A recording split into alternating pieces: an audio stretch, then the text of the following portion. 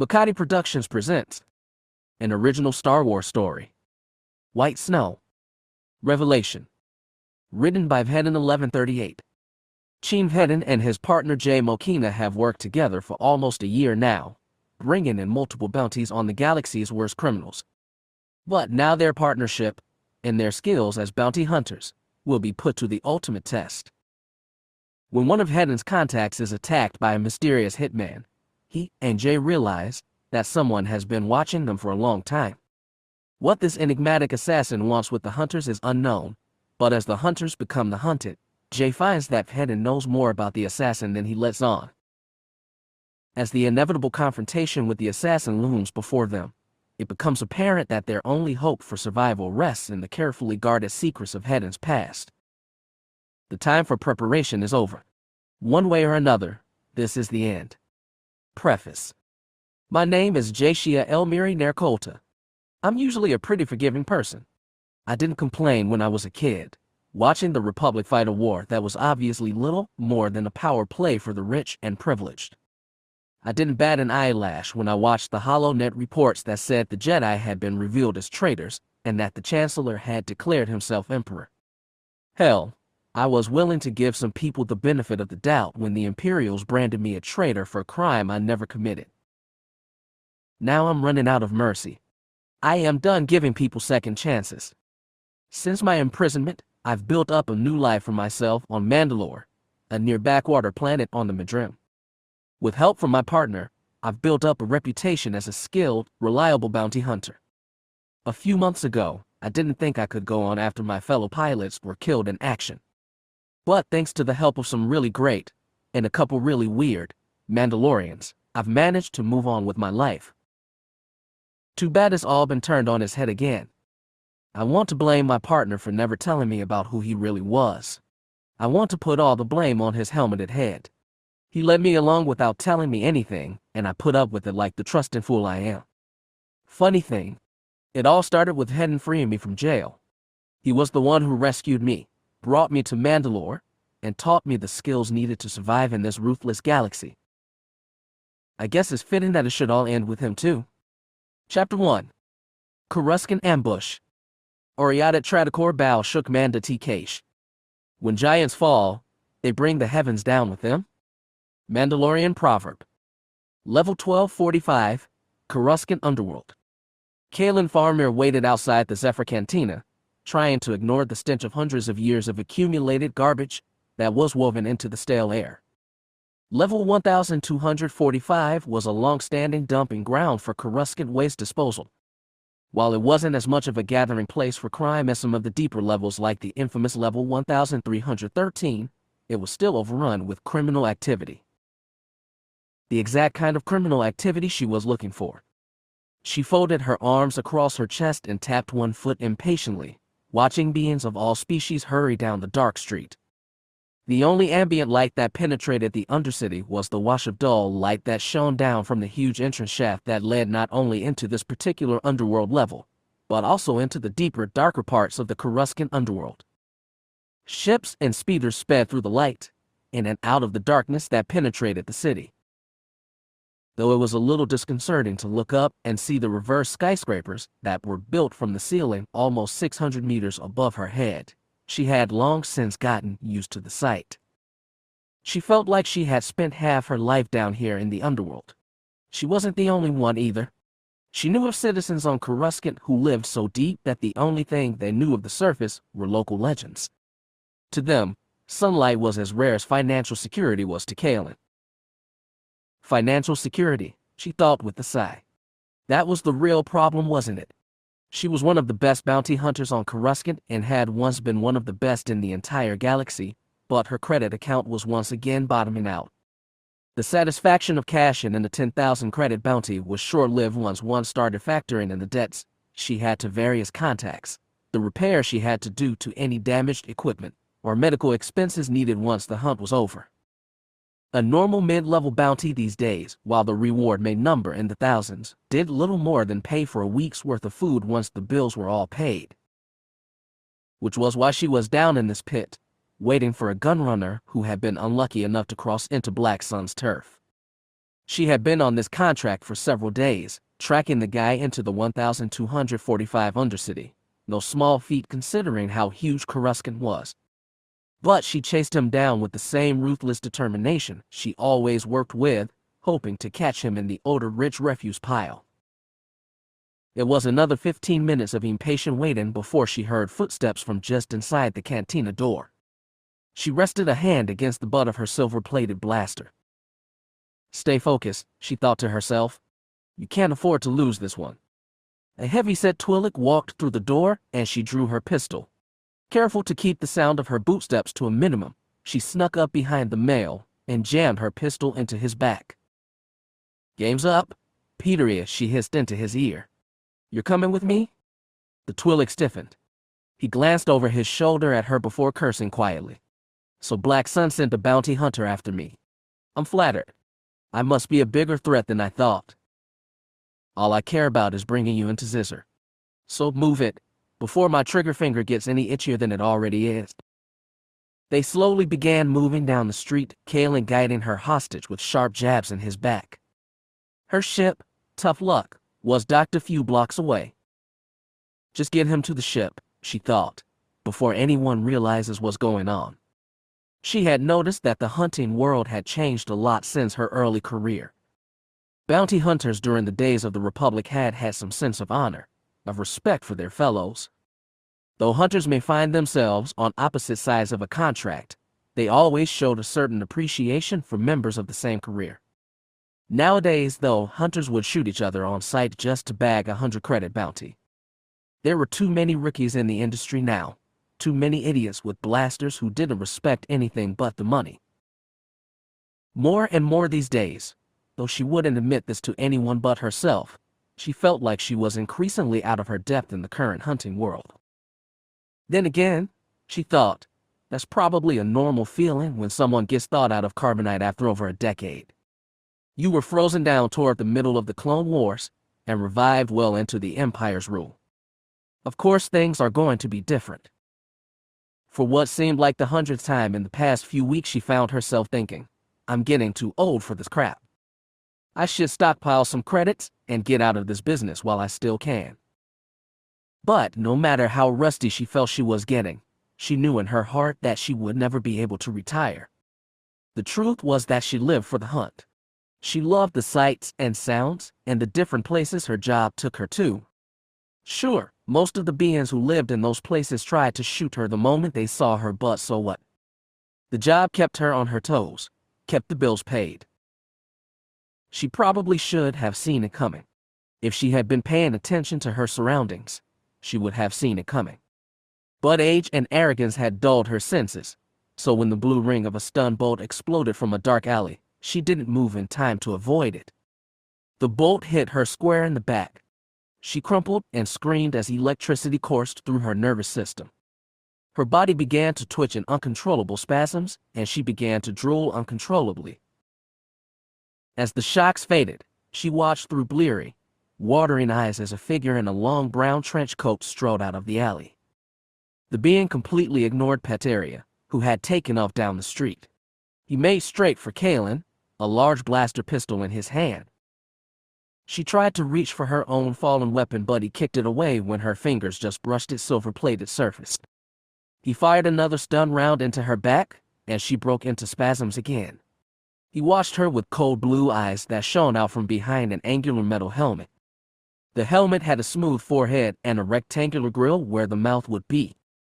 The armor was a dull gunmetal gray with no paints or identifying markings. When she had collapsed again, gasping for breath, he knelt and grabbed a fistful of her hair, yanking her head up. She grimaced in pain as he shook her and snarled, Cin Vhetin. Where is he? Cin Vhetin. I don't know. He shook her again and tightened his grip on her hair. Where? She closed her eyes and panted, I don't know any Cin Vhetin. He stared at her for a long time before releasing her hair. She crumpled into a heap, gasping and watching smoke rise from her body. For a moment, she thought the man was going to leave her alone, but he flipped his pistol over to lethal force and fired once. A bright red blaster bolt hit her in the boot and her entire left foot erupted into agony. She screamed in agony and clutched at her foot. "I gave you one chance to come clean," the man murmured, inspecting his pistol. "I know you've worked with Vhetin in the past. Now tell me where he is, or you'll lose all use in your other foot." She gasped in pain, clenching her teeth. "I don't rat other hunters out. Is that your final answer?" She rolled onto her back and felt red-hot spikes of pain shooting up her leg. She let out a long breath and said, "It is." The man shrugged and said, "As you wish." He raised the pistol and aimed it squarely at her forehead. She stared down the barrel, thinking, "I wonder just how many times I've been in this situation." She let out a long breath and said, "I just wish I could have seen Cin one more time, so I could put a blaster round through that bitch's forehead." Then something caught her attention, another shadowy figure that hopped down from the roof of a nearby building.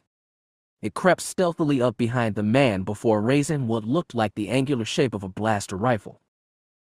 A tremendous bam rang through the thick, stinking air, and Kaylin squeezed her eyes shut, preparing to feel that wash of fire spreading through her chest that meant she had been shot. But she felt nothing. She opened her eyes and saw the man in the helmet sprinting away, holding his shoulder. There were tiny splatters of blood on the street beneath him as he fled. The other dark figure fired 3 more shots after him, stepping into the light to reveal angular green gold battle armor. Kaylin stared at this new being in confusion, noting that the armor was shaped to accommodate the curves of a female body type. The woman squeezed off 2 more bolts at the fleeing man before turning to Kaylin and surveying her with the sinister-looking T-strip visor that she found all too familiar. "A Mandalorian," she thought with a grimace. "Well, that's just criffing great. This is just not my lucky day, is it?" The armored woman took a step forward and held out a hand to her. Kaylin stared at it suspiciously before allowing the Mandalorian to help her up. She cursed as she put weight on her wounded foot and hopped a little to keep it off the ground. "Are you all right?" the armored woman said. Her voice sounded raspy and gravelly over her helmet's vocoder. Kaylin nodded, leaning up against a building and cursing. "I'll be fine.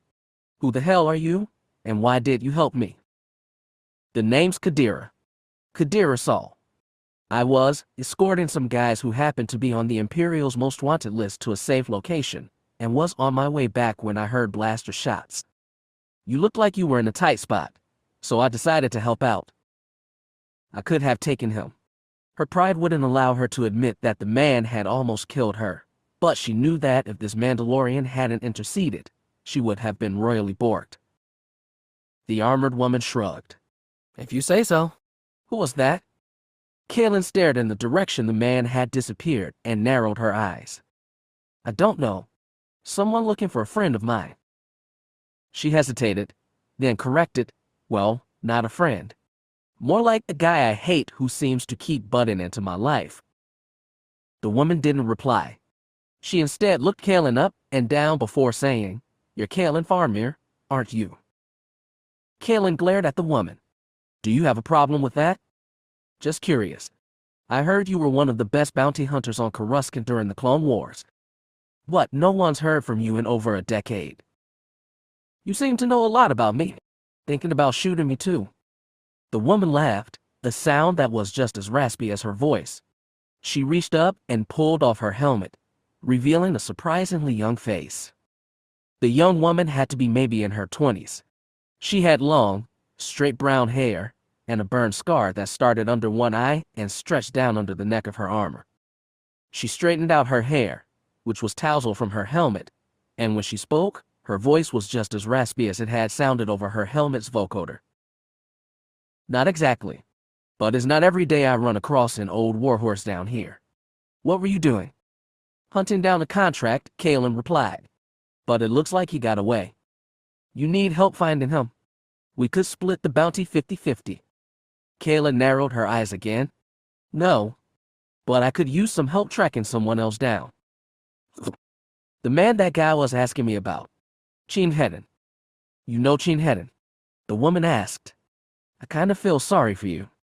"You know him?" The woman shook her head. I've heard enough about him, though.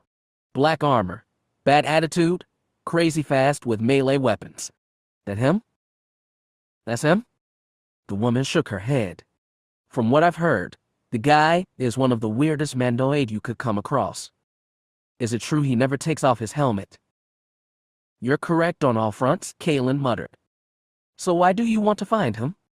If this guy is trying to find Vhetin, then Vhetin knows who he is. She stared in the direction the strange man had fled. She gingerly put weight on her wounded foot. She could probably limp her way back to tough luck, and her wound wasn't anything a Bacta injection couldn't fix in a couple hours. I don't care if I have to beat it out of that damn bounty hunter, she muttered, limping down the street. I'm going to find out who that man was. And why the hell I got wrapped up in all of this. Chapter 2. Teresian Hospitality. Teresian Tapcaf, Terrace Underworld. Joran Lang ordered another shot of Onderonian whiskey, resting his forearms on the bar. He tried to ignore the deep, resounding beat of the music that was blasting over the speakers within the Tapcaf. His head was pounding from all the booze he'd already consumed, but that didn't stop him from downing his shot in a single swig and ordering another. Being a fugitive wasn't good on the nerves, and it was even worse when he knew that he probably had bounty hunters on his back by now. He shook his head and rubbed his bloodshot eyes, distracting himself by watching the barely clothed dancers on stage. He ordered another shot.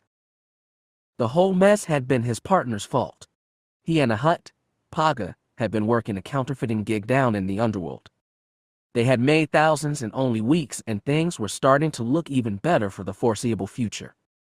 Then the Terrace security force had staged a raid on their facility, and that soggy-brained hut had sold him out. Within the day, Joran had been thrown in prison, left there to rot while Paga cut a deal and got out within the day. And then there was that damn bail bondsman, pretending to be so understanding and offering to help him with his problem. He'd offered to be the middleman with Joran's rather pricey bail, spotting him the money so he could get out of prison.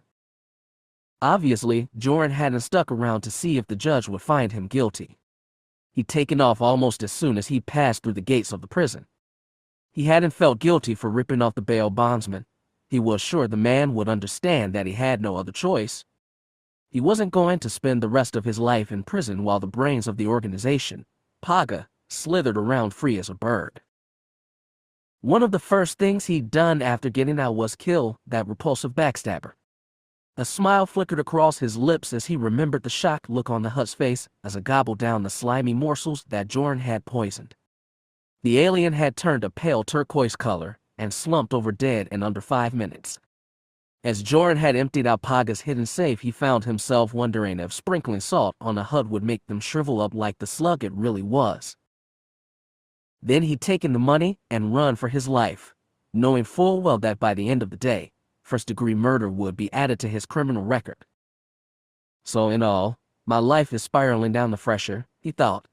He ordered another shot of whiskey. But that doesn't mean I can't enjoy myself while the peace lasts. He suddenly sat straighter in his chair as a new dancer made her way onto the stage. A human female with wavy brown hair and dark, sexy eyes. She was wearing a pale blue bikini with see-through drapes hanging down over her smooth, flat stomach. The outfit accentuated her curves while making her look even sexier by keeping some of her body, at least somewhat, concealed. She strolled to the front of the stage and began slowly dancing to the beat of the music, which had changed to a slower song since Joran had last paid attention. She hugged herself and rubbed her shoulders as if she was cold, moving her hips to the beat. Beings all around the Tapcaf began clapping and whistling at her, some of them tossing credit chips up onto the stage. She ignored them all. She trailed her hands up along her face, tousling her wavy hair. Her hips began moving faster as the beat of the music sped up. Joran found himself almost unable to look away as she slid her hands gently down her stomach, trailing her fingers across lightly tanned skin. A sly smile tugged at her lips, which were colored a sexy dark purple from some kind of lipstick. As the song continued, she raised her hands above her head and slowly moved her hips in a slow, alluring circle. Her dark eyes closed and she seemed to bask in the attention given to her, listening to the voices of multiple beings whistling at her. Every movement she made was lithe and graceful. She stepped toward the edge of the stage, closer to Joran, and stretched her body back, offering him a beautiful view of her toned and shapely body. She straightened out, catching his gaze and winking at him with a grin. He felt a slight surge of excitement at having her dark, sexy gaze looking straight at him, but she quickly turned and moved back to the center of the stage. The song continued for what seemed like far too short a time, and the woman continued to move her body to the beat the entire time. There were scattered boos around the tap calf as the music came to an end and the woman strode off the stage. A bar employee scampered into the spotlight, scooping up the credits that had been tossed to her during her performance. Then everyone's attention was diverted as more half-naked dancers made their way onto the stage. Joran's wasn't. He watched the woman as she hopped down off the stage, making her way across the tap calf in delicate bare feet. Several beings continued to leer at her barely clothed form, but their attention was mostly drawn to the new dancers. She stepped up to the bar and nodded to the bartender, who slid her a pale brown drink. She sipped from the glass and leaned up against the bar near Joran. He watched her for a moment, watched the way she leaned against the bar, sensually tracing up and down her calf with the bare toes of her other foot. He thought to himself as he watched her foot rub up and down the smooth skin of her leg. Maybe being a fugitive isn't such a bad thing after all. Hiding out in the underworld is starting to look pretty good from where I'm sitting. She seemed to notice his gaze, and she looked up at him with a raised eyebrow. "Show's over, big guy," she said, sipping at her drink again. "Show's still going as long as you're wearing that outfit," he replied, nodding to the pale blue bikini. She looked down at her attire and chuckled quietly. "Sorry, but I'm done for the night. I've got my tips from the dance, and I'm heading home in an hour or so. Like to make a few extra creds before you do," he said, raising an eyebrow suggestively. "How much for a private show?" She stared at him and narrowed her eyes. A half-smile tugged at her lips. "Are you suggesting what I think you are?" "It depends on what you think I'm thinking." She laughed for real this time, a sound that was just as attractive as her body. "Sorry, but I'm going to need another drink before even trying to sort out what that meant." She paused, then turned that dark gaze on him again. Once again he felt a thrill of excitement pass through him as she leaned close to him, putting her lips close to his ear. Her body smelled of flowery perfume and he inhaled the heady scent. "Actually," she whispered in his ear, her voice sending shivers down his spine, "I am feeling kinda lonely tonight. Are you offering to keep me company?" "It depends," he said again, his voice husky. She pulled away and smiled seductively. "Playing hard to get. All right, I'll play along for now. Depends on what?" "On whether you'll say yes." She stared at him for a long time, long enough for him to think she was going to turn him down. Then her beautiful face broke into a wide smile. 5 minutes later, they were staggering out the door into a side alley, kissing passionately. Joran could feel the intoxicating smoothness of her skin under his hands as he rubbed her shoulders. She had her hands around his neck, pressing her body to his as he pushed her against the wall of the tap calf. She broke the kiss, breathing hard. She smiled at him and panted, "You're pretty rough." Excited. "You have no idea," he said, and kissed her neck, inhaling that flowery scent again. She rubbed at his shoulders and back with supple fingers and let out a sigh of contentment. He kissed her on the lips again, hearing her let out a muffled moan. He trailed his fingers down her sides, pushing aside the see-through draperies of her outfit to trace his fingers along her skin. He passed his hand over her belly, moving steadily down. She broke off the kiss and grabbed his wrist before he could move any lower. "Hey there," she said. "Credits first, remember." He pulled her hands above her head, pinning them against the wall. "I don't think so." She looked up at his strong hand pinning her arms to the wall before frowning at him. He could feel her heartbeat begin to quicken. Whether it was in excitement or fear, Joran didn't know or care. "We had a deal. My motto," he said quietly, "is never pay for something you can take for free." The first traces of fear began to show in her dark eyes. He smirked at her and held her against the wall, kissing her neck again as he reached around with his remaining hand and began fiddling with the clasp holding her bikini top on. She fidgeted. "Look, mister, I didn't sign up for this. I can't call building security." "Shut up." He tightened his grip on the hands held above her head until she grimaced in pain. He finally succeeded in pulling off the bikini top, and he tossed it aside. The woman whimpered slightly in fear as the fingers of his free hand traced slowly back up her side. Then, suddenly, her whimpering stopped and she sighed slowly. At first he thought she was giving in to him, but he froze as she said, "Joran, get your criffing hands off me before we have to hurt you." He pulled back and frowned at her. "How do you know my name? And who's we?" She stared at his chest and he followed her gaze. He saw the glowing red dot of a laser sight on his chest. He looked up at the woman with horror and she nodded sympathetically. "Yeah," she said. "You're busted." Then she drove her knee into his groin and dove away from him. He doubled over and reached out a hand toward her. Before he could touch her, though, he heard a loud zap and a blue-white stun bolt flashed out of the darkness from a building across the street. It hit him in the side, knocking him onto the ground and sending electricity coursing through his system. He twitched and rolled on the ground, groaning as pain raced through his entire body. Eventually, he fell still, breathing hard. The world spun around him, and he had time to think, "I am completely, totally criffed," before everything faded into the black void of unconsciousness.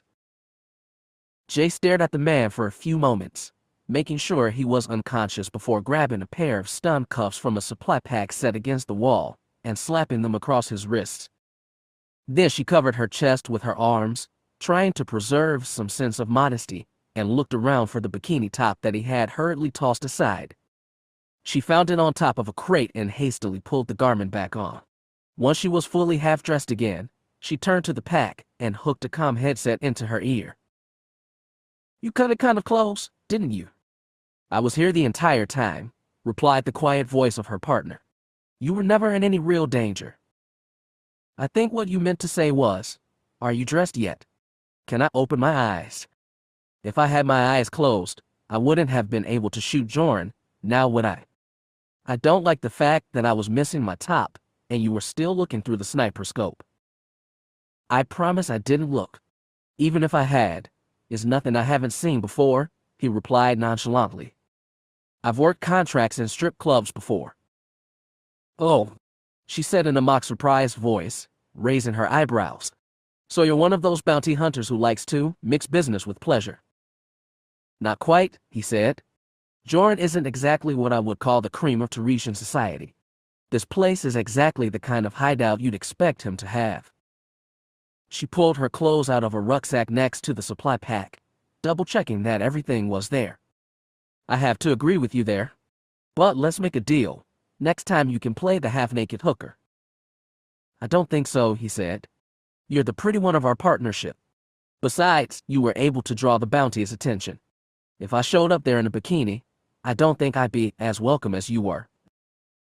She chuckled as she gathered up her clothes and stepped behind a large Duraplast sheet that would give her enough privacy to change. "I have to give you that." There was a slight hesitation from his end of the comm. Then he said, "Sorry to have to put you through that, though." She shrugged as she slipped out of her dancer's outfit and pulled on her normal underclothes. "It's okay, Cin. Besides, I was the one who said we should opt for a less violent approach. If you'd had your way, we would have just assaulted the tap calf and forcibly kidnapped Joran. Hell, it was my plan to dress up like this." He was silent for a time. Then he said, "I guess you did seem to enjoy the dancing." There was a note of teasing humor in his voice, but she still blushed deeply. "You saw that?" "I did. There was a window in the tap calf. Where exactly did you learn to dance like that? It's obviously not something they teach in the Navy." "You aren't the only one with secrets, Vhetin," she said as she pulled up her stiff combat pants. She pulled a sleeveless shirt over her head and continued, "If you must know, I took dancing lessons when I was a kid." "Not that kind of dancing." "No, but some of the moves are transferable. The rest I just copied from what I'd seen in Halavid's. There was a quiet chuckle over his end of the comm. Well, it worked, so I guess I should congratulate you on a job well done. She pulled on her jacket and rubbed the lipstick off her lips with the cloth in her pocket. Thanks. Just don't make me do it again anytime soon. I promise. Mando adds honor. She stepped out from behind the sheet and he quickly said, Okay, I'm not looking. Are you dressed yet? Can I open my eyes? Yes, you can, smartass, she said. She slung her supply pack over her shoulder and hauled Jorn to his feet. He muttered something groggily. She half-guided, half-dragged him out onto the street. I'm heading out to the street. Transmit your location so we can get this pervert loaded up. Chapter 3. The fight comes to Keldabe. Keldabe City Spaceport, 6 hours later.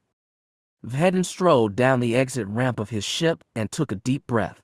He wished he could inhale the crisp, cold air of Keldabe in autumn, but his helmet's oxygen scrubbers made it so he inhaled nothing but clean, cool, filtered air. It was slightly disappointing, but the tech more than made up for it in situations where enemies tried to poison him with airborne toxins.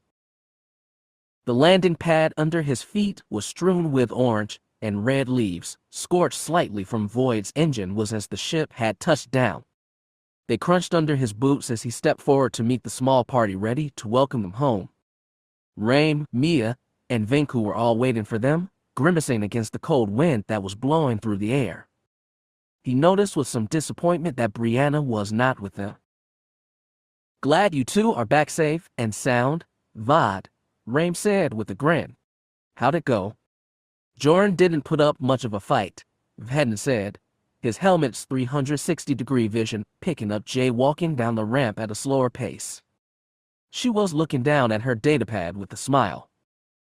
He turned his attention back to Raim and said, Everything all right here while we were away? All quiet, Mia said. She nodded in greeting as Jay approached and zipped her jacket up tighter. Rumors are going around that Shiz is thinking about putting together another super commando deployment. Jay grimaced. I hope not. I had enough of that to last a lifetime. The mercenary Mandalorian protectors, colloquially known as the Super Commando Army, had been deployed on an Imperial manufacturing planet a few weeks before. Vhetin and Jay had been cut off from friendly forces in the area and forced to work their way through enemy territory on their own. Jay had openly admitted that it had been one of the most stressful times of her life. Vhetin had privately agreed with her. Together they began heading for the main spaceport, out of the cold. Venku began conversation with Jay as they went. So I heard you had a bit of a schmooze with the bounty, he said teasingly. It was all in the name of the contract, she replied evenly. Trust me, it wasn't like I wanted to kiss the guy. He smelled like cheap booze and sweat. Venku laughed and said, Well, are you up for a drink at the Audiobook? Aramis brew is the best way to relax after a contract. I can't, she said. I'm late as it is. Late for what? Got a hot date or something like that? Something like that, she echoed. Venku's eyebrows shot up in surprise, and he grinned. Oh, really? A date? With the boy? She glared at him and said, Yes. He grinned wider. Really? Is he cute? Yes, if you must know, she said, and I'll thank you to stop asking questions. As you wish, he said with a wink. Send the lucky guy my regards, will you? Shut up, she said, a quick smile crossing her face. Vhetin turned his attention to Raim and said, How's the farm doing? Jane and Mariel are helping with the harvest. Like always, he replied. Jane keeps running his mouth. He won't shut up for 2 minutes straight. Why doesn't that surprise me? Vhetin chuckled. Have you ever tried keeping his mouth shut with sealing tape? Tried. Couldn't keep him still long enough to get the tape on. And that was with Muriel holding on to him. Apart from that, how's the harvest? Raim shrugged. The early frost a couple days ago killed some of the younger grass grain stalks, but it wasn't too bad. We should have a pretty good harvest this year. I'm glad, Vhetin said. If you guys need any help on the farm, you know where to find me. I appreciate the offer, vodka. Vhetin hesitated, then quietly said, Has there been any word from Bree? Raim shook his head sympathetically. She hasn't called or showed up at the farm. Sorry, Vhetin. What about you? He shook his head and sighed. Not since the deployment. Shab, 2 weeks and no word from her. I think I pushed her too far on Tatcheter. Have you tried calling her? Twice. She won't answer my comms. What about visiting her personally? Venku chipped in. He and Jay were listening in on the conversation then. Vhetin couldn't really blame them. His personal life seemed to draw attention wherever he or Brianna went. The last time he'd seen her, in the hangar bay of the Super Commando transport Headache, she had slapped his face and stormed off, leaving the rest of the Super Commandos present to stare at him in surprise. The mix of Bree's anger and unwanted attention had humiliated him, and he hadn't spoken to anyone, not even Jay, until a few days later. In answer to Venku's question, he shrugged and said, I don't know that it would be the best idea to see her right now. I think an apology would just make it worse. How would an apology make things worse? Jay asked, cocking her head. He shrugged. She would probably think it was me just trying to get on her good side again. She wouldn't think I meant it. He fell silent and didn't make any motion that he wanted to continue the conversation. He just stared at the floor as they stepped inside the spaceport. Venku cleared his throat and said, So Jay, who exactly is this new mystery man you happen to be romantically involved with? Yeah, Raim agreed. You haven't mentioned him before. Miyaka and I are kind of surprised that you wouldn't tell us. So now we're going to pick apart my personal life, she said indignantly. You guys are as persistent as rock vultures. She sighed and said, Firstly, we're not romantically involved. We've only been dating for about a month now. What's he like? Mia asked as they rounded a corner. The spaceport was mostly deserted today, with most of the locals busy with harvesting their crops. Mandalore's was predominantly an agricultural economy, so the fall was a very important season among Mandas. She shrugged. He's good-looking, smart, funny. A good catch, I think. Mando or Erudii? What difference does that make? For the gossip circles, it makes a lot of difference. She let out an exasperated laugh. Fine. He's a Mando. Interesting, Venku said, sounding genuinely surprised. So you're into the whole Dursty Unabridged stuff? Not for myself, but he happens to look good in armor, yes? Vhetin tuned out of the conversation then, his mind still on Brianna. Something about their current argument was bothering him. 2 weeks without a word from her. They had gone through their rough periods in the past. They'd had fights routinely, usually about once a month. But this seemed different. He worried that he had pushed her too far this time, had made her worry too much. But she's been with me for almost 6 years, Vhetin thought. She loves me, and she knows that how I acted on Tatcheter is just part of who I am. She understands that, doesn't she? He hoped she did, but felt in his heart that this was going to be a different kind of fight. He had seen it in her eyes these past few months, a weariness that wasn't precisely physical. She was tired of running after him and cleaning up the messes he got himself into, tired of comforting him when he was down, and receiving the brunt of his depression-induced anger because of it. He couldn't exactly blame her. Vhetin parted ways with Jay and the rest after they left the spaceport. Jay said that she had to clean herself up for her big date, while Raim and Mia had to get to work on the farm. Venku, having nothing better to do, decided to head out to the orbit as he had planned and see what was going on around Keldate. Vhetin left them with little more than a wave of farewell before he turned down a side street, heading for the central barrier wall of the city. Mandal Motors Tower was just beyond it. It was getting close to sunset by the time he passed the Imperial checkpoint at the third wall, and most of the streets were empty. Vhetin enjoyed the peace and quiet. It gave him time to think and reflect over what he'd do to make things up with Bree. He remembered her words while they had been arguing in the Headache's hangar bay 2 weeks before. The words seemed to echo back to him in the air as he turned down another empty street. He absently watched the shadows lengthen on the ground beneath his feet as he walked.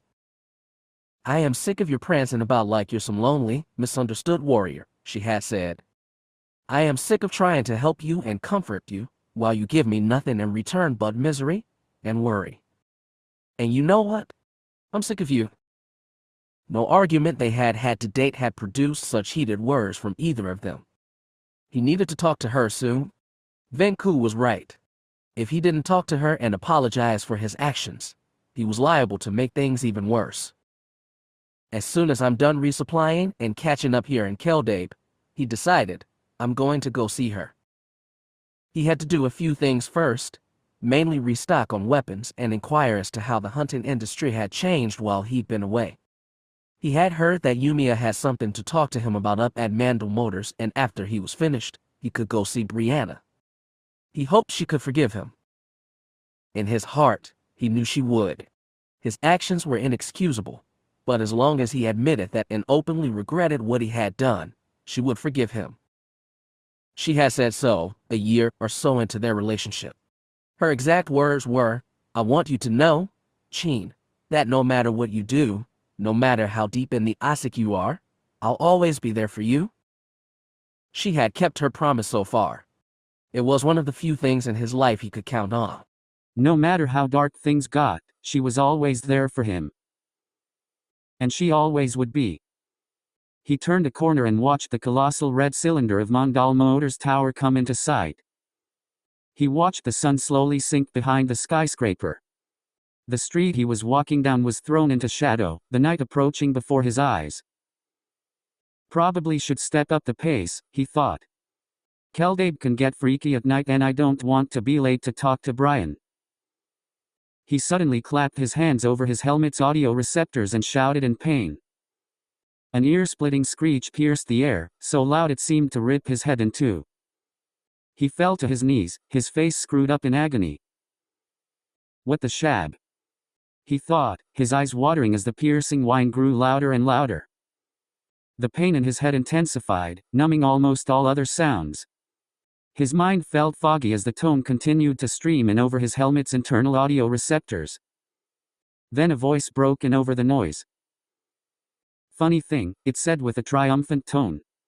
When I was first given the assignment to bring you in, I thought, how to bring down a being who is stronger, faster, and mysteriously superior to virtually any other human in existence. A figure stepped into Vhetin's vision, which was cloudy and watering from the throbbing pain that was ripping itself through his head. He fell forward, sprawling on the ground as he writhed in torment. The high-pitched whine didn't let up, if anything growing louder as he lay there. The figure knelt in front of Vhetin, cocking a head that was covered by a metallic helmet. Cold blue eyes shone out from two eye-shaped apertures in the helmet's faceplate. So I was thinking of some kind of augmented sense you have that I could exploit, and you know what I came up with? He pulled out a cylindrical device from the pocket of his long trench coat. Bingo, he said triumphantly. Imperial R&D worked this up for me. Know what it is? Vhetin groaned and rolled over onto his back, clutching at his head. He arched his back and screamed inside the confines of his helmet. The sound didn't reach the outside world, though. To any passerby, he would just look like he was rolling around on the ground. Anyone on a nearby street wouldn't know anything was happening. The man stared at him and cocked his head. I didn't think you'd know, it's a little after your time with the imps. This is a sonic incapacitator, originally designed as a non-lethal solution to a minor Celestin rebellion a few years ago. The man looked at the device through his helmet faceplate, turning it between his fingers. It emits a high-frequency whine that's crippling agony for beings with more powerful hearing than human beings. Now, it doesn't do anything to me, the squeal it makes is beyond the normal human hearing range. But for someone special like you, Vhetin. He stared at Vhetin unsympathetically as he rolled on the ground, clutching at his head. Well, he said quietly, I think you get the idea. He clicked off the device and Vhetin gasped as the agonizing tone from the incapacitator ceased. He ripped his helmet off and sucked in a breath of cold autumn air. His eyes watered as he struggled to sit up.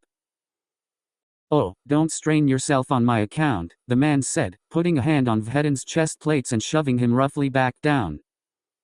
Vhetin, weakened by the incapacitator's scream, couldn't summon the strength to avoid falling onto his back again. The man rested his forearms on his knees and watched Vhetin closely. "You know why I'm here?" "I do," Vhetin gasped. "Good. Then you'll know that I'm not just going to run away and go into hiding even if you somehow manage to miraculously turn the tables on me in that way you do. Criff, you." The man threw his masked head back and laughed. The sound echoed slightly from within his helmet. "Even now you have spirit. I admire that. But I'm seriously not going to let you go. Lord Vader is very insistent about your capture and you know that if he's unhappy it makes my life a living hell." Vhetin gritted his teeth before clenching a fist and gathering up the strength to punch at him. The armored man easily dodged the blow and his hands erupted into a blur. In a matter of moments he grabbed Vhetin's arm, twisted it around, and slammed the elbow of his other arm into the unarmored small of Vhetin's back. Vhetin cried out in pain and fell face down on the Duracrete, his arm twisted painfully behind his back. The masked man clicked on the incapacitator again and Vhetin screamed and struggled frantically as another blast of sound ripped through his head. "I'm disappointed in you," the man sighed. He reached over and tapped the incapacitator against the back of Vhetin's head. "Can't you get it through your thick Mando skull that as long as I have this thing on, you can't fight back? Fearfeck, you really are dim, aren't you?"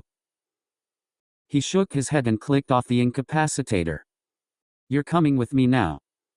I'm taking you to Vader and if you do anything to try and fight back I'll click this little bastard on full blast.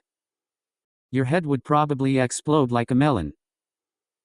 He gestured with one hand, tucking the incapacitator back into his pocket with the other. "Now be a good boy and stay still so I can cuff you." "I'm not going anywhere." The helmeted man sighed and reached back into his pocket. "Now you're just asking for it."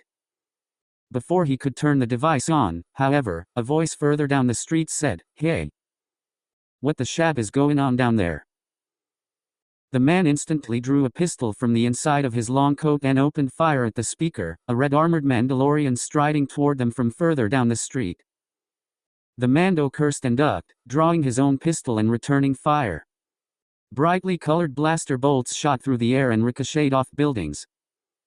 The high-pitched snap of blaster fire wreaked havoc with Vhetin's hearing and he clapped his hands over his ears again. The helmeted man cursed and turned to Vhetin as he took cover behind the corner of a building. "This isn't over, Vhetin," he growled, narrowing his pale blue eyes. "I'll be seeing you again real soon." Then he pulled some kind of grapple gun from his trench coat and fired it up into the air. The weapon's whipcord shot up into the air before embedding itself into the edge of the building's roof. The gun hoisted the man into the air and out of sight over the rooftop. The red-armored Mando sprinted forward, aiming at the spot where Vhetin's assailant had disappeared. Vhetin took advantage of the man's distraction to scramble after his black-gray helmet and shove it over his head. The bright flash of light as his HUD booted up again hurt his eyes, but he squinted against it. The slight pain, after all, was blessed release after the agony of the incapacitator. His ears were still ringing, as if something had exploded right next to his head. It was disconcerting, but thankfully no longer unbearable. He quickly rolled over onto his stomach and crawled a few feet forward. He balled up his fist and slammed it down on the incapacitator, smashing it into 1,000 pieces. The red Mando finally turned to Vhetin and offered him a hand. "You all right, Vod?" he asked. His voice was muffled by the ringing in Vhetin's ears. "That chacker looked like he had you in a tight spot." Vhetin coughed, head pounding, and accepted the man's offered hand. He was hoisted up to his feet. He did. "Thanks for helping me out." "Bajetatai, Vod," the man said. "Want me to come an ambulance? You look like you could use it." Vhetin shook his head, leaning his back against a nearby halo lamp post. Head spinning, he made a hand sign that translated to, "I'm fine, move on." The Mando nodded and said, "Koyasai, Vod. Watch your back, you look like you may be in trouble." Vhetin shook his head as he pulled a comlink from his belt and tapped in a calling code. You have no idea, he thought. Starlight Restaurant, Keldabe, Mandalore. Jay stood in the female fresher of the Starlight Restaurant, studying herself in the mirror over the wash basin. She was struggling with her appearance, wondering whether it was fitting for her dinner date. It was especially important to her considering that the man she was going out with was a Mando. They were known for their austere mentalities and their harsh criticism of luxury. And that had never been more apparent than this evening. Earlier in the day she had bought a dress especially for her date, a simple black garment with a matching necklace and bracelet made of some kind of polished black rock. She had thought the dress wouldn't look out of place at the Starlight, which she had heard was the most romantic, respectable restaurant in all of Keldabe. But when she'd shown up, she'd found that 3/4 of the restaurant goers were dressed in full armor. And to make things worse, her date had shown up in full armor as well. They had laughed at first and joked that maybe a dress code wasn't such a bad idea for their dates, but inside Jay was panicking.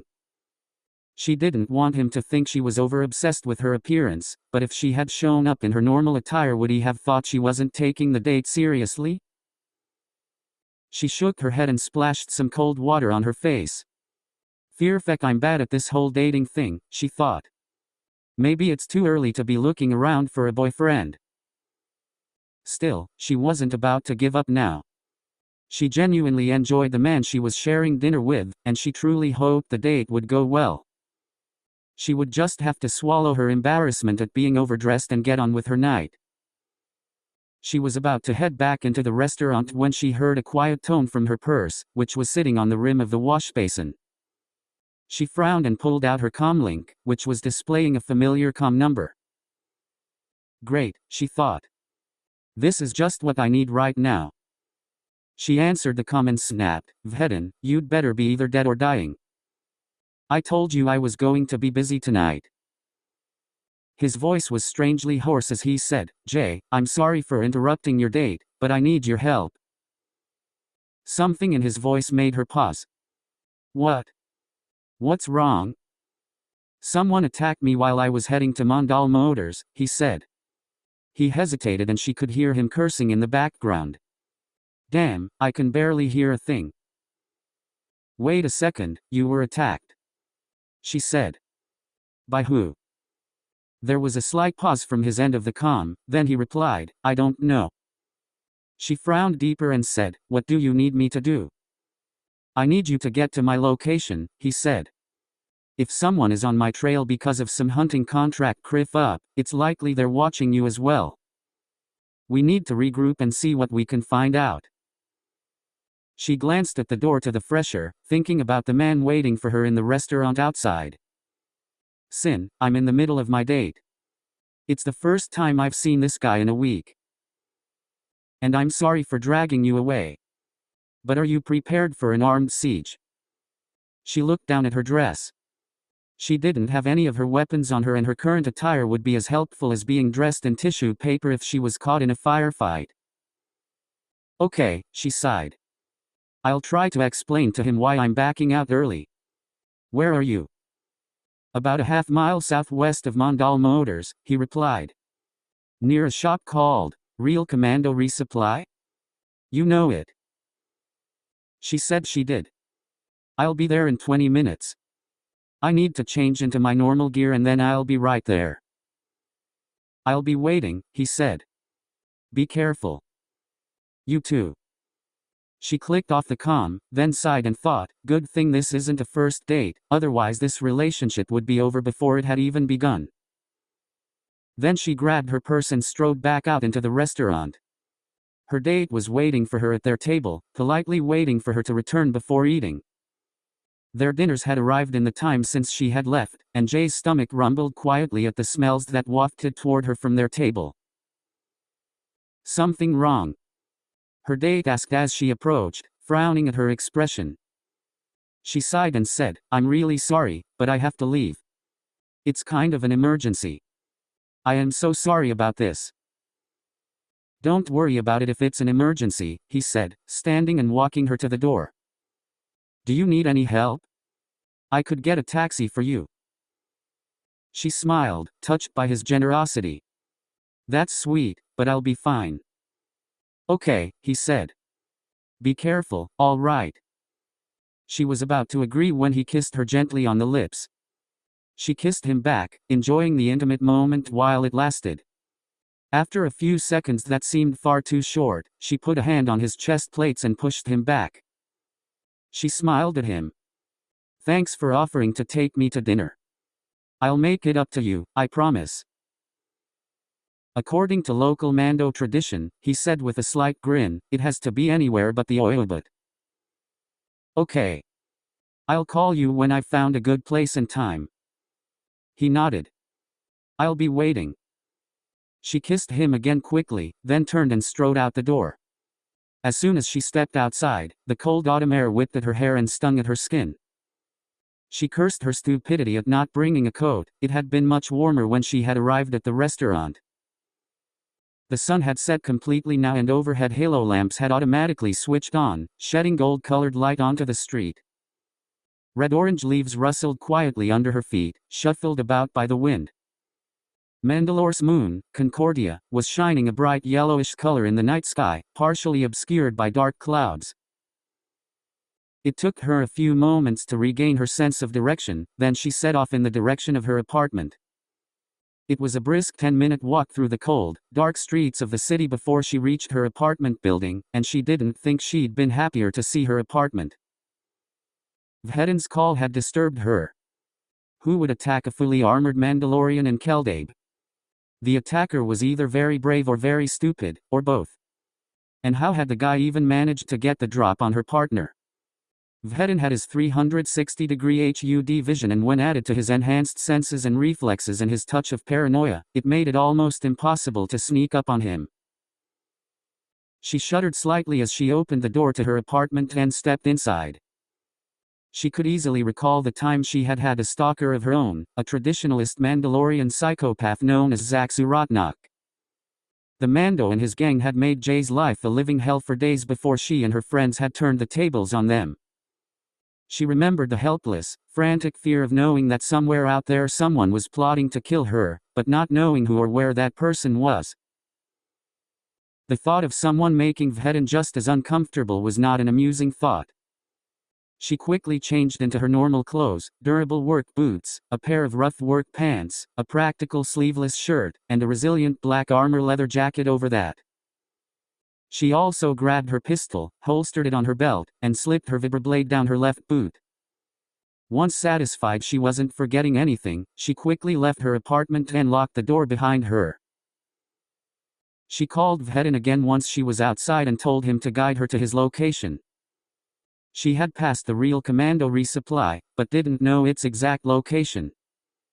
It was about 20 minutes before she turned a corner and found him sitting on the sidewalk, helmeted head cradled in his hands. There you are, she sighed. Are you all right? He flinched visibly and held up a hand. Quieter, please. My head is killing me. What happened? He shook his head. Some erudite idiot jumped me while I was walking down the street. How did he manage to do that? He groaned and gestured toward the shattered remains of some kind of mechanical device lying in the street. Jay walked over to the shards of plastoid and nudged them with the tip of her boot, seeing nothing familiar. She glanced to Vhetin for an explanation. It was some kind of sonic transmitter, he said. It let out this damn whining noise that completely incapacitated me. Non-lethal capture measures, she murmured, turning back to the remains of the device. So he wanted you alive? Yeah, he said as much. What did he want?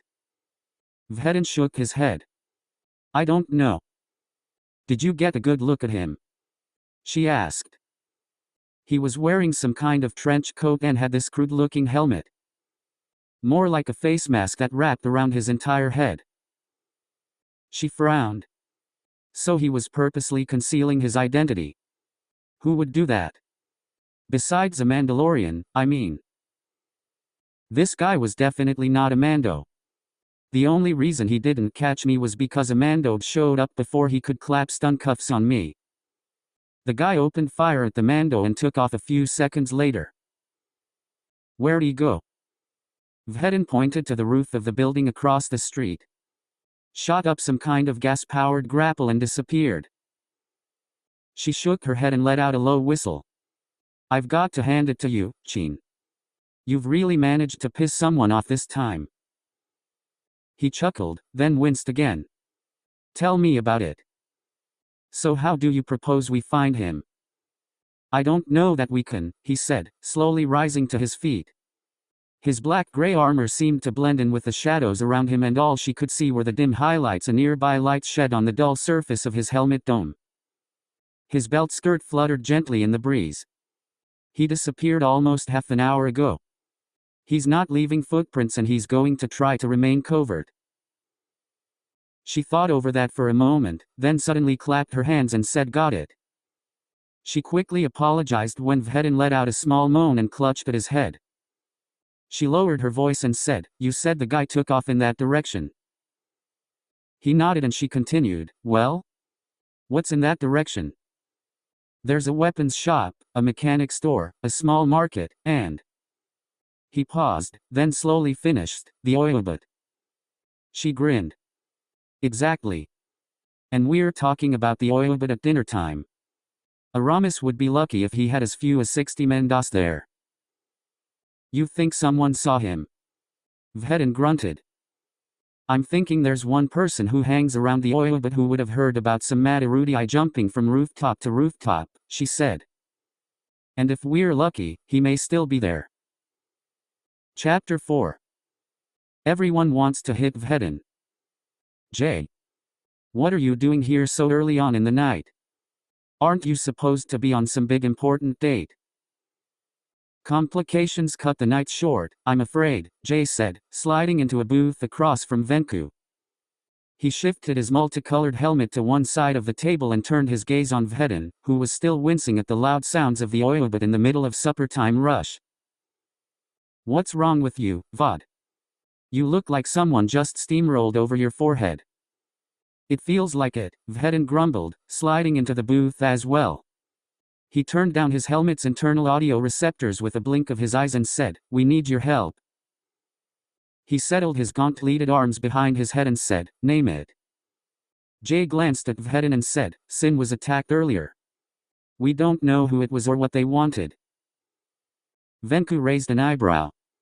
"The guy must have been some tough barf to get the jump on you, Vhetin." "He used a sonic incapacitator," Vhetin explained. "Almost knocked me out in seconds." Venku shook his head sympathetically. "I've heard those are some of the nastiest non-lethal tech pieces you can get your hands on. But I heard they only work on beings with more sensitive hearing than humans. For you or me it would just buzz quietly. Why did it affect you?" "It's a long story," Vhetin growled, "and one I'm not in the mood to explain." "So what do you need me for?" "We think the guy may have come through this area and we were hoping someone here may have seen him." Venku frowned and rubbed his chin thoughtfully. "I didn't see anything. Why would he stand out?" "He would have been jumping across rooftops." "A roof-hopping erudite? Now that would definitely make some Mandate pay attention, no matter how much of Aramis booze they've chugged down. I'll see what I can dig up." Vhetin moved to stand, but Venku spoke again. "Do you know what this guy wants?" "No. He didn't say." "Then you two be extra careful," he warned. "This guy failed to bring you in once already. He may stop with the non-lethal measures in order to just kill you and be done with it." He was staring at Jay in particular as he said, "This isn't like your previous contracts. This guy has attacked you on your home turf, and that means he's a new kind of crazy." He shook his head and stood from his seat. "You guys need to catch this guy and catch him fast. And from now on, don't go anywhere familiar or else he may track you back to your homes. Vhetin, I think you're in the clear since no one knows where you live." Jay sighed and said, "I'm getting flashbacks to Suratnak and his gang." "It's very similar to that," Venku said as he stepped toward the crowd of Tapcaf customers. This guy has proven that he's resourceful, well-armed, and has done his homework on Vhetin at least. You two should be exercising extreme caution. Thanks for the advice, Venku, Vhetin said. We'll be careful. Just see if anyone saw this guy running around. Will do, Venku said and disappeared into the crowd. Vhetin watched him go, then scowled behind his helmet and said, let's head outside and see if we can't get some peace and quiet. All this noise is killing my head. They fought their way through the crowd to the outside. Vhetin let out a deep breath, relieved at the silence. He wished he could pull his helmet off and let the cold air soothe his pounding head. But he wasn't about to do that with Jay standing right next to him. So what do you think is going on? She asked, tucking her hands into her pockets. She grimaced against the cold breeze. My guess is that we accidentally crossed someone on our last hunt and they tracked us back to Mandalore. Our last contract was for a scumbag bail jumper. Well, maybe it wasn't our last contract but something before. Maybe the Trandos are trying to get back at us? Our presence on Tachitor wasn't exactly inconspicuous. It's not out of the question, he admitted, but I'm pretty sure the guy was human. He turned his gaze to watch a pair of figures making their way through the dark toward the warm, inviting lights of the Audiobook. He scowled and muttered, until we find out just who this guy is, I'm not trusting anybody. Not even me. Jay asked with a smile. This guy knew exactly what your weaknesses are. Your partner of almost a year would know that about you. I'm pretty sure it wasn't you in that trench coat and face mask, Jay. If it was, though, you'd manage to surprise even me. Suddenly one of the figures passing them grabbed Vhetin by the shoulders and yanked him forward. He was about to fight back when he heard a sharp clack and he felt the cylindrical barrel of a blaster pistol pressed against his stomach. I've come a long way to find you, Criffer, a furious voice snarled. Vhetin moved to attack. Before he could, he heard a deafening pow and it felt like a rancor had punched him in the stomach. He doubled over, clutching at his stomach plate. He gasped, all breath knocked out of him. His vision swam and his head spun. Through watering eyes, he saw Jay draw her pistol and aim it at his attacker's head. Drop the weapon, she snapped. Now. I'm not dropping the weapon until the buckethead starts talking, said the dark figure in a voice that was unmistakably female. And unmistakably familiar. Vhetin looked up in surprise and gasped, Farnmere. The figure pulled a black face mask from over her head, revealing her short blonde hair and blue eyes that were blazing with fury. She cocked her fist back and punched him in the stomach plate, hard enough to make him double over again. She let out an exclamation of pain as well and cradled her hand. Damn your armor, she muttered, rubbing her bruised knuckles. What do you want, Farnmere? He coughed and thought, Kark it all, it's like every one of my enemies are coming down on my sheds all at once. I want to know just what the hell you got me wrapped up in, Kalen snapped, shoving Vhetin's chest. He staggered a few steps back, almost losing his balance. What are you talking about? You criffing jackass. The second figure, a tall Mandalorian woman, stepped into the light and quietly said, Farnmere, how about you calm down and start from the beginning? It's obvious these two have no idea what you're talking about. Kalen took a deep breath and glared at Vhetin. She just stared at him for a few moments before saying, Yesterday I was working a contract in the Coruscant underworld. I had the guy at gunpoint when some criffer jumped me and shot me in the fear-fucking foot. Jay glanced at Vhetin worriedly. What did he want? Strangely enough, he wanted to know where you were, Vhetin, Kalen snarled, narrowing her eyes. He took off when the Mando here jumped in and chased him off. The armored woman held out a hand to Vhetin. Kadir Asal, she introduced herself. The smuggler, Vhetin replied, shaking her hand. I've heard of you. The woman's helmet was clipped to her belt and Vhetin studied her closely. If he had to guess, he'd say she was maybe in her early 20s, close to his age. She had long brown hair, pale gray eyes, and a long scar down one side of her face. She had various weapons stashed about her green gold armor, and Vhetin could see a vibrous sword sheathed across her back, an unconventional choice for a Mandalorian with heavy, cumbersome battle armor. When she spoke, her voice was quiet and raspy, as if she had damaged her vocal cords long ago. "And how did you get involved in all this?" he asked. "I had been hired to transport some Imperial fugitives to a safe area," she explained. "I was on my way back when I heard blaster fire and decided to investigate. When I found Farnmere here, I thought she was being mugged." "What did the attacker look like?" Jay inquired. Kadira shrugged. "Not sure. He had some kind of trench coat and a weird face mask." Vhetin narrowed his eyes behind his helmet faceplate. "And when did you get here to Mandalore?" "Last night," Farnmere growled. "It took me a while to track you two down." Vhetin sighed and shook his head in disbelief. Jay turned to her partner and said, "Well, now we know how he was able to track you down, Cin." "What?" She turned to Kalen and said, "This guy must have followed you here. Vhetin was attacked himself about an hour ago." "It serves you right," Kalen grumbled. "Did you manage to kill him?" "What do you think?" "I think you're an incompetent fearfeck who is always dragging me into stuff that threatens my life."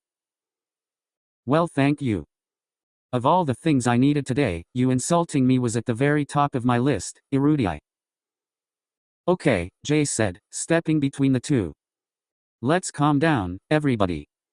The fact is that this guy attacked Kalen, followed her here to Mandalore, then attacked Vhetin.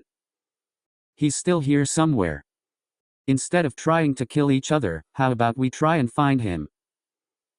She turned to Vhetin and looked at him expectantly. He nodded and said, "That sounds like a plan to me." She turned to Kalen and said, "Farnmere, I'm sure Vhetin didn't want you to be attacked. Though I kind of wish he'd shot her in the hand to keep her from shooting other people," Vhetin muttered, rubbing his scorched stomach plate. Jay motioned for him to shut up. "Kalen, we're sorry this guy went at you. But we have about as much info on this guy as you do. We don't know who he is or what he wants with Vhetin. So if you'll just give us time to work it out, we'll make sure you can have your fair share of payback. Deal?" Farnmere stared at Jay for a long time before cursing and nodding. "I guess. But if he comes after me again, I'm going to kill him," quickly followed by your buckethead friend. Then she stalked off into the tap caf, muttering, "I need a drink." Jay stared after her, watching until she had disappeared inside, before letting out a long breath. "Nice work, Jay," Vhetin said, impressed. "It takes some serious mershko to stand up to Farnmere when she's got a gun." "I agree," Kadira said with an approving nod. "Have you always been borderline suicidal?" Jay laughed. "I was raised on Corellia. We're known for acting before thinking." "Another Corellian native," Kadira said with a hint of a smile. "Finally, you don't run across many of them in the bounty hunting world. At least not in the circles I travel in." "You're Corellian. And proud of it," she said, gesturing to her pant leg. Vhetin could just make out the series of horizontal dashes that made up a Corellian blood stripe, an award for outstanding service in the Corellian military. It was not an easy award to earn. Jay was obviously impressed. She grinned at Kadira and said, "When were you last home?" "Just a couple months ago." "Great. Let's head inside, and you can tell me all about it. I've missed seeing the forests and the lakes near where I used to live." "Me too," Kadira said as they both headed for the door. "Mandalore's scenery is beautiful, but it just isn't the same." The two entered the tap caf as well, leaving Vhetin standing alone in the dark. He remained there, lost in his own thoughts for a long time. "So," he thought, "the trackers finally caught up to me. I'm not surprised." In his previous encounters with the helmeted man, Vhetin had found the tracker to be resourceful, cunning, and above all, cruel. The man was the living embodiment of Imperial law enforcement. If he was ordered to bring someone in, he'd fulfill his order no matter what. Vhetin recalled the man being reprimanded several times for killing his targets. "And now he wants my head. And all because of this Project White Claw." He shook his head and stared up at the dark sky and the stars that shone brightly through patches of dark cloud. He was starting to get a little sick of hearing about White Claw. It had been difficult to keep Jay in the dark about what was really going on, but it really wasn't any of her business. It was his problem, and he would deal with it accordingly. It gnawed at his conscience that he was keeping things from Jay. His current relationship with Brianna was good evidence that withholding information from friends was the quickest way to turn them into former friends. But he had no other choice. It wasn't like he could just say, "Hey there, Jay. Sorry to break this to you, but virtually everything I've told you over the past year has just been to hide the truth about me. I just didn't really trust you, and I wanted to come clean with this before the tracker, who I've known about for a lot longer than the last couple hours, tracks me down and kidnaps me." He sighed. Maybe once he straightened things out with Brianna, he'd ask her what she thought about this. She would probably advise the same thing his conscience was telling him. Tell his partner everything, including his past, the truth about what he really was, and why the Empire was so interested in him. But he wasn't about to do that. Not now, and maybe not ever. Jay would probably be happier not knowing. Except in this situation, he thought with a scowl, what she doesn't know can kill her. And it probably will. He heard the door of the Audiobook swing open behind him, and he saw Vhetin waiting for him. He jerked his head and said, "Come on in out of the cold, Vhetin. I've got some info on this crazy erudite who's following you." Vhetin nodded and followed the multicolored Mandalorian back into the tap caf. He was instantly engulfed in the warm air and laughter that filled the tap caf. He couldn't smell the delicious aromas of cooking dinner. He had never smelled it, as he had never once taken off his helmet in the cantina, which constantly had at least 10 Mandos present. It was one of the many things he regretted about his personality, but his discomfort with leaving his helmet off in public outweighed his desire to laugh and joke with his fellow Vode. "What did you find out?" Vhetin said as he and Vhetin slid into a booth in one of the quieter corners of the tap caf's main room. "Anything concrete?" Vhetin shook his head. One of Arama's waiters moved up to take their order, but Vhetin respectfully declined. "Well, something you might find interesting all the same. Apparently some of the Vode here saw your guy jumping across the rooftops of a couple buildings outside the plaza. Most of them wrote it off as a drunken hallucination, but it was apparently a memorable enough hallucination for them to remember it." "What direction was he headed?" "East. That means he was either heading to Mandel Motors Tower." "Unlikely if heading inside. Or the city spaceport. It's on the other side of the city, but it's the more likely choice." Vhetin nodded.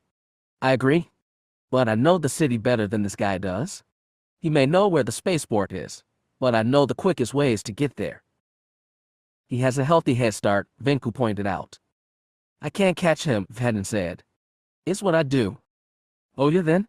You should probably grab Jay before we head out." Vhetin narrowed his eyes. "We?" Vhetin shrugged. "Jay's my friend. If this guy is after the both of you, she's in danger. And you've pretty much proven that you're not prepared to take this erudite down. And I'll be honest, that scares the holy Isaac out of me." He stood and pulled his gray-red helmet over his head. "So I've decided," he said, his voice sounding gravelly and threatening over his helmet's vocoder, "that one crazy Mando isn't enough. I'm coming with you." "You sure?" Vhetin said, standing as well. "I'm sure Darman would have a problem with this. My dad'll get over himself. You're also younger than most typical bounty hunters. Mandoid are adults at 13, he said. By that count, I've been an adult for years now." Vhetin shrugged. "I know you can hold your own in a firefight, so I don't see the problem in letting you tag along. I get the feeling I can use any help I can get." "And what about that attractive blonde who came in with you? The trigger-happy one who looked like she was going to single-handedly fight the entirety of the Audiobook?" "She'll be staying here," Vhetin said darkly. "She's too violent." "Violent," he agreed. "She's just as likely to shoot me as the guy we're tracking." Vhetin nodded and said, "I'll get Jay. I'll see if I can get Kadira to tag along as well. I mean, as long as you need all the help you can get." "Do it. I'm ready to go as soon as you guys are." I'll meet you out front in 5 minutes, Vinku said. Try not to get ambushed while you're waiting. Jay chuckled. Farmer didn't like being left behind. I expected the entirety of the Keldabe enforcement office to come down to the Oyabit and forcibly remove her. They leave the drunkards of the Oyabit to Aramis and his kitchen crew, Vinku said. The tap calf has so many inebriated customers that the enforcement office would be hanging out at the Oyabit most of the day. He frowned and said, although it's not like they don't already spend most of their time there. Everyone spends most of their time there, Jay said. That's why it's called the Crossroads of Keldabe. Good point. Either way, they aren't about to cart their gold-armored shebs down to the Oyabit just because Blonde and Belligerent decided to pick a fight. Quiet, Vhetin said. He was walking ahead of their small group with Kadira. We're getting close to the spaceport. Keep your eyes open and your mouths shut. Jay frowned, surprised by his harsh tone. She frowned at her partner and thought, something about Cin seems off. He seems agitated. I wonder what it's about. Vhetin always seemed angry these days. It almost seemed like his argument with Brianna had robbed him of the last of his patience for anything but hunting contracts. During any off time he had, he seemed to be tense and irritated. One time Jay had been talking with him, only a few days after the Super Commando deployment. He had said, when someone gives me something to be happy about, I smile and laugh like everyone else. But right now I don't see anything to be happy about. It's not rocket science, Jay. She almost hoped that her partner could fix things with Brianna. It was clear that the two truly cared about each other. Mandalorians were very serious about family relationships. Vhetin and Brianna had been dating for almost 7 years, and it was obvious that the tension between the two was ripping her partner apart. Right now he was talking quietly with Kadira, trying to figure out how they'd catch his mysterious attacker. They were walking slightly ahead of Jay and Vinku, making their way down a narrow street lined on both sides with rundown, grubby-looking buildings. Trash littered the sidewalks, and there was a dank smell wafting through the area, like the nauseating stench of wet strill. Jay had gotten used to the rampant poverty of Mandalore, though it was still depressing to look at. What if he's already passed through? Kadira asked in her quiet, raspy voice. He's got at least an hour's head start. He could be on the transport headed for the other end of the galaxy by now. Then we'll look through the spaceport security footage, Vhetin said.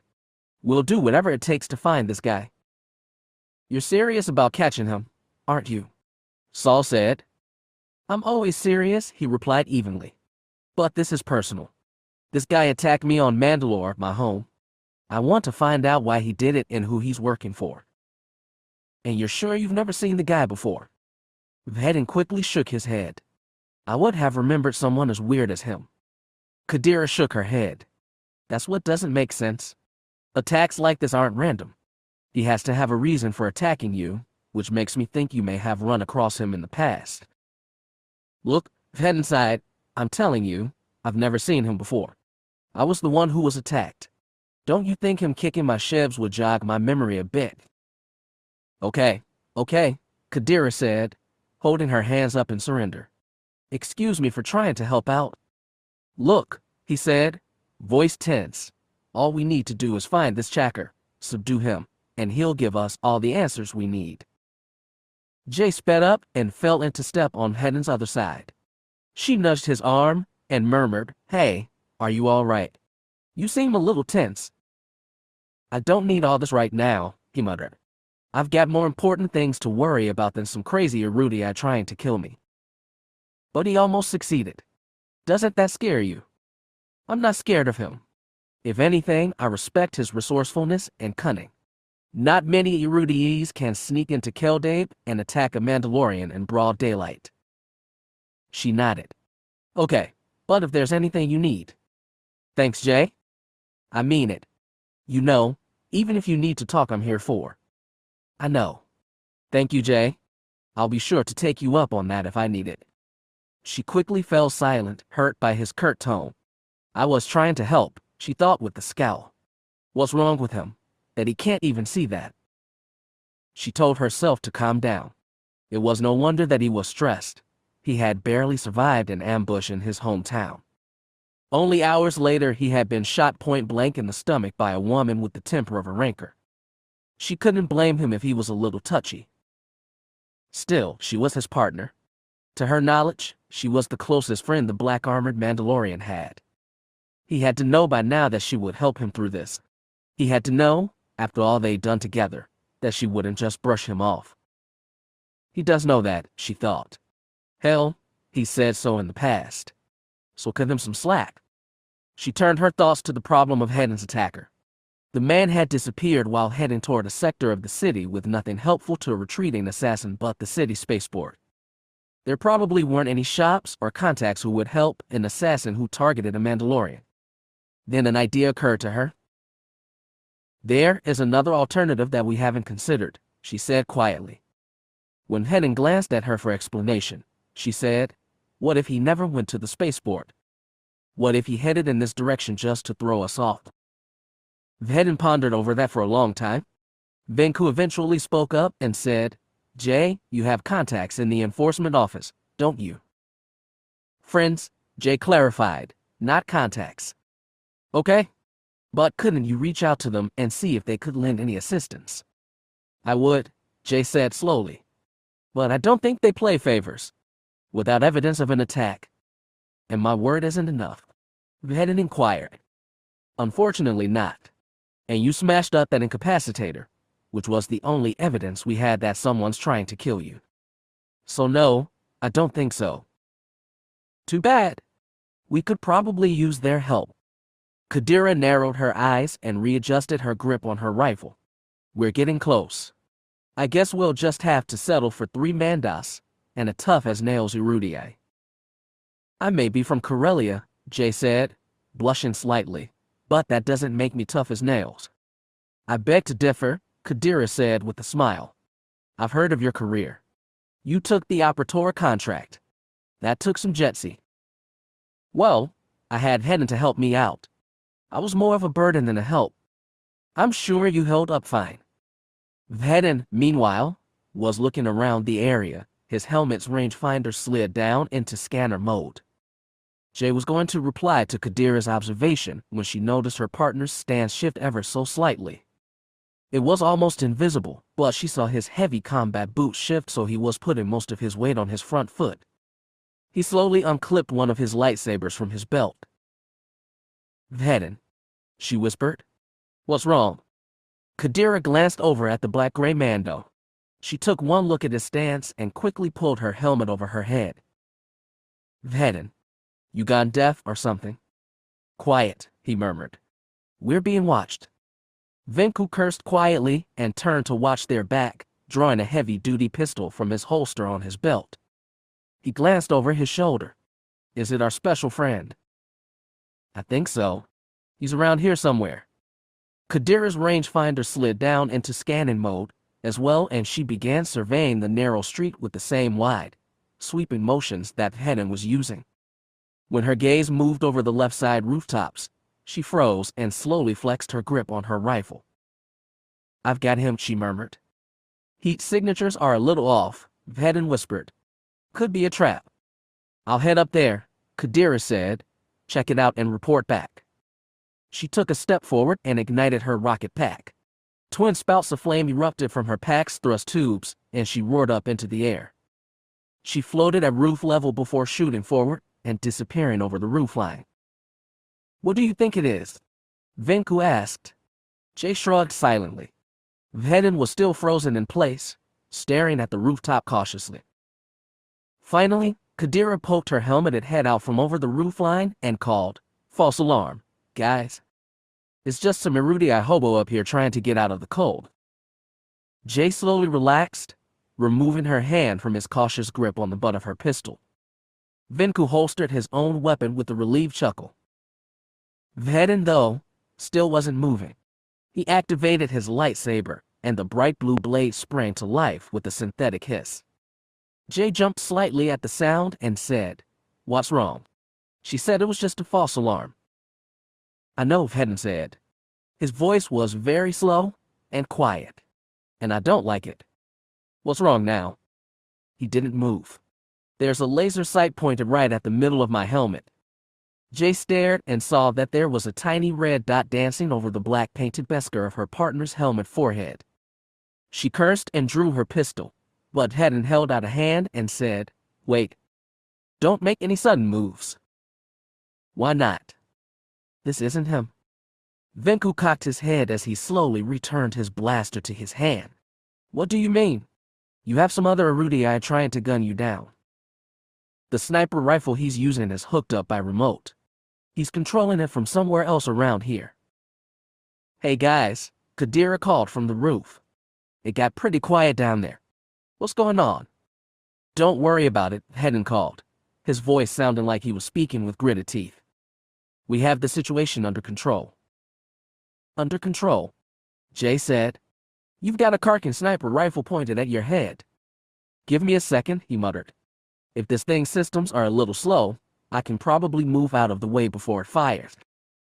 "And if they aren't?" He didn't answer and instead began counting down. Jay tensed, readjusting her grip on her blaster as she waited. 3, 2, 1. He suddenly threw himself to one side, rolling out of the way as Jay heard a deafening crack.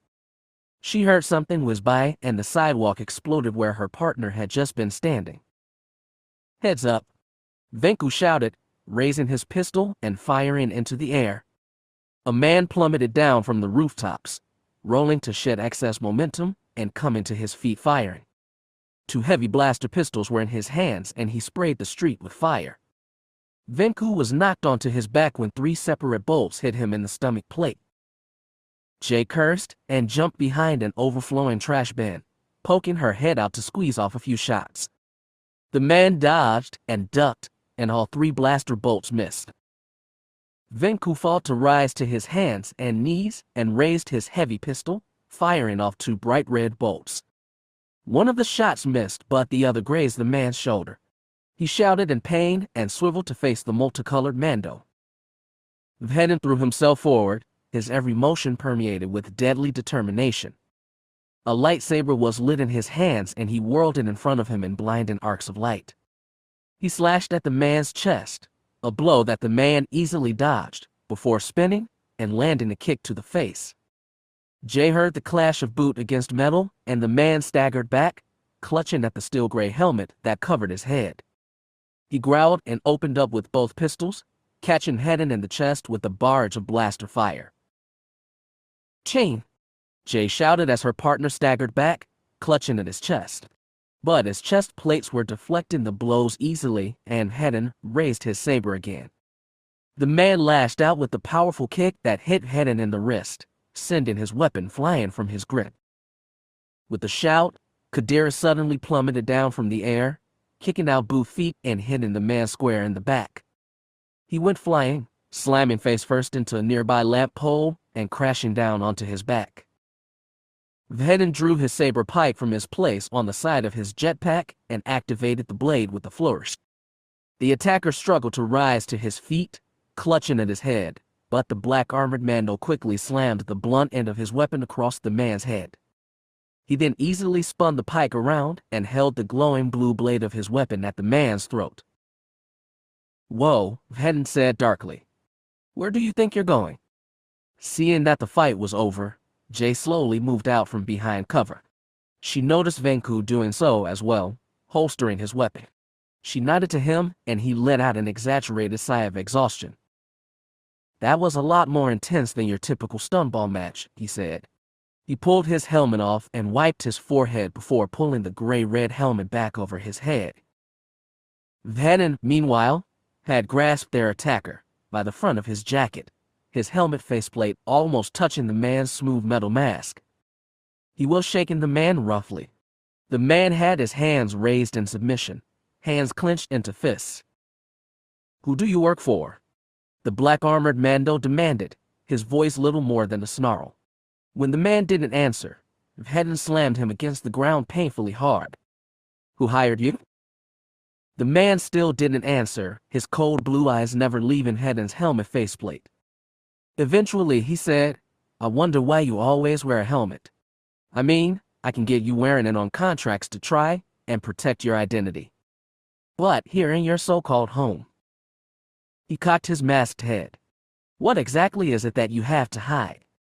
Vhetin slammed him against the ground again and said, You're the one attacking me. Why don't you tell me? The man chuckled and said, You know more than you let on, buckethead. I mean, after all, you aren't that surprised to see me, are you? He winked, one of his pale blue eyes disappearing into the darkness of his mask for a moment. Jay caught the motion and frowned in confusion. What's he talking about, Cin? She asked. I don't know, he said. He's talking nonsense. Nonsense, the man said. I beg to differ. Vhetin planted his boot in the man's chest. His saber blade hovered over the man's throat and he said, You say one more word besides the name and location of your employer and you won't have a head where you can put that ugly helmet. The man laughed, the sound echoing inside his helmet. Jay found it one of the most disturbing sounds she had ever heard. Vhetin's aggressive stance faltered slightly, and he growled, What the criff are you laughing at? You, the man gasped, standing there looking all high and mighty. You really thought for a second that you were in control here? He suddenly opened his hands and two round objects bounced across the ground. Jay stared at them for a moment before shouting, Frag grenades. Get down. Kadira cursed and threw herself as far away from the detonators as she could. Vhetin threw himself backward, igniting his jetpack for a quick burst to carry him further from the man. Jay grabbed Venku's arm and dragged him out of the way, taking cover behind the overflowing dumpster again. There was a bright flash and the roar of an explosion. Jay grimaced against the blast, covering her ears and head. After only a few moments, though, she looked up and frowned. What? Venku said from beside her. He had his helmet faceplate pressed against the sidewalk. What's wrong? She slowly moved up to her hands and knees, peering over the edge of the dumpster. All she could see beyond was a cloud of thick gray smoke. Frag grenades are designed to inflict maximum damage, she explained, narrowing her eyes. There should have been a spray of shrapnel and a shockwave. That was different. She slowly stood and peeked out from the edge of the dumpster. There was a dark cloud of smoke wafting through the street. She could make out the blurry figures of Vhetin and Kadira also standing and surveying the damage, or lack thereof. What happened? Jay called to her partner, coughing and waving smoke out of her face. Smoke grenade, Vhetin growled. They pack a lot of flash, but don't cause any damage. And unless I'm mistaken. The smoke slowly cleared, revealing a street that was devoid of life save for the four. Vhetin's attacker was nowhere to be seen. Her partner scooped up his saber pike and shook his head in disgust. Damn it. I should have seen that one coming. And what would you have done? Kadira asked. They may not be lethal, but smoke grenades detonating right in front of you would still blind you, even with your HUD polarizers. Vhetin shook his head. I know. But we had him, and now he's gone again. To escapes, we may not find him again. I may have some news to the contrary, Venku suddenly said. Jay, Vhetin, and Kadira all turned to him. He looked between them and quietly said, Well, while you guys were trying to find out what happened, I pulled up the flight schedule for the spaceport. It's almost 2100 hours and most of the outbound flights have gone. All but one, a non-stop flight to Mon Calamari. He pulled his helmet off, patting down his messy black hair. He looked a little uncomfortable with so many armed bounty hunters paying complete attention to him. I figure if that guy is still trying to escape, he'll take the first flight out of here. Jay stared at him, then her face broke into a grin. Venku, sometimes I wonder if you really are a bounty hunter. You're certainly clever enough to work as one. He smiled sheepishly. Come on. It was just a hunch. The guy may not even be there. Nevertheless, it's a lead, Vhetin said, taking a step forward. And one we should pursue. We'll need to gear up and head out tomorrow morning. Jay, you ready to head back to Mon Cal? Jay rolled her eyes, remembering the time she, Vhetin, and Brianna had traveled to the ocean world to hunt down a dangerous terrorist. She had almost been shot on several occasions. Vhetin had almost been ripped limb from limb by a crazed Wookiee, and they had all almost been killed by an experimental Imperial bomb. "I'm jumping for joy inside," she sighed. "Really I am." Vhetin didn't laugh, instead turned to Kadira and folded his arms across his chest. "What about you? You want to tag along?" The woman shook her head. "Sorry, but no thanks. I thought hunting this guy down would be a fun way to spend a weekend, but I've got Osik to smuggle, and this has gotten bigger and more dangerous than I'd like. Best of luck, Vhetin, but I'm sitting this one out." "I don't blame you, Avad. I wish I could too." She held out a hand. "Kosi, Vad." He nodded and said the same, shaking her hand. The Mandoa farewell made Jay's stomach squirm a little. Though it colloquially meant hang in there, its literal translation was in order, stay alive. Jay knew her partner wasn't much for orders, but she hoped that just this once he could manage to follow this one. Chapter 5. Heartbreak. Keldabe, Mandalore, 2,200 hours. Jay opened the door to her apartment and slipped inside, careful not to make noise that would wake any of the building's other tenants. She noticed that her apartment comm had missed 2 calls. One was from a friend of hers, Lauren Adden, informing her about a sale on pistol ammunition on the next market day in the city. The other was from her, well, she wasn't sure if she could classify him as her boyfriend yet, but she used it for lack of a better word. "Hey there, Jay," he said. "I guess you're still out there somewhere dealing with that emergency.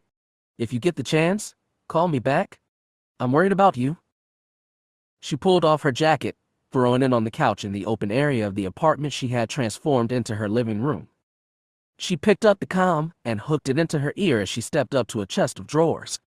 She opened the top drawer, which was filled with foam insets. Resting inside were 2 high-quality blaster pistols and 3 hourglass-shaped stun grenades. She took them all and set them gently on top of the chest. She typed in her boyfriend's comm number and waited for him to pick up. He answered after only 1 comm buzz. He sounded a little out of breath, as if he had run for the comm. "Hey," she said with a smile. "You asked me to call you?" "I did. Are you all right?" "Yeah. Why do you sound so worried?" "I heard there was an attack in Keldabe." "What happened?" "My partner has someone trying to kill him," Jay explained as she opened the second chest drawer. Resting inside was the battered black armor she had worn during the Super Commando deployment 2 weeks ago. She had been told to keep the armor when they had returned to Mandalore, with the explanation that she would need it again. "The guy dropped in on us while we were trying to track him down," she said, debating whether or not to take the armor.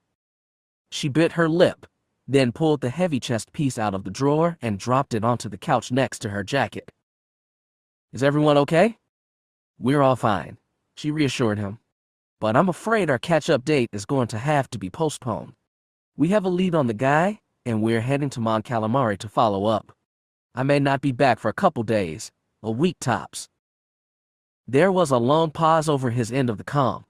Eventually he said, "But you just got back. Can't your partner deal with this?" He could," she slowly said, "but he's already almost been killed twice already. He needs help, and he doesn't really trust anyone but me." He sighed. "You know you don't have to go with him everywhere he goes. I'm his partner. I have an obligation to help him." "Not really. I mean, partners can get some space from each other. Why don't you tell him you're going to sit this one out?" I can't," she said. "I'm one of the only people he trusts. You do realize that he managed perfectly well without you. He was a bounty hunter for years before he ever rescued you from that prison." "Yes," she said. "And you're right, I could sit this one out. But it's my choice to help him." He chuckled. "I applaud your loyalty, Jay. It's a good sign for our relationship." She smiled as she opened the bottom drawer of the chest. Inside were stacks and stacks of Tabana gas ammunition. She pulled out a 10-clip stack, bundled together by a length of adhesive tape. "I'm glad you think so. But I have to leave. And I can't change that." "Okay," he said. "I'm just asking you to think about what I said. If you hang around him too much, he'll grow dependent on you. He won't be able to function without you."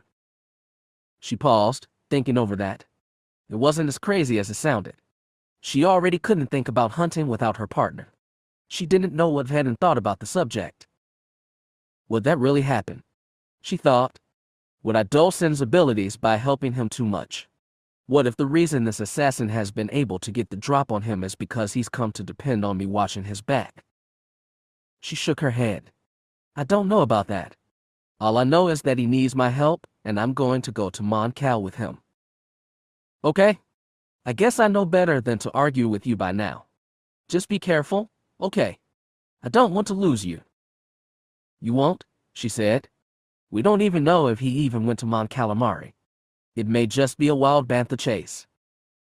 Banthas can still trample you, he pointed out. Especially wild ones. She laughed. You worry too much. Just keep a bottle of Titter on hand. The way our dates keep turning out, I may choose your apartment as our next get-together location. It would sure be a hell of a lot easier than planning out dinner dates that keep getting canceled. I look forward to it, he said. Call me when you get to Mon Cal. She nodded. I will. I'll talk to you later. She signed off the comm and tucked it back into her pocket. She surveyed her assembled gear and shook her head with a frown. This mysterious attacker was getting on her nerves, even though he hadn't actually tried to harm anyone but Vhetin. There was something about the way he treated Vhetin, the way he'd wink playfully while saying, You aren't that surprised to see me, are you? The man's casual tone, even though he'd been staring down the blade of Vhetin's saber pike, had struck something in Jay. It almost seemed like the man knew something she didn't. As if what? She thought to herself. Am I really starting to think this guy, knows Vhetin? That they were buddies? She told herself to stop thinking up conspiracy theories and get to work. It was obvious just from Vhetin's reaction to the man's presence that they were definitely not friends. The fact that her partner was devoting so much time and effort to tracking him down was evidence of that. Stop trying to think about what you don't know, she thought, remembering some of her earlier trainings with Cin, and focus on what you do. Those are the keys to finding out just what the hell is going on. So what did she know? The list wasn't extensive. She knew that Vhetin's attacker was serious about bringing her partner down. He had attacked Vhetin twice in the same day, both times laying traps for them that Vhetin had somehow walked right into. She knew that the man had some kind of advanced special forces training. He had too. No one else could have almost killed Vhetin and Kalen Farmir. They were both as tough as bounty hunters came, and only a seriously well-trained soldier would even consider going blaster to blaster with them. She knew that the man wore some kind of crude helmet, but exactly why was still a mystery. Did he want to hide his face because he was simply shy like Vhetin? Or was he afraid that Vhetin would recognize him? She rolled her eyes. Great, she thought. Now I have to add my allies to the list of possible culprits. Finally, she knew that the man was possibly retreating to Mon Calamari, the oceanic home of the Mon Cal race and the slightly more hostile species, the Corn. It was common knowledge that the Empire had a powerful hold over the planet and its renowned shipyards, but why a mysterious killer would travel there was beyond Jay. Then again, that's why we are heading there, she thought as she began loading her gear into a rucksack. To find out who the guy is and what he wants with Cin. She wondered just how her partner was dealing with this. He was paranoid enough already, and having a bloodthirsty assassin on his back wouldn't improve his mood. Brianna will probably be able to loosen him up, she thought. She's always been able to snap him out of his worst moods. And there was another problem facing her partner, one that would probably be much harder than unraveling the mystery of his assassin, how to make up with his pissed-off girlfriend. Jay had been in the hangar bay when Brianna had slapped Vhetin, and she could still remember the shock at seeing the two so obviously angry with each other. Yes, they had fought in the past, had sometimes gone over a week without speaking to each other. But as Brianna had stalked past her, Jay had gotten the feeling that this time was somehow different. That it had suddenly grown a lot more serious. She sighed and shut the drawers to the chest, letting her hands rest on top of it, feeling the rough wood beneath her fingers. It almost seemed like everything had suddenly gotten more serious, more complicated. Gone were her superficially carefree first days on Mandalore, where the planet had seemed so full of life and mystery. Suddenly she was being thrown into life or death situations on a regular basis, and the small problems she had noticed at the beginning of the year had only escalated. She chuckled quietly, though there was little humor in her heart. The sound echoed through her empty apartment, ringing back to her like the fading laugh of a ghost. I never thought I'd be the nostalgic type, she thought, slowly sitting on the couch. But here I am, wishing we could go back to the good old days. Back when it was just me and Cin, hunting down scumbags in the criminal underworld. She stared into the shadows for a long time before she thought, screw it, and fished her comb back out of her pocket. She hit the redial button and waited. Back so soon? Her boyfriend's voice said after two hailing tones. What's wrong? She hesitated. Can you come over? Sure. What's the problem?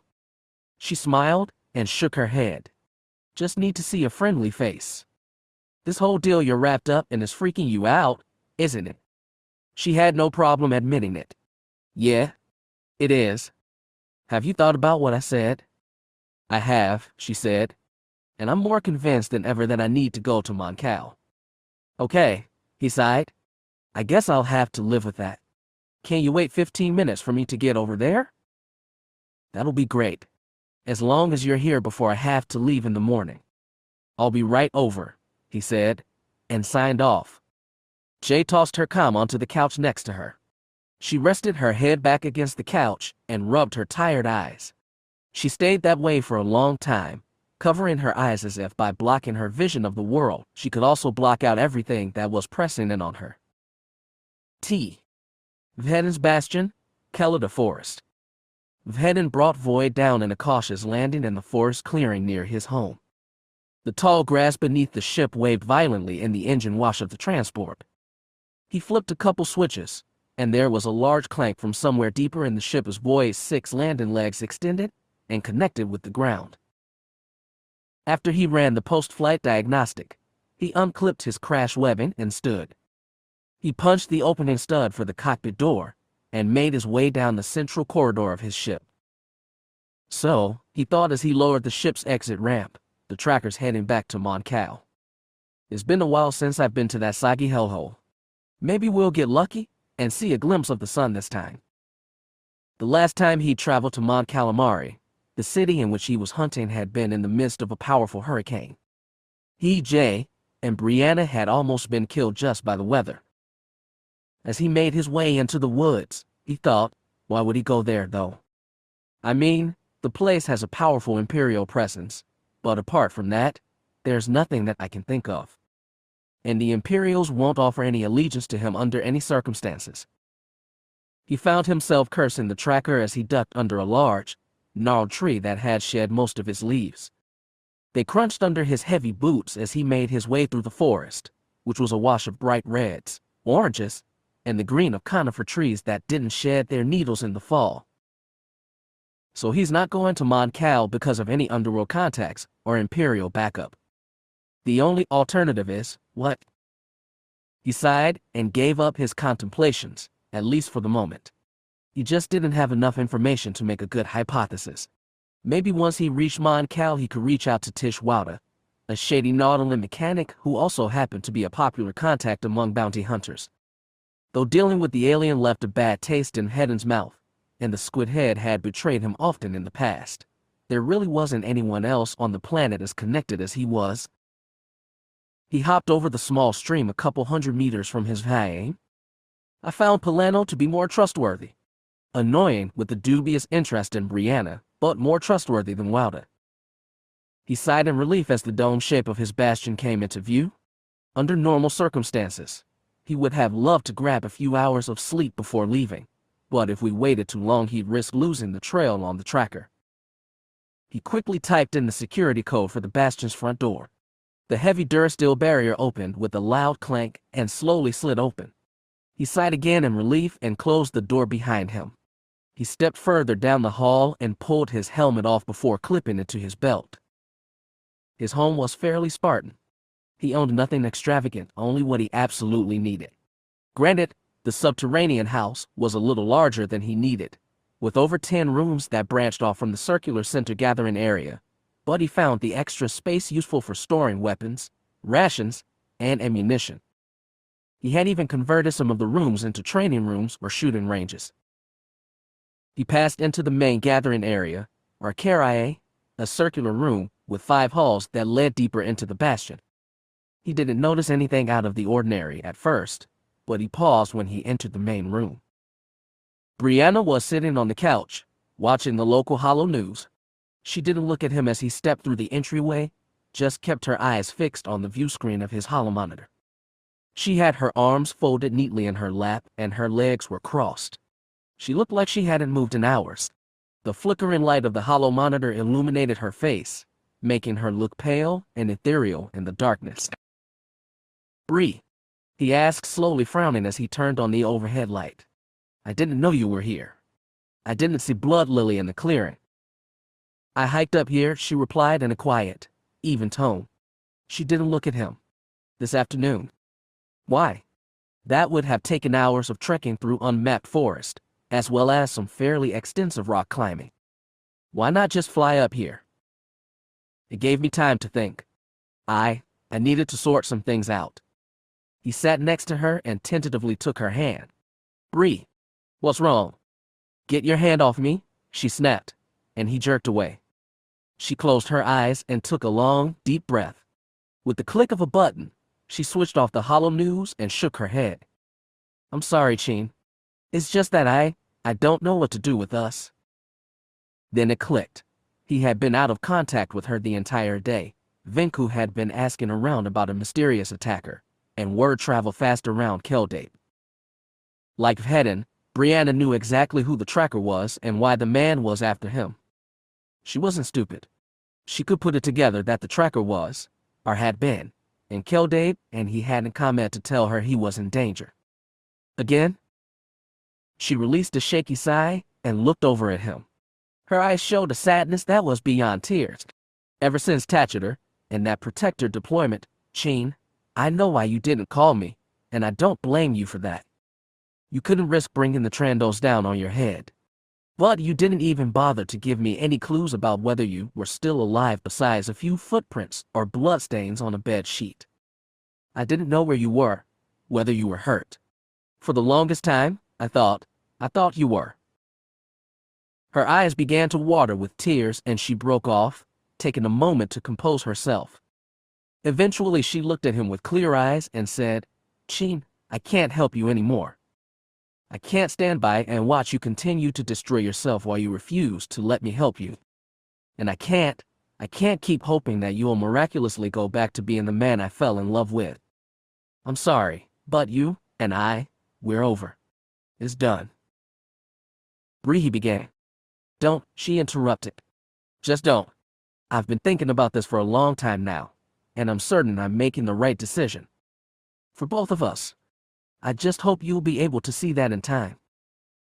She stood with a shaky sigh. "I need to be alone for a while. I need time to come to terms with my choice, so please don't call or visit me for a week or so. After that, we'll see where we go from there. But I can't go on like this any longer. I'm sorry." She strode away, heading for the hall that led to the front door.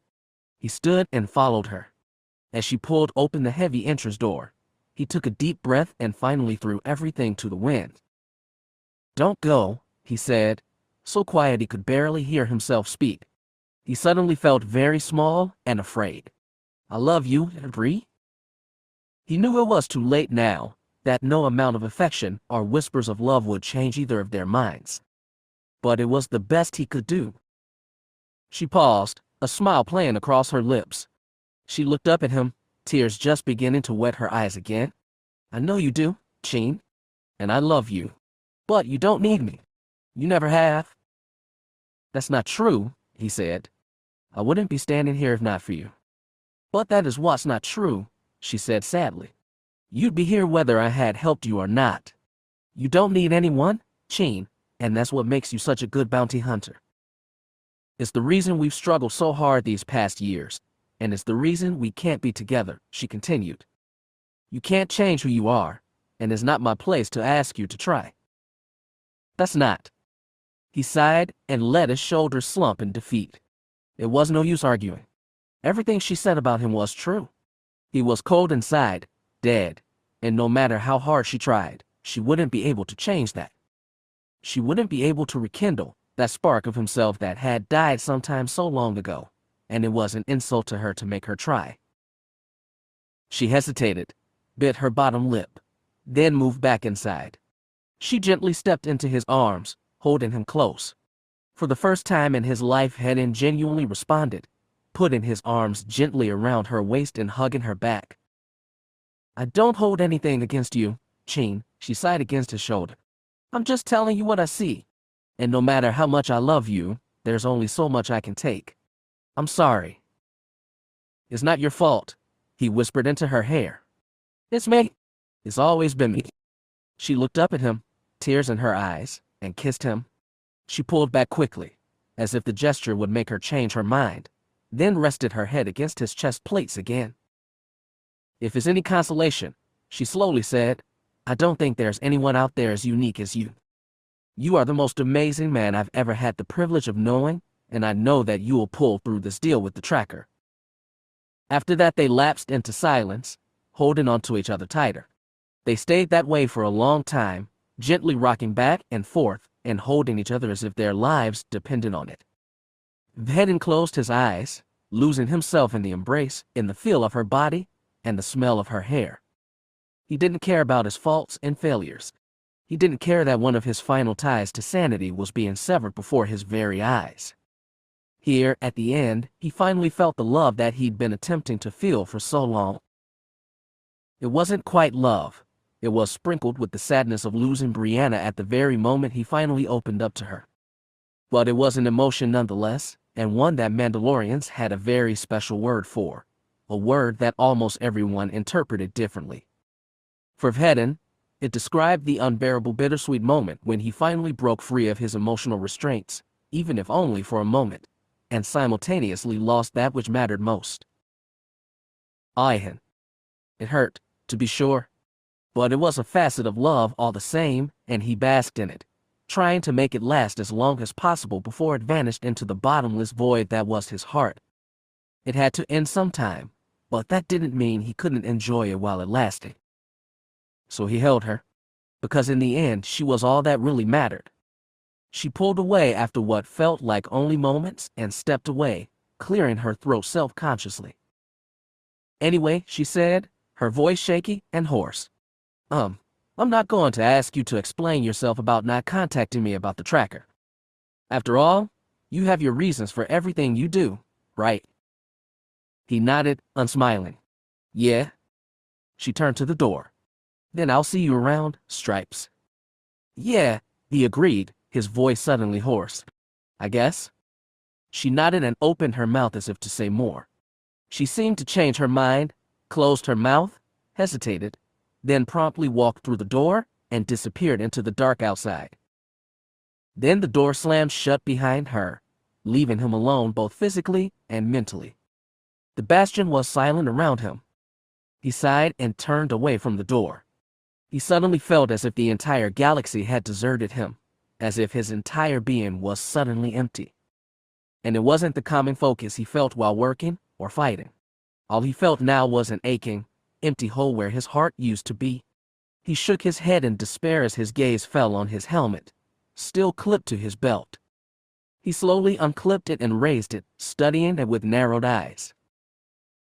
That helmet, with its black painted besker, and the two gray stripes up the left side of the helmet dome, it symbolized everything he'd come to hate about himself. His shattered life, his cold heart, his inability to maintain the fragile connections he'd made with the people he loved. And in that moment, he hated himself and everything he stood for more than anything else in the galaxy. Cin Vhetin was a lie that had ruined his life. With sudden violence, he hurled the helmet across the room. It bounced off the wall of the central room and spun to a halt on the carpeted floor, still staring up at him with that remorseless, pitiless T-visor that he despised so much. He squeezed his eyes shut, his back hitting the wall behind him. He didn't cry, He hadn't cried his entire life on Mandalore. He just stood alone in the dark, trying to come to terms with this new self-inflicted wound he'd brought upon himself, and the new hole it left within him. He eventually slid down the wall until he hit the floor and buried his face in his hands. He stayed that way the rest of the night. Chapter 6. Setting out, one last time.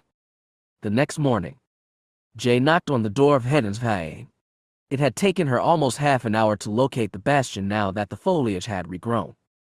In the past, it had been much easier to find her partner's hidden home by following the burn trail of a fire that had run through the area a month earlier. Now, though, the bastion was once again overgrown with forest foliage and almost buried in autumn leaves. The sun was just beginning to peek over the mountains in the distance, sending tendrils of pink and orange snaking into the sky. She guessed that it was maybe an hour before full daylight. She would have to hurry if they were going to make it to the spaceport in time. She took a deep breath of the crisp forest air, relishing the earthy smells that wafted to her from all directions.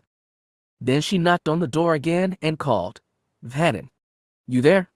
It's almost time to go." No answer. She sighed and thought, he's probably in one of his moods again. She knocked again and said, "Cin, come on." "Where?" She fell silent as the heavy durasteel door creaked open slightly.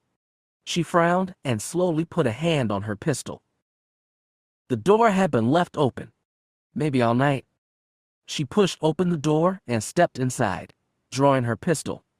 The entrance hall was dark and cold from the night air. She frowned and clicked the safety off her weapon. "Cin," she called. "Where are you?" She heard a sharp whack from deeper inside the bastion, followed by a grunt of effort. Moments later, there was another crack of what sounded like metal against wood. She grew even more worried when she saw her partner's helmet lying on the floor of the carriage. She scooped it up and examined it before cautiously tucking it into her rucksack. "What the hell is going on?" Jay quickened her pace, heading toward the sound. It was coming from one of the rooms Vhetin had transformed into a training area. She paused a moment, pressing her back to the wall next to the door and listening intently. She heard a series of crashes, followed by the unmistakable voice of her partner as he cursed.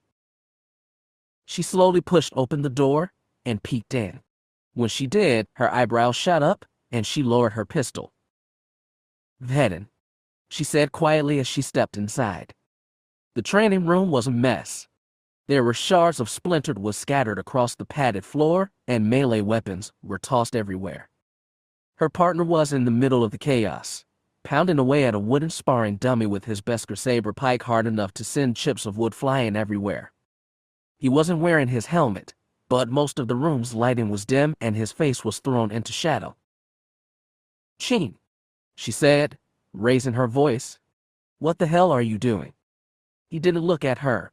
Instead kept hammering away with his deactivated saber pike.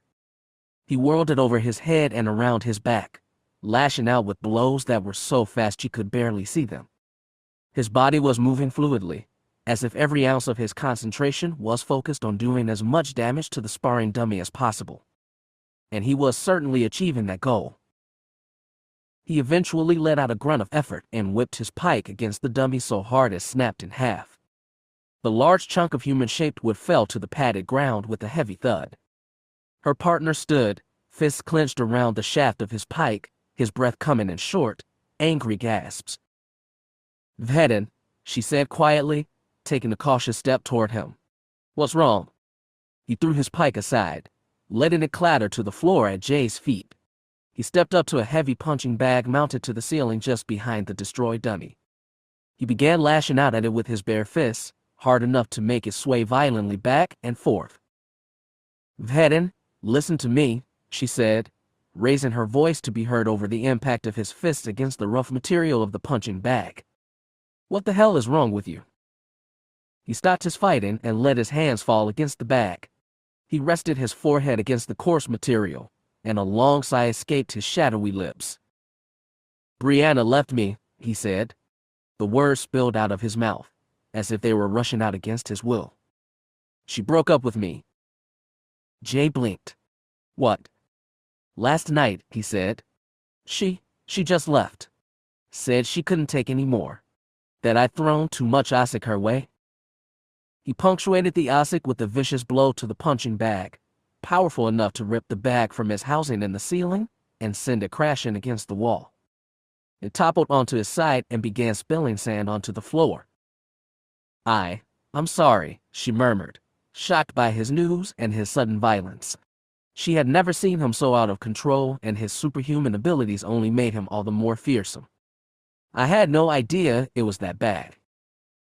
Neither did I, he growled. He kicked the bag with a heavy boot. Well, it's almost time to go. Are you ready to head out?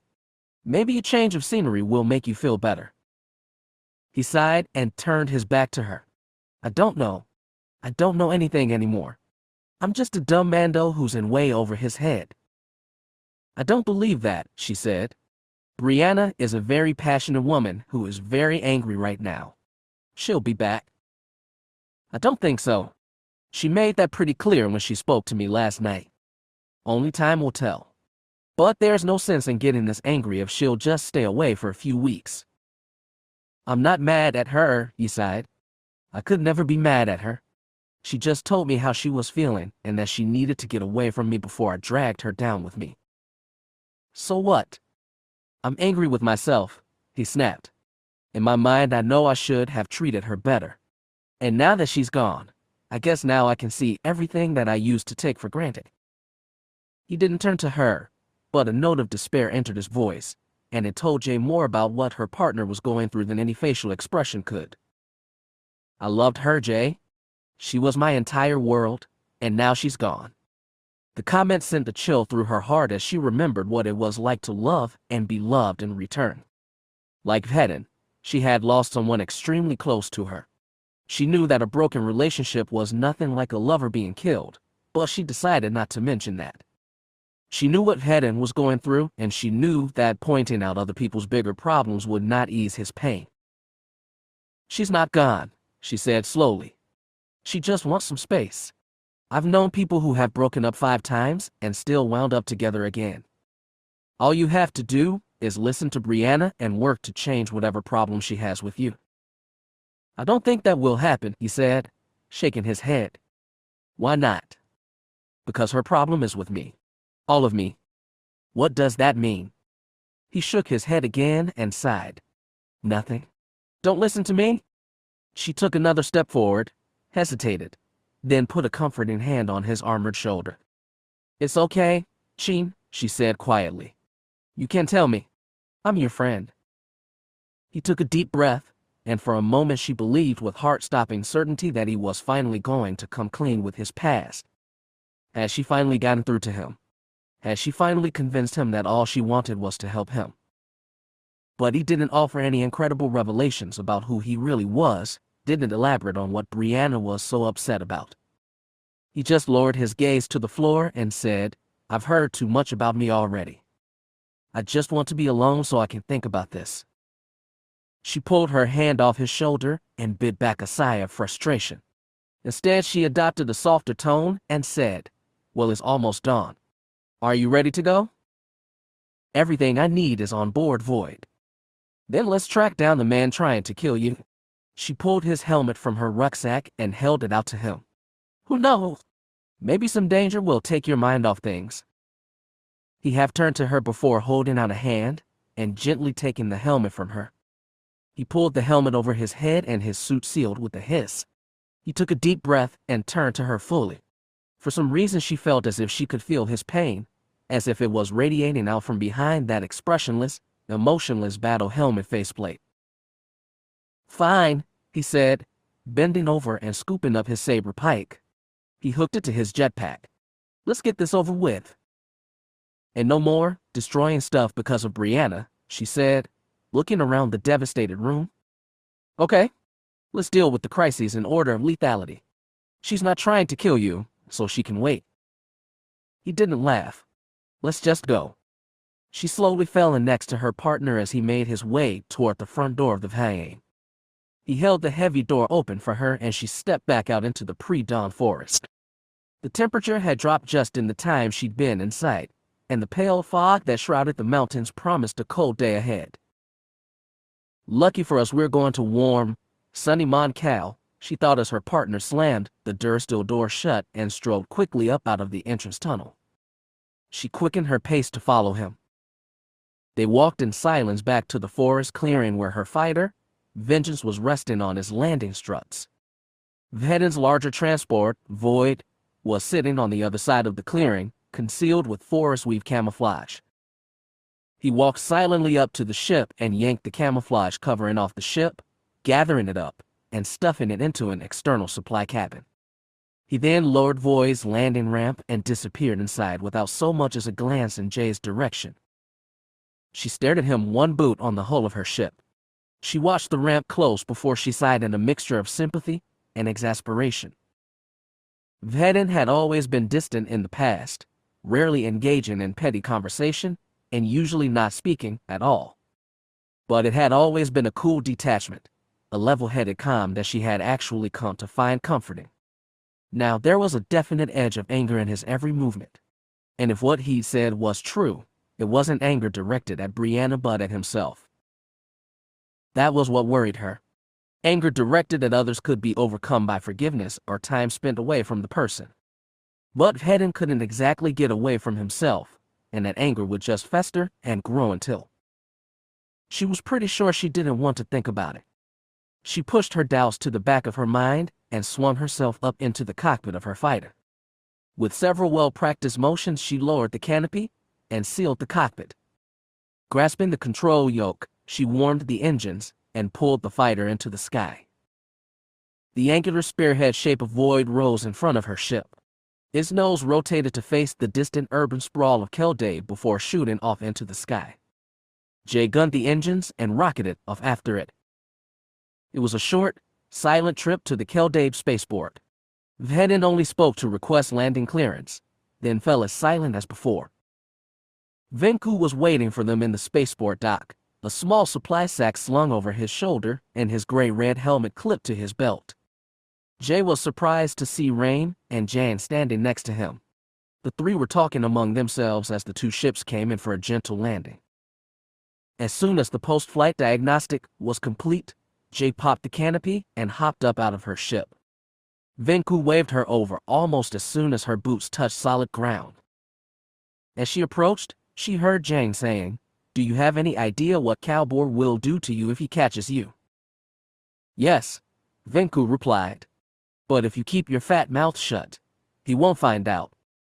"I'm not sure keeping things from old man Scarada is such a good idea," Rain said quietly. "He's a retired bounty hunter. He'll find out eventually. If we're lucky, it won't take long. All we have to do is find one trigger-happy Erudii. What's the worst that could happen?"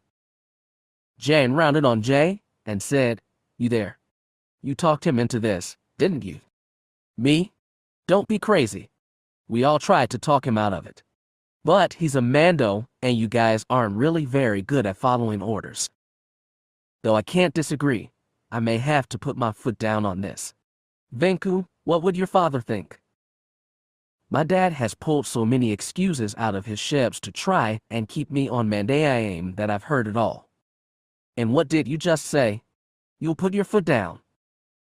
He scowled and patted his helmet. "I'm an adult Mando by our customs, so I can do whatever the hell I feel like. And I've decided that I'm going to tag along on this hunt." "He may actually be helpful," Jay pointed out. "This Erudii has attacked Vhetin twice already. We need all the guns we can get." Jang shook his head and cursed. "I hate this. Tay man to help you if Cowboy finds out you're gone. So you won't tell anyone?" He shook his head with a scowl. "I'll spread the word around that you're hanging out with a friend in Hever. The town's far enough away that no one will head over there to snoop around." Venku grinned and clasped his uncle's forearm. "Vor, Bavodu Jangika." Vhetin strode up to the small group, his comma fluttering in the cold breeze. "Are things settled here? Can we go?" Jang turned away and made for the exit while Venku nodded. "Everything's settled." "Not quite," Raim said. "Vhetin, walk with me for a minute, will you?" The two stepped away and began speaking quietly. Venku strode toward Void, disregarding the two. He was halfway to the ship's entrance ramp when he turned back and said, "You coming, Jay?" She stared at Vhetin and Rain, narrowing her eyes. "Yeah, I'll be right there." She stepped after the two and listened closely, careful not to draw attention to herself. She watched as Rain put a hand on Vhetin's shoulder and said, "Cin, Brianna called me and told me about what happened yesterday." Vhetin was silent. "Do you want to talk about it?" "What is there to talk about?" Vhetin said. "Brianna was fed up with me and she decided to do something about it. I'm not angry with her." "But you're obviously angry. Whatever it's about, I'm telling you that I'm here to help." "Help with what?" Vhetin snapped. "What's done is done. I'll get over it." "I'm not sure that's the attitude you should have." "What more do you want from me?" he demanded. "I'm not some broken down teenager anymore, Rain. I'm an adult and I'm more than capable of dealing with this on my own. This is between Brianna and me," he said. "And maybe not even that anymore. She made it pretty clear last night that we are over. If that's her decision, then we'll both have to live with it." "But you love her." "Do I? I'm not so sure anymore. After she left, I started taking a good, long look at everything I've done for her over the past 6 years, and you know what? The list was pretty cripping short. I found out that even I wouldn't want to put up with myself either, so I don't blame her for standing up for herself." "Don't sell yourself short," Rain said, a stern note coming into his voice now. "I know she loves you back. For Tay Manda's sake, Cin, she's told me." "I don't care anymore," he snapped. "I really just don't give a shab. She's made her decision. I went along with it. End of story. It's over." "Don't talk like," Rain trailed off with a sigh. "Whatever. If you want to think like that, it's your loss. But you have had something special with Brianna, and I'd hate for you to ruin that over one fight." "Yeah, well, right now I'm kind of sick of hearing other people's opinions about me. So how about you just exercise a little Mandalorian apathy and leave me the criff alone?" With that, Vhetin turned and stalked toward his ship. He brushed past Jay without a word. She glanced over her shoulder and watched her black-armored partner as he strode up the landing ramp and disappeared inside. Rain was watching him walk away as well.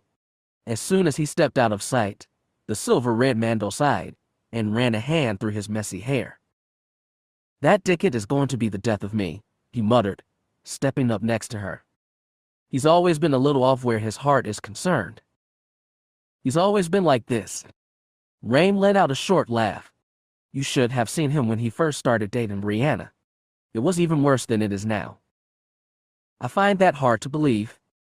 You're looking at Cin and Brianna after all the turbulence in their relationship has died down. These are just the aftershocks." "Brianna just broke up with him," Jay said.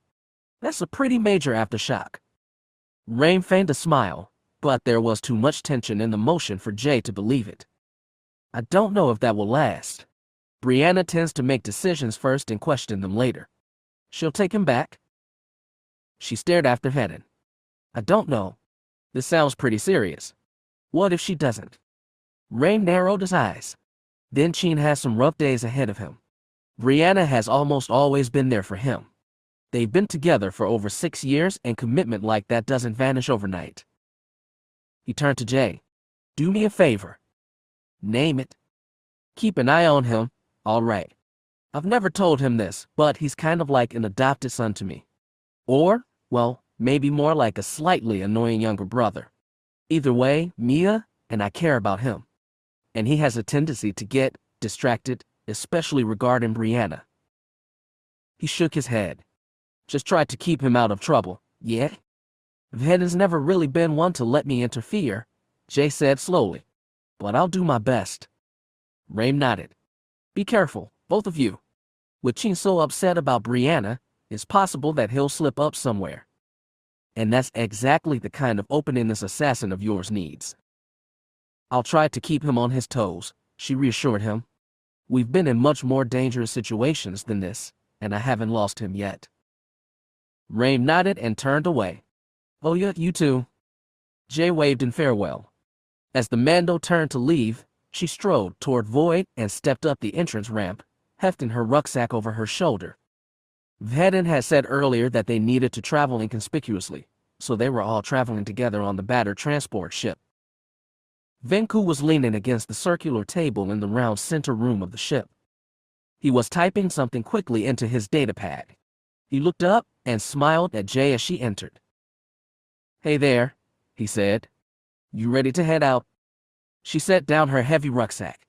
It hit the deck with a loud thump. "I'm all set up. How about you?" He patted the blaster holstered on his hip. "This is all I need." She let out a short laugh as she lugged her rucksack over to where she could lean it against the table. "You're obviously not a bounty hunter. The whole deal about traveling light works well in theory, but you're going to need more than just a pistol and 2 magazines of ammo if we get into a firefight." "You guys are the experienced hunters," he replied. "I thought I'd let you do all the shooting, and I would just dazzle our enemies with my charm and overwhelming good looks." She laughed. "Let me know how that works out for you. I'll make sure they engrave that sentiment on your gravestone. Where's Cin?" Venku jerked his head over his shoulder. He locked himself in the cabin and hasn't come out since. He frowned and said, "Hey, is there anything wrong with him? He seems a little weirder than usual." Brianna dumped him. Venku's eyebrows shot up, and his cheerful mood died almost instantly. "Oh, that would explain it." "Yeah," she said. "It would. You think he's gonna be okay?" Jay shrugged. "I think he'll either get over it or he won't. I managed to move on when I lost my boyfriend, and he's at least 10 times as tough as I am. So I think he'll learn to cope with his loss." Venku nodded and fell silent, turning back to his datapad with a frown. Jay bid him farewell and made for the cockpit. She wanted to see where they were heading and what plan Cin had for their hunt. The deck lurched under her feet as the ship took off. She could feel a sudden heaviness in her limbs as Void's artificial gravity compensators rooted her to the deck while the ship tilted up and shot into the sky. Vhetin was sitting in the pilot's chair as she entered. His helmet was resting on the deck next to his foot, and he quickly scooped it up and pulled it over his head when he heard her enter. "Oh," he said, relaxing as she slid into the co-pilot seat. "Jay." "Hi," she said, tapping the command into the console in front of her. "You here to lecture me too?" She shook her head as she read the HoloNet report on the Moncal area they were heading to, Gritton City. "I think I know you well enough to tell when that just won't work.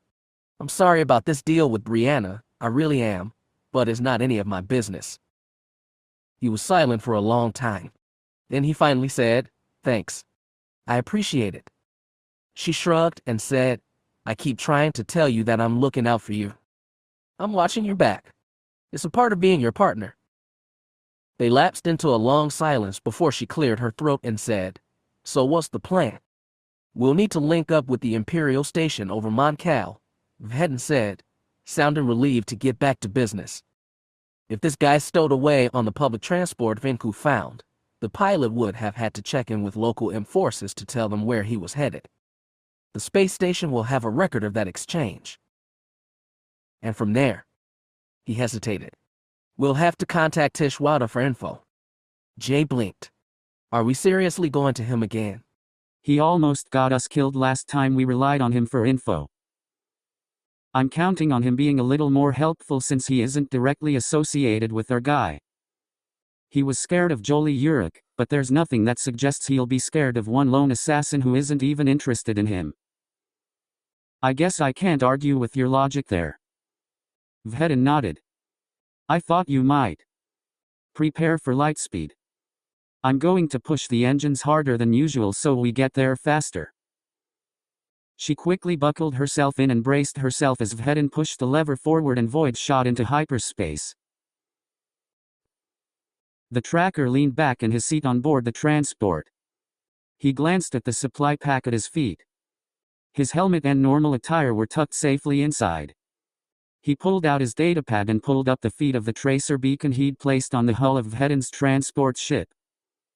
The normal feeds were scrambled by his ship's hyperspatial speeds, but the tracer had broadcast that Void had left the Mandalore system headed for Mon Calamari.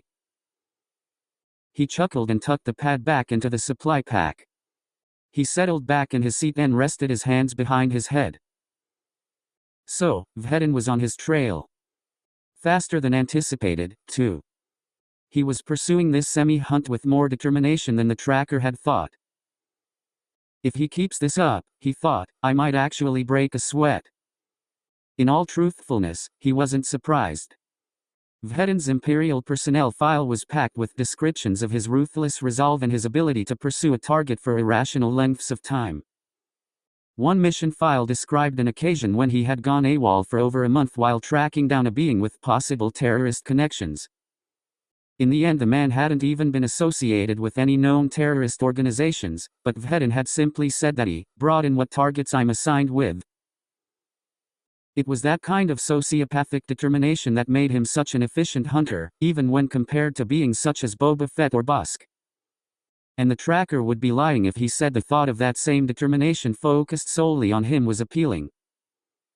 Still, he thought, closing his eyes, as soon as I get to Mon Calamari, everything will fall into place. Sociopaths are easy to deal with.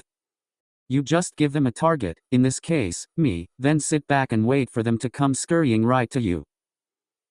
When Vhetin and his partner arrived on Mon Cal, they would think that they were somehow able to stay a step ahead of him, but in actuality they would be walking right into his crosshairs. The overhead intercom sputtered and the captain's voice said, "All right, folks, we're coming up on Mon Calamari now. Prepare for deceleration into real space." There was a sudden surge of deceleration, powerful enough to jerk the tracker forward against his crash webbing. The deceleration lasted for only a few moments before it suddenly ceased, throwing him back against his seat. "That's it, folks," the captain said. "You are now free to move about the cabin and can freely use your datapad communicators." The tracker leaned forward and pulled out his datapad again. He tapped in a private calling code and waited for the call to be picked up. The screen of his pad sputtered after the second hailing tone and a wheezing rasp emanated from the pad. He quickly plugged in an audio jack and hooked it into his ear before the sound could draw the attention of any other passengers. "Report," said a synthesized baritone voice. The image of Darth Vader's angular face mask appeared on the datapad's data screen. "Yes, Lord Vader," the tracker murmured. "The plan is going well. I've lured the bounty hunters to Mon Calamari. Once there, I'm going to lure them into the second stage of my plan." "Good," Vader replied. "And the bounty hunters themselves?" "Cin Vhetin has some mild auditory damage. His partner hasn't been harmed yet." Vader was silent for a few moments. "Very well. Continue with the operation. Finish this as quickly as possible. The scientists in charge of the White Claw project are impatient to continue their research." "As you wish, Lord Vader," he said. "I will report back when I am ready to begin the next stage of the process." Vader nodded and disconnected from his end of the comm. The tracker shut the pad down and settled himself back into his chair again. As the Emperor was fond of saying, everything was proceeding as planned. Soon Vhetin and his partner would no longer be an issue. The tracker chuckled and thought, "I just hope I get to see the look on Vhetin's face." It was a while before the transport shuttle coasted down to the Mon Cal spaceport and began unloading passengers. As soon as it was his turn, the tracker grabbed his rucksack and followed the others off the transport. That was where he parted ways with the rest of the crowd. As soon as he stepped onto the landing pad, he stealthily crept away from the group and made for the opposite end of the pad. There, he could see a white-armored stormtrooper waiting for him. "What do you want?" he asked, setting his heavy rucksack down when he reached the trooper. "More inspections? Or are you just part of the local security force?" The trooper didn't react to his jab. He instead pulled a data card from his belt and handed it to the tracker. "The information you requested, sir." "Is it everything?" the tracker asked, taking the card. "It is, sir. It wasn't easy pulling together all the information you requested. Tish Wouda is a slippery fearfeck and it was challenging to track down his location. He's an underworld information broker. He's supposed to be slippery. It's the only way he stays alive. He tucked the card into a pocket in his rucksack and said, "What about the comm numbers?" Again, hard to get. To be honest, I'm not sure what you're doing messing around with such high-level Imperials, but it's not my place to question. The tracker nodded. That's a healthy mindset to have, Trooper. He was about to walk away when the trooper cleared his throat and said, "I don't mean to keep you, sir, but it took me a lot of time and credits to gather this information. I think I should receive some compensation, yes." The tracker laughed. Compensation? Of course, of course. Give me one moment to get it for you. He rooted around in his rucksack for a moment before his fingers closed around the hilt of his vibroblade. Then he swiftly spun and plunged the blade into the stormtrooper's white Duraplast chest plate. The man stiffened and released a pained grunt as the blade pierced his chest. The tracker leaned close to the trooper's contoured faceplate and snarled, "Here's your compensation." He slid the blade out and let the man topple to the ground. He wiped blood from the blade, staring at the dead man with a look of disgust on his face. Then he hefted the heavy bag back over his shoulder and set off across the perimeter of the pad again, stepping over the trooper's body as he went. Standard Imperial Black Ops protocol, he thought with a grim smile. Leave no witnesses. Chapter 7. Back to Mon Cal. Greton City, Mon Calamari, 3 hours later. Jay looked around as she stepped down Void's exit ramp and into the humid air of Mon Calamari. The sky was a clear, cloudless blue overhead save for a wisp of cloud near the flat ocean horizon. She could hear ocean water lapping against the edge of the landing pad where they had landed and could distinctly feel the pad beneath her feet rising and falling with the waves. Vhetin's heavy bootsteps sounded on the ramp behind her. She didn't turn as he stepped up next to her and surveyed the landing pad as well. "Are you experiencing feelings of nostalgia?" he asked quietly, resting his hands on his hips. She snorted. "Last time we were here I was almost killed. It's now one of many locations on my growing list of places I hate. You know that this place is a huge tourist destination. My favorite tourist spot would be whichever place is as far away from here as possible. What's on the other side of the galaxy from Mon Calamari? If memory serves, a volcanic planet called Prometha 6. The air is so toxic that you can't set foot on its surface without a breath mask. Set Void on course, and come get me once you're done with your business here," she said.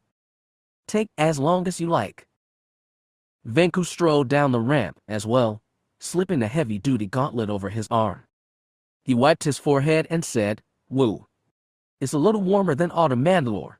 Did anyone bring swimsuits?" "Sorry," Jay said. "They must have been in another pack." "Pity. So where do we head first, Stripes?" "We should inform local law enforcement of just who tagged along on that transport. If we're lucky, we may gain some allies there." "I'll get on that," Jay said. "I can also see if I can find out where the transport landed." "Okay," Vhetin said.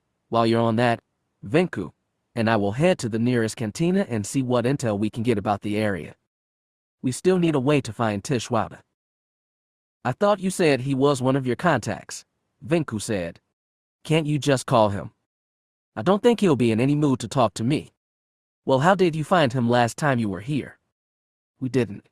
Brianna brought us to him." "Oh. Yeah," Vhetin said, his tone darkening. "Something tells me that she's not going to be in the mood to talk either." Jay quickly changed the subject before Vhetin could get dragged down in despair about Brianna again. "Okay, so we'll meet up again here in how long? 3 hours?" Vhetin was about to reply when a voice shouted, "Oh, you there?" He slowly turned his helmeted gaze to the speaker, a heavy-set Ratatiki male with paper-white skin, a bald, tattooed head, and Imperial-issue combat armor strapped across his chest. Vhetin stepped forward and folded his gauntleted arms across his chest. The muggy tropical air blew his comm about, as it did to the leather tassels that hung from his left arm. The new man stepped forward, a scowl on his face. He rested a hand on the butt of a pistol on his hip as he drew closer. "Can we help you?" Vhetin said, tipping his helmeted head to one side. "Yeah. You can walk right back into your ship and leave. We don't want your kind here." "Explain." "Bounty hunters," the man said. "We don't need you gun-packing, trigger-happy lowlifes here. There's no situation that you mercs don't escalate, so just leave and keep your noses in your own business." Venku leaned over to Jay and whispered, "This guy seems like he practices that line every time strangers come to town." "SHH," she replied. "Just pay attention to what's going on here. We may get some clues as to what's going on." "There's no law prohibiting bounty hunters on Mon Calamari," Vhetin was saying. "You have no authority to make us leave. I am under specific orders from Moff Pelano to refuse admittance to any bounty hunters matching your appearance." "My appearance?" The man nodded. "You and the girl back there. The rainbow soldier I don't know." "Rainbow?" Venku echoed incredulously. "I'll have you know." "Save it," Vhetin interjected. He turned back to the Rattata. "We have work to do, Erudii, and you have no right to keep us here. So either give us a viable reason to leave or get the hell out of our way." The man glared at them furiously before saying, "The Moff thought you'd say something like that. He said if that was the case, he wanted to see you right away. I have a job to do, so if you're through wasting my time." He was quite insistent, the man said, patting his weapon threateningly. Vhetin stared at the man, then sighed. "All right then. Venku, you and I will check out the cantinas later. Let's go see what Pelano has to say." "I'll go check out the local enforcement office," Jay said as they split up. "Good. I'll come you once we're done so we can meet up again." Jay nodded and turned to leave. There was probably a speeder rental service somewhere in the spaceport that she could borrow for a quick transit to the local law enforcement office. As she walked, she pulled her comm from her pocket and dialed out a comm number. "Hey there," a familiar voice said after a few hailing tones. "Hey there yourself. You asked me to call you when we arrived on Mon Cal?" "So I did. Any problems?" "None," she said. "But I've got a challenge that you may find interesting, and I need your help." "Shoot." "I'm trying to track down our mysterious assassin, and I need to link up with local law enforcement. The only problem is that I don't think any of them will believe that there's some helmeted hitman trying to kill my partner. Do you know anyone here to where you could put in a good word for me?" "And why do you think I would know someone?" "Come on," she said. "You're Mandalorian. Each of you guys has at least a little experience as bounty hunters. You're trying to tell me you have no contacts outside Mandalore?" "Sorry, but my experience with tracking down murderous cutthroats is pretty much nil. My life apparently isn't as interesting as yours. I'll see what I can dig up, though. I'll call you back." "I'll be waiting," she said, and signed off the comm. She quickened her pace, entering the crowded spaceport. The building's temperature regulators were working at full capacity, and as soon as she stepped inside, she was blasted by a wash of cold, filtered air. Inside she saw a bewildering array of beings, both human and alien, as they hurried about this business.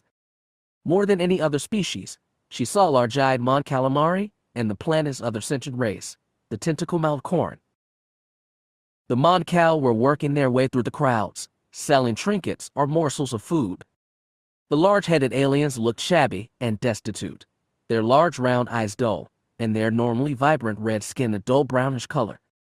Jay knew from a HoloNet report that the majority of the Mon Cal working class of Greton City was under imperial quarantine because of a minor uprising the aliens had orchestrated several months before.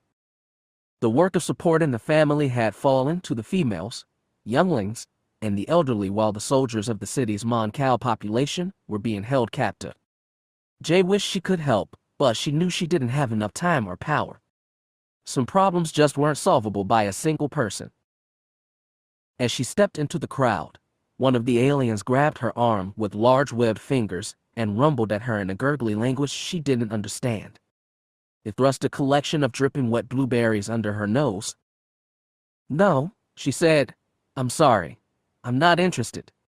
The alien gurgled at her again, and she said, "No, I'm sorry.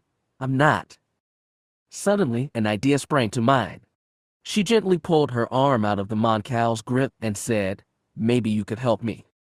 Do you speak basic?" The alien cocked his head and grumbled at her. She cocked her own head and said, I don't understand. I'm trying to find a man who may have come through here." He wore a helmet. "Do you understand what I'm saying? A helmet." She gestured to her face, trying to translate her words into a motion that the alien would understand. The fish-like creature widened his eyes and let out a wet rasp. "I don't? Never mind, I guess," she said. She tossed a 100-credit chip to the alien and stepped away. It was more than the berries cost, but she could spare the creds, and the alien looked like it could use them. It let out a happy squelch and scurried off into the crowd. It took her a couple minutes to find the rental speeder section. When she did, she found little more than oxidized wrecks that she didn't believe were anywhere near street legal. But she still needed to get to the local enforcement office, and she didn't have time to get there on foot. "How much for a bike?" she asked the Twi'lek standing in the booth. 100, the alien grunted, "with an extra 70 for insurance." She paid him the money and said, "Which one is mine?" "Number 6. Bring it back in one piece." "Right." "Okay," she said, and held out her hand for the activation keys. The Twi'lek slapped them into her palm. She slid onto the seat and gunned the engine, shooting off onto the busy street. She swerved between larger speeders, watching roadside signs that would lead her to the enforcement office. The floating city was a maze of streets and back alleys, and it took her almost 20 minutes to find her way to the local police office. A large collection of buildings set around a multicolored plaza, the police office looked like any other building on the street save for a parking lot full of blue-white police speeders. There were enforcement officers in deep blue uniforms hurrying about their business. It was slightly comforting to see that almost every one of them had a weapon. What wasn't comforting was the perimeter guard of white armored stormtroopers. She hoped they wouldn't recognize her as a wanted Imperial fugitive. The last thing she needed today was to be arrested when she needed police help. She pulled over onto the side of the road and hopped off her bike. She had only taken a few steps toward the plaza when her comm buzzed. She hooked the unit into her ear and said, "That was quick. What did you find?" "Hello yourself," her boyfriend said, a note of amusement in his voice. "Okay, as long as you're all business. I called in a few favors from a guy I know who, in turn, called in a few favors from a guy." "Give me the edited version, please," she said as she walked. "I'm kind of on a tight schedule here." "Fine. You're looking for an Officer Cartman. You can't say that I sent you because, you know, he doesn't know me. But from all I've been able to gather, he's your best bet." "How so?" "He's one of the best officers in the precinct and one of the most helpful when it comes to requests for assistance. According to my intel, you can find him on the 2nd floor. Homicide office." "Will he help? Our assassin hasn't actually killed Vhetin yet." He chuckled. "Like I said, he's pretty much open to anyone who needs help. Even if he decides it's not his cup of tea, he'll point you to someone who will help." "Okay," she said. "Thanks." "You owe me," he said. "An extra bottle of shig for our date." "Yeah. I'll consider it," she said with a smile. "But extortion doesn't really turn me on." "I'll keep that in mind," he said. "Call if you need any more help." "I will," she said, and signed off the comm. She tucked it back into her belt and picked up the pace, heading for the main building. If what her boyfriend had said was true, the homicide office would be somewhere on the 2nd floor. Gretin City Imperial Garrison Command, Mon Calamari. Vhetin strode past assembled rows of white armored stormtroopers with their gaze trained resolutely forward. Venku was staring around the large foyer with a wide-eyed gaze, almost forced to jog to keep up with Vhetin's brisk pace. He looked at the assembled stormtroopers and murmured, "I wonder if these guys are like those Lutetian Honor Guard guys who can't move or talk or anything while they're on duty." "I wouldn't start messing with them," Vhetin said, not looking back at the younger Mando. They may be called toy soldiers, but those rifles they're holding are real. Right? You have a point there. Keep up, Vhetin murmured. We don't want to be late for Pelino's meeting. And how is this going to help us find your attacker? Meeting with the stuffy old Imperial isn't my idea of intel gathering. First, Vhetin said, Pelino is not a stuffy old Imperial. He's a moth and therefore holds very powerful sway over various branches of the military and Imperial intelligence. He reports to Palpatine himself for Manda's sake. Impressive, but how could he help us? I have a hunch that he'll know enough. Maybe he'll surprise you. A hunch? Venku echoed as they turned a corner and passed beyond the stormtrooper guards. That's why we're here. A hunch? What? You never get a feeling about something. The younger Mando paused, long enough to cause Vhetin to turn and look over his shoulder. Venku was frowning and staring at the floor as they walked. He noticed Vhetin staring at him and shrugged. I guess. But I'm getting a feeling right now that this is going to be a waste of time. Just trust me, Vhetin said with a sigh. I've worked with imps many times before. I know what I'm doing. Trust you? Venku chuckled. I wonder how many times you fed Jay that line. What do you mean? Vhetin said, slowing to a halt and folding his arms. Venku paused and chuckled, a little nervousness creeping into his voice. Well, Stripes, you have to admit that you aren't really the easiest guy to work with. You just talked about having a hunch, and I'm getting a hunch right now that you know more about this than you're letting on. And why would I do that? The guy tried to kill me. That's precisely why, Venku said. This is more or less a personal concern. And if I know you, which I do, then you will see that as the perfect excuse to play this close to the chest. Vhetin bit back a curse. The multicolored Mando was closer to the truth than he realized. That's not the way I operate. Venku threw his head back and laughed. Are you kidding me? That's exactly the way you operate. You part with information on a need-to-know basis. Sometimes not even that. Vhetin scowled behind his helmet. Even if that were the case, you just have to play along. This isn't some kind of high-rate investigative op. This is a simple capture scenario. We find the guy, subdue the guy, and we find out exactly who he is. In truth, he hadn't really thought that far ahead.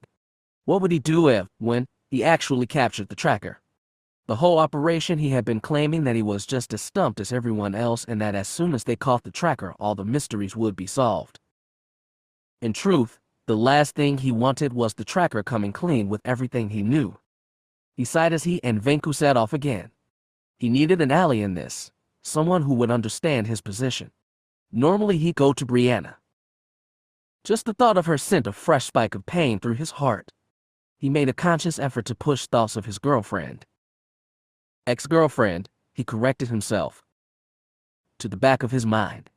He had to focus on the more important matters at hand. This was truly a life-or-death situation, and he couldn't allow thoughts of something so obviously distracting to penetrate his focus. Allies, he thought, racking his mind. Allies, who can I find who will help out? It has to be someone trustworthy, someone I don't have to keep secrets from, and someone who will be bored enough to not turn me down. He bit back a grin and entered a comm number into the window in his hut. He waited as he walked, listening to the dull hailing tones. Hopefully the man he was thinking of wouldn't be busy. Finally, someone picked up on the other end. State your business, said a deep voice with a heavy Coruscanti accent. Tehran. Nice to hear from you. Vhetin. The voice said in surprise. Fearfek, I was wondering when you would call. How are you holding up? I'm holding my own, the man said. Medical bills are through the roof, but apart from that, I'll pay them as soon as I'm out of this mess. Are you ready to get back in the action? I'm not sure the doctors would let me off so soon. Come on. Surely the great journeyman protector Duran Matler could sneak out of a Happen Med Center? Are you close to ending this?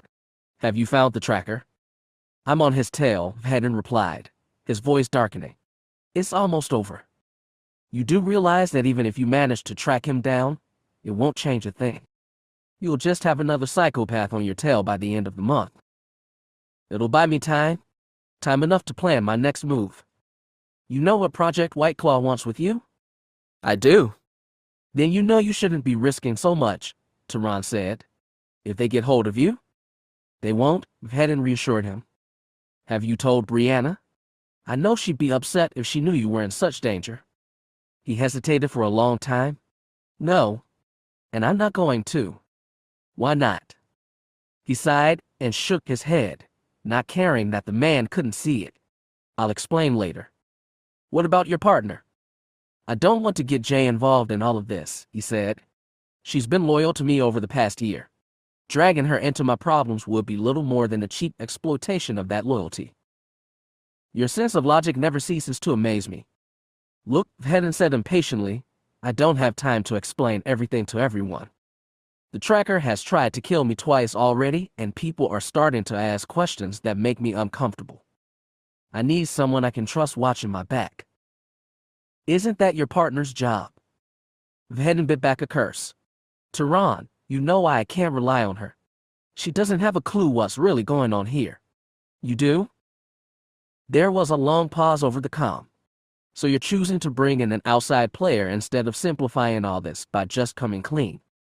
Why? Vhetin scowled. I have my reasons. Of course you do, Tehran sighed. There was another long pause before he said, Fine. I'll be there in a few hours.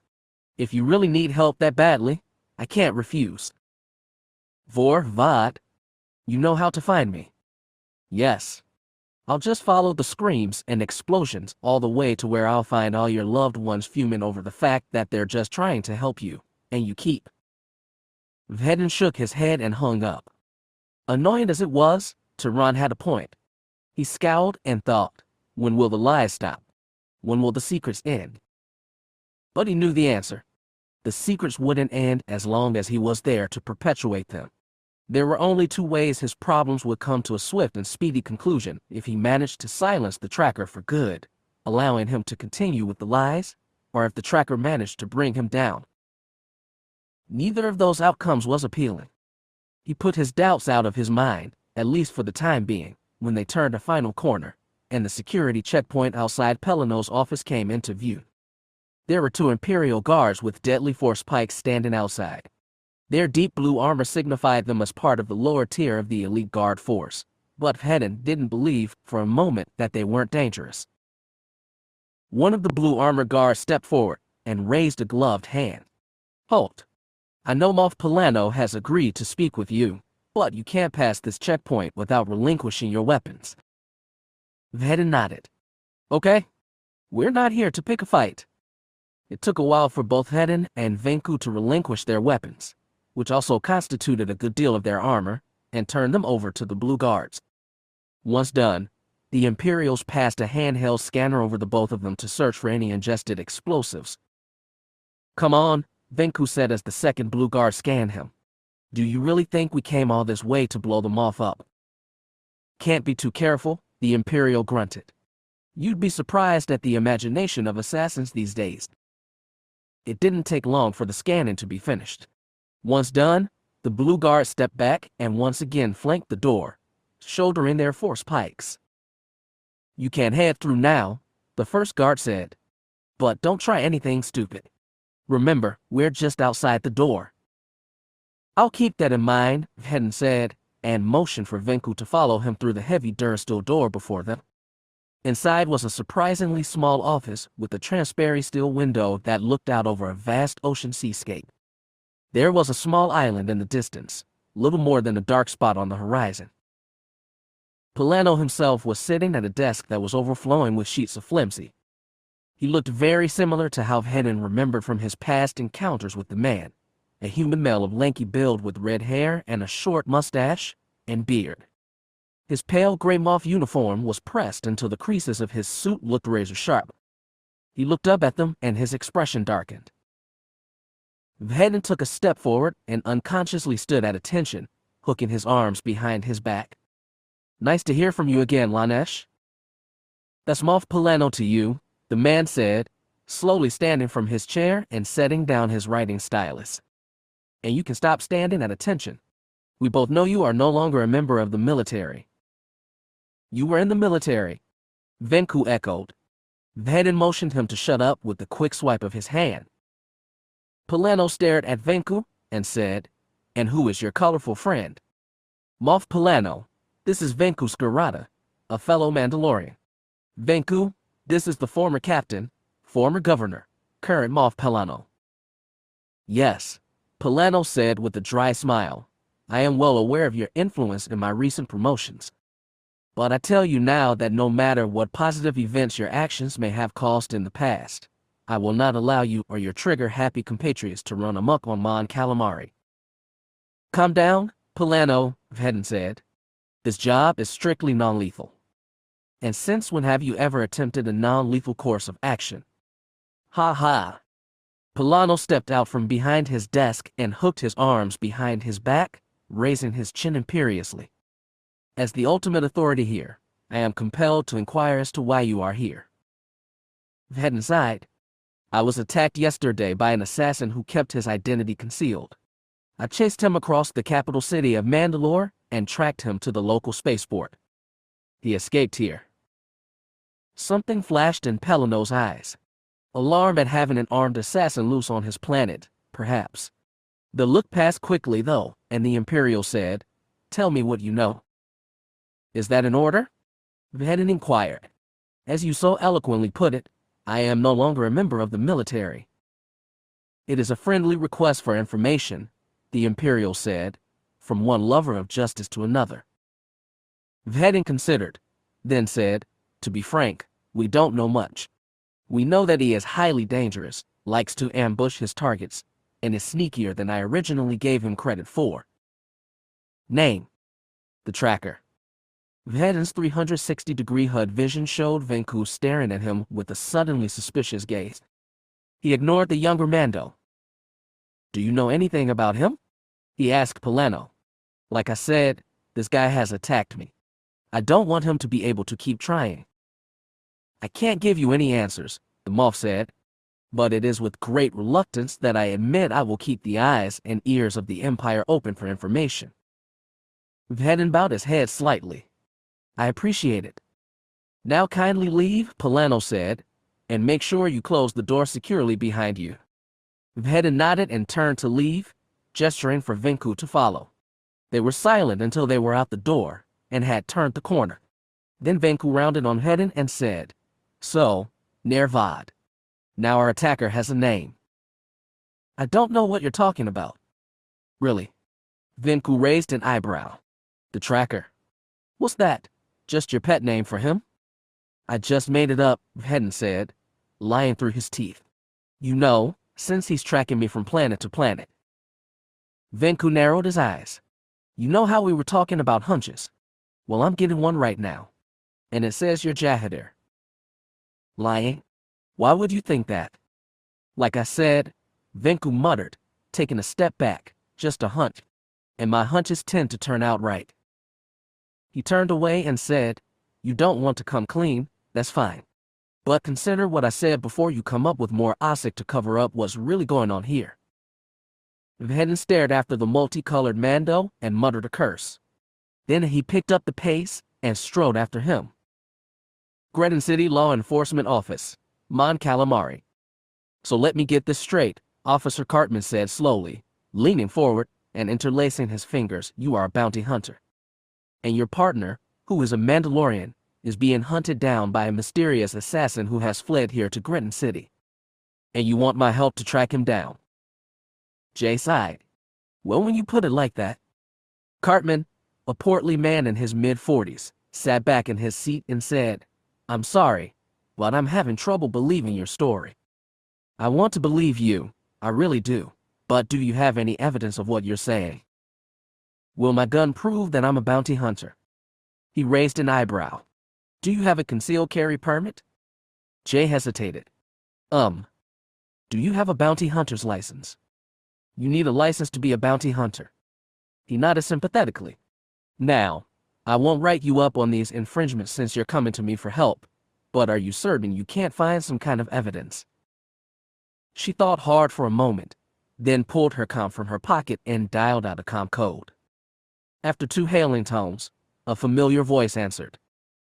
Tell me you managed to find something, Jay, Venku's voice said. Not quite, but I need some help from you. Shoot, Nervad. Help me out, she said. What does Nervad mean? It's a Mandal word for my friend. Well, you know that. It was like one of the first Mandalorian words you learned. Jay looked up at Cartman and raised an eyebrow. Is that proof enough? Not quite, if you could provide me with a holographic image. Jay pushed a button on her comm unit and a head and shoulders image of Venku sprang to life in midair. His traditional Mandalorian battle helmet and his multicolored armor plates were unmistakable even over the flickering bluish hologram. He let out a cry of surprise when he saw Cartman and cried, Holy Isaac!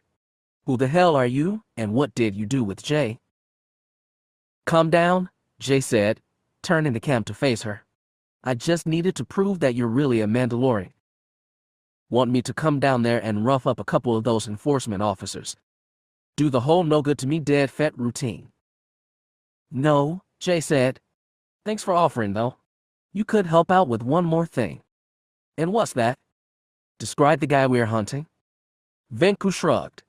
We've apparently got a name for him now. Vhetin's calling him the Tracker. Fitting name? He thought so too.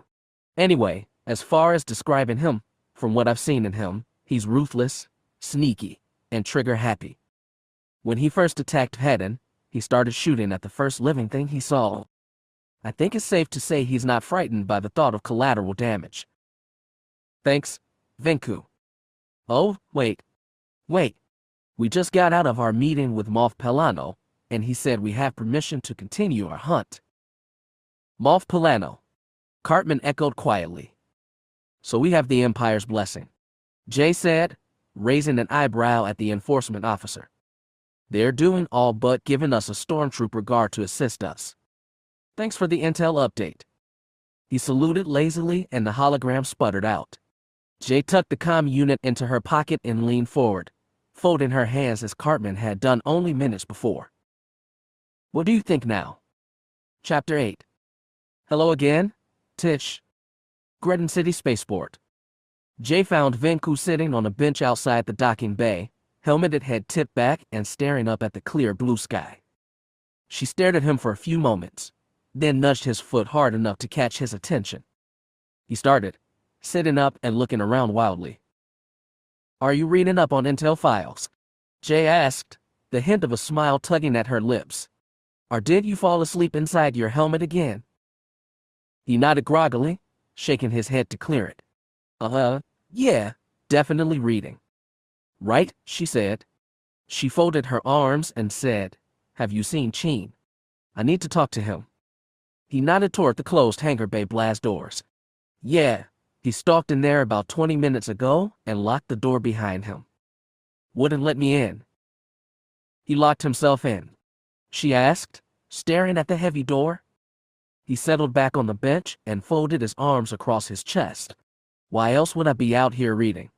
I could just as easily read on board Void. Why would he do that? Venku shrugged. I don't know. He seemed crankier than usual. He cocked his head slightly and said, I thought I heard a ship landing in there, but there's a lot of air traffic around this area of the spaceport. I could be mistaken. She frowned, very confused now. Why would Vhetin barricade himself inside the spaceport without so much as talking to anyone? He'd acted strangely already over the course of this hunt, but the seriousness of the situation made his behavior even more worrisome. He should have been sticking close to Jay or Venku so he couldn't be picked off by a sniper while cut off from his allies. I'm going to go see what's wrong with him, she said, setting off toward the docking bay door. Oh, okay, Venku said. I'll just, go back to my reading. I'd advise turning off your helmet vocoder, she called back to him. That way no one will hear you snore. Then she turned to the door and hit the opening key on the control panel mounted on the wall. It buzzed, but the door didn't move. She frowned, hit the button again, and was met with the same result. Well, she thought, I guess I'll have to get a little unorthodox. Then she reached down and pulled the vibroblade from her boot, making sure not to activate the vibration settings. She wedged the blade under the cover of the control panel, and pried it off, pulling out the tangle of wires that was crammed inside. She pulled apart 3 wires that led toward what she assumed was the door controls, a red wire, a green wire, and a blue wire. She looked through them and frowned. Cutting the wrong wire might lock the door down and make it impossible to get it open, she thought, weighing the wires in her palm. She frowned and followed the green wire as it tangled around the rest and disappeared into the control panel's interior closest to the door. That was probably her best bet. She thought, here goes nothing, then severed the wire. She narrowed her eyes against a sudden shower of sparks, then bit back a grin as the door slowly slid open. She sheathed her knife down her boot again, then stepped through the door and into the hangar bay. Venku had been right about a ship landing. There was an elegantly designed shuttle resting across the pad from Void. It looked vaguely imperial in design, but was covered in graceful, swooping designs that gave the ship a gentle, rounded look. Vhetin himself was standing in the center of the pad, his back to her. He was talking to someone, his arms folded across his chest. "I'm in control of the situation," he was saying. "I'm not dead yet." "And exactly how long do you expect that streak to last?" said another voice. It was deeper than Vhetin's and had a strong Coruscanti accent. It almost sounded like. She took a step to the side, looking around Vhetin's shoulder to see their visitor. She stopped in her tracks when she saw exactly it was. "Tehran," she said disbelievingly. "What are you doing here?" When he came into full view, she saw that the journeyman protector was a mess. His normally handsome face was a purple-black mass of bruises and lacerations. His lower lip was cut, his left eye was swollen shut, and he had a long cut across his forehead. It looked like he'd been beaten to a pulp by a rampaging Wookiee. "Ah," he said, smiling at her. Strangely, that only made him look worse. "It's good to see you again, Jay." "Same to you," she said slowly. She failed to hide a grimace at his features. "What happened to your face?" "Oh, this," he said, gesturing to his wounds. "I tripped down the stairs. Back on Hapes." "You tripped?" she echoed skeptically. He smiled again, then winced painfully. "Clumsy, clumsy me." She was about to say more, certain he was lying to her. But before she could speak, though, Vhetin slowly turned to her and murmured, "I thought the door was locked." She raised her chin, not without pride. "It was." "What do you want?" he asked. "I wanted to know how your trip to Imperial Command went," she asked. "You vanished before you could tell us anything." "It went fine," he replied. "Polano has given us permission to continue our search. But we're on a short leash. He still doesn't trust us, even after what we've done on Mon Cal and Zexurin." "What about you?" "Officer Cartman was a little reluctant at first," she said, "but he's going to get as much of the precinct as he can working on hunting the tracker down." "That should put pressure on him," Tehran said. "If he's forced to dodge Imperial forces and us." "Are you joining in?" Jay asked. He nodded. "Vhetin asked for my help. Since you guys haven't had much luck, he probably figured you needed the expertise of a journeyman protector supporting you." "So you're providing fire support?" "Not quite," he said. "More than being an extra gun, I also happen to know the location of a certain Nautolan information broker. Vhetin wants to find Tishwada, so he asked me to tag along." "Really?" she said, raising an eyebrow and turning to her partner. "And I always thought you were the independent one, Cin." "All I care about is bringing the tracker down," the Mandalorian replied. "I'll fall back into the independent type once there isn't a trigger-happy madman trying to gun me down." He stepped past her and strode toward the still-open doors. "Armor up, Jay," he called over his shoulder. "We're going to pay our old friend Wada a visit." She nodded and was about to speak when he tersely continued, "Oh, and the next time you see a locked door, mind your own business and leave it locked." Then he strolled through the door, kicked Venku back awake as he passed, then disappeared around a corner. Jay stared after him, frowning at her partner's behavior. She had never seen him so tense, even on their most dangerous contracts. It almost seemed like the more danger he found himself in, the more and more he pushed his friends away. He may not look it, Tehran said, as if he could read her mind, but he's not angry. I don't even think he's overstressed. She shook her head. What do you think is with him? The truth? He's scared. She threw her head back and laughed. Vhetin, scared. I didn't know that was possible. He's human like everyone else. Or at least that's the general consensus. He went head to head with the bearable. And won. He wasn't scared then. Tehran shrugged. Like I said, he's just like any of us. And sometimes when these contracts hit so close to home. So close to home, Jay echoed.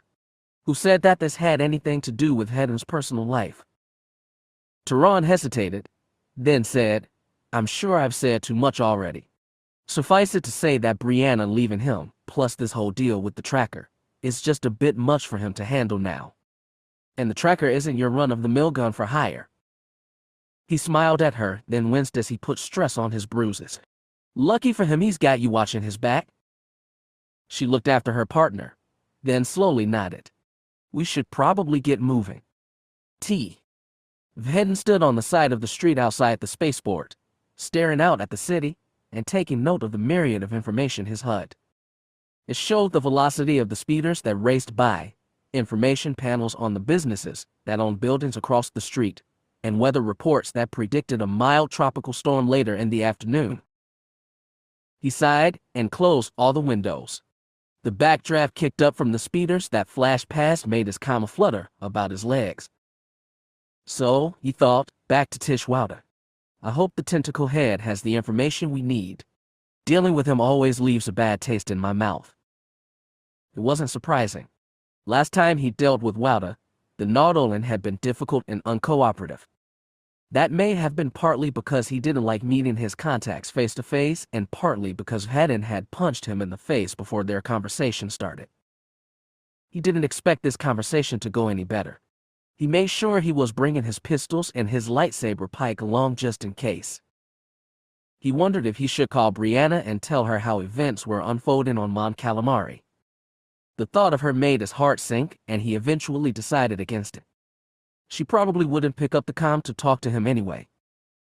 Hey, came a familiar voice from his shoulder. He turned slowly to find Jay standing behind him, a sympathetic look on her face. What do you need? He said quietly, turning back to the street. With the blink of an eye, he brought every information screen back up again and resumed reading through them. I just wanted to see how you were doing, she said, stepping up next to him. Where are Tehran and Vinku? Still in the spaceport, securing us transportation to Wauda's area of the city. She looked at him with a frown and said, You're avoiding the question. He sighed, and the information screens disappeared again. I'm fine. You're lying. It's not your problem, he said. I can't handle what's happening here. Can you? She said. You're not invincible, Cin. It's not weakness to admit that you need help from time to time. I'm fine, he repeated. He purposely changed the subject. What did Officer Cartman say he'd do to help us? No, she said, stepping in front of him. She poked his chest plates with the fingertip and said, Don't do this. Don't push my away like I'm still some naive rookie. I'm your partner, and it's my duty to help you. She sighed and said, Look, I'm sorry about everything that's happened over the last few days. But Brianna isn't the only one who cares about you. He stared at her, cocking his head. What are you trying to say? I'm saying that I've been there with you for every crisis you faced over the past year. Cash, Dirge, Abotor, Draco. She looked into his expressionless faceplate, obviously looking for any sign of gratitude from him. He knew his armor didn't show any. Her face slowly turned down in a scowl. She eventually shook her head and stepped away. But I guess if you still can't see that I'm here for you, none of that's meant a damn thing. She moved to walk away, but he caught her arm as she passed. She stopped short, glaring at him. Don't think I don't appreciate everything you've done over the last year, he said, head bowed. You've kept me on my toes, Jay, kept me from flying over the edge, and becoming some kind of murderous machine like Fett. And I'm grateful for that. I think I made one of the best decisions of my life when I rescued you from Blue Sin prison. She stared at him, then said, I wish I could believe you. But I know you don't think that way. He held her gaze. I do now. She slowly pulled her arm from his grip. Okay, prove it. What? She cocked her head, a smile tugging at her lips. What was your name? Before you came to Mandalore? What? He said again. I know Cin Vhetin wasn't your born name. What was it? He hesitated, debating whether or not to answer her. Finally, he took a deep breath and said, You really want to know? She nodded silently, eyes flashing in a mixture of expectation and excitement at learning more about his past. Vhetin spotted Venku and Tehran approaching from behind them and was about to break off the conversation when he saw Tehran grab Venku's arm and hold him back. Terran's lips formed the words, Leave them alone a minute. They're talking about something fairly important. So Tehran wasn't going to let Vhetin off easy either. Figured. He let out a long, quiet breath and finally said to Jay, I guess if I'm going to tell you that, I should tell you everything. Her eyes flashed again. She had obviously not been expecting that. What? You do that? You wanted a good faith gesture, he said, noticing that his heart was suddenly racing. He spotted Venku arguing with Tehran, saying important or no, we need to get moving. I take it that will suffice, he said, ignoring the two behind him. She nodded again, looking more excited by the moment. He stared at her for a time, then nodded back and began, It's a long story, but you will have to bear with me. 7 years ago Are you two ready to head out? They both turned to find Venku heading toward them, looking at Vhetin expectantly. Jay glanced at him, then back to Vhetin and said, Venku, can we have a minute here? We're kind of in the middle of something. I don't know if you've noticed this, Venku said, but somewhere out there, there's a psychopathic Mandalorian hunter who seems to have an uncanny sense for where we're hiding out. It's not smart to stay in one place for too long. Yeah, Jay said, but this is really kind of. No, Vhetin said, seizing the excuse. Venku's right. We should get moving. We'll continue this conversation later, Jay. If there is a later, he added silently. He saw Tehran shaking his head from further back, as if disappointed in him. Jay stared at him, then her shoulders slumped and she muttered, If you say so. She glanced over at Tehran and called, You coming? Like Venku said, we should probably get going. If the tracker is on our tail, it's not a good idea to stay in one place for long. Vhetin sighed as they set off, partly in exasperation and partly in relief. Jay sighed as well, though it wasn't hard to tell that it was out of disappointment. She threw a regretful look at Vhetin and shrugged as if to say, maybe later. You said you have Walda's location? Vhetin asked as Tehran fell into step with them. The journeyman protector nodded and said, Follow me and I'll get you there in one piece. He set off down the street at a quicker pace, Venku following close behind. Vhetin glanced at Jay and shrugged. She pointed a finger at him and said, This conversation isn't over. I didn't think it would be, he sighed. She nodded, satisfied at least for the moment, then turned and followed Tehran and Venku down the street. Vhetin stared after her, then stepped after them, quickening his pace to keep up. That was too close, he thought. Jay had caught him off guard with her anger. He'd been on the verge of spilling everything to her and wasn't sure he'd be able to stop himself from revealing the truth if she asked again. The truth was that he was tired of all the deception. He was sick of always hiding behind his faceplate and keeping his past from his partner. He had long ago decided that she deserved to know the truth, but he had never been able to gather the courage to finally come clean.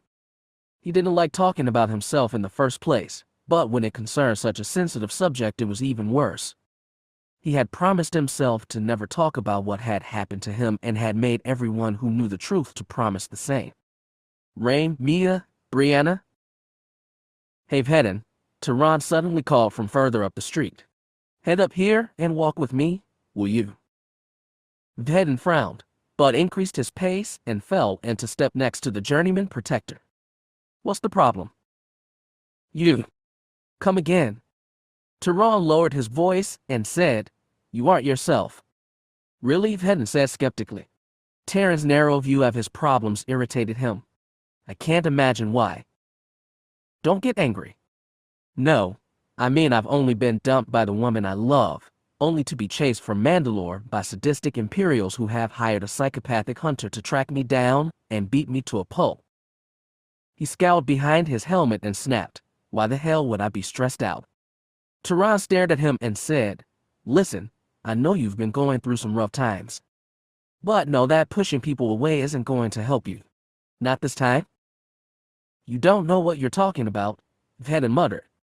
I know that for someone who's supposedly broken up over his girlfriend leaving, you haven't learned anything. You're making the exact same mistakes all over again? What are you talking about? Tehran jerked his thumb over his shoulder, gesturing toward Jay. She's trying to help you, and you keep pushing her away, just like you did Brianna. Do you want to be met with the same result? Vhetin shook his head. The last thing I need is a lecture from you. And why is that? Because you know I'm right. Because you don't know what you're talking about, Vhetin muttered. You think you can take one look at what's going on and instantly know what's hanging inside my head, as well. I think I know more about you and your partner than you think, Tehran said darkly. And you want to know what I've seen? Do share. When she's plunged into situations like this, Jay's first instinct is to reach out to other people. She bands together with others when she's frightened or stressed. But you shut yourself off from others the moment something bad happens. You start doing your best impression of a brick wall, pushing everyone you care about away from you. So all of a sudden serving in the Happen Royal Court makes you a psychiatrist. Damn it, Cin, this is what I'm talking about. Can't you see that you can't take the tracker alone? I fought tougher. Apotor, Boba Fett, Dirge.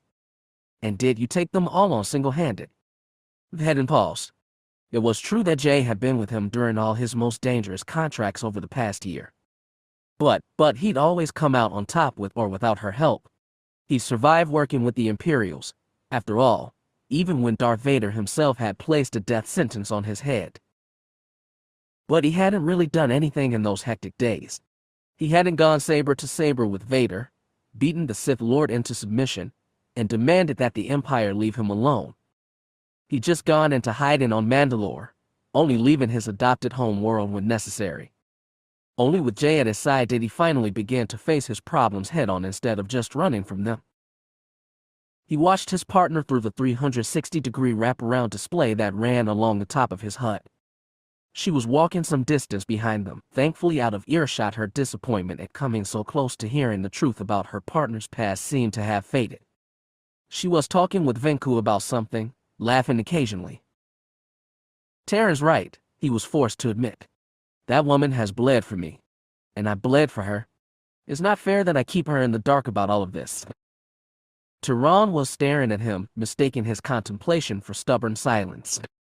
He sighed and said, Cin, I'm not trying to tell you what to do. As one of the few people who knows about what happened to you, I'm not about to lecture you on what's fair and what isn't. I'm just asking you to think about what I'm saying. Because as much as you may hate to admit it, she deserves better, Vhetin murmured quietly, finishing Terran's sentence. As soon as the words passed through his helmet's vocoder, it suddenly felt as if a steely resolve had settled into his mind. He would tell Jay about his past. Everything about his past. She had fought by his side for the last year, never questioning his judgment, always knowing that he didn't fully trust her but never calling him out on it. It was time that changed. After so much loyalty, she had earned that much. He finally nodded and said, All right. I'll come clean. Tehran nodded, as well in relief. Good. You may be able to handle all this tension, stripes, but I'm not cut out for it. Brianna wasn't either, Vhetin thought grimly. The journeyman protector glanced further up the street, then said, Finally. He looked over his shoulder and called, Step up the pace, you two. We're here. Jay and Venku were instantly at Vhetin's side. Together, They emerged onto a busy street that looped around a complex of short rectangular buildings colored bluish-gray like all the other buildings in the city. "Is this Wilder's place?" Vhetin said, surveying the area. "It's a lot tidier than his previous repair shop." "Wilder's had a lucky streak these past few months," Tehran explained. "He traded up from his usual employers and fell in with the local mob." "Won't that make our job even more dangerous?" Jay asked. "Thankfully no," Vhetin said. "The Moncal branch of Black Sun is pretty relaxed. They don't care much about local events as long as everyone keeps out of their business." "Let's go say hello, then," Jay said. Vhetin nodded and set off down the street. "Let me and Jay head in there first. Wilder's a little skittish, but he knows us. Once he agrees to let us in, you can move up." "We'll be waiting," Tehran said.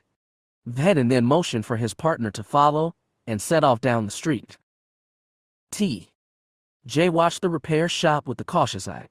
Wilder's previous workplace, a submersible repair shop in Satan City, had been a rundown dump.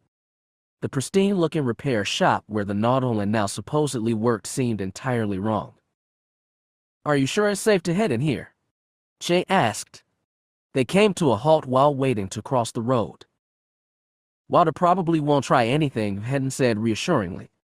She shook her head. "It's the probably that's got me nervous." "It'll be fine," he said as they jogged across the busy street. "Wilder's a coward. Even cowards can be dangerous. Guns don't work solely on the bravery of the user." They finally reached the other side of the street and approached the front doors of the repair shop. She glanced over her shoulder, then said, "Last time we visited him, Wilder barricaded himself in his office. Who knows what he'll do this time?" "You've got a gun," Vhetin pointed out. "I've got a lightsaber. What's the worst he could do?"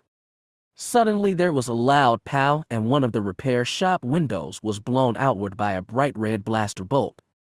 Jay cursed and covered her head as shards of glass rained down around her.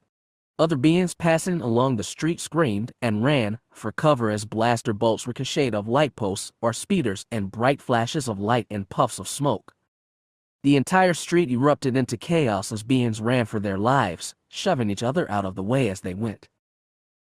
"I know you're out there, Buckethead," shouted the deep, heavily accented voice of Tish Wilder from inside the repair shop.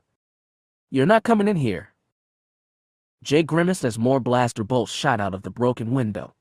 She looked over to her partner, who had pulled his lightsaber pipe from his hook on his jetpack. "You were saying?" she said with a raised eyebrow. He ducked as a blaster bolt shot past his helmet faceplate, then said, "Damn. I was hoping it wouldn't come to this." "What are we going to do?"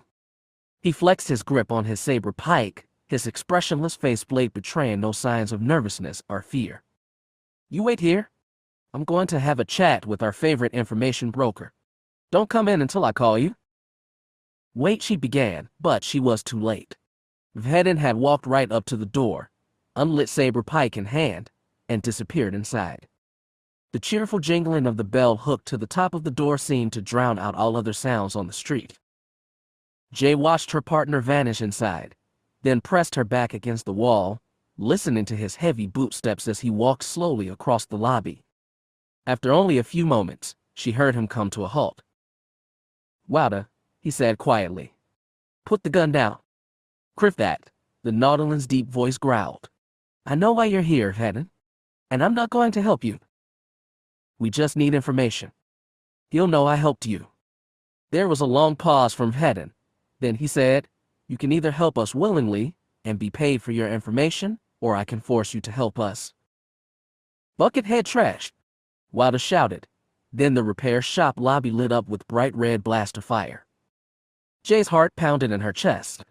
There was no way Vhetin could survive that. Then the shot suddenly stopped and she heard a series of dull whacks, quickly followed by yelps of pain.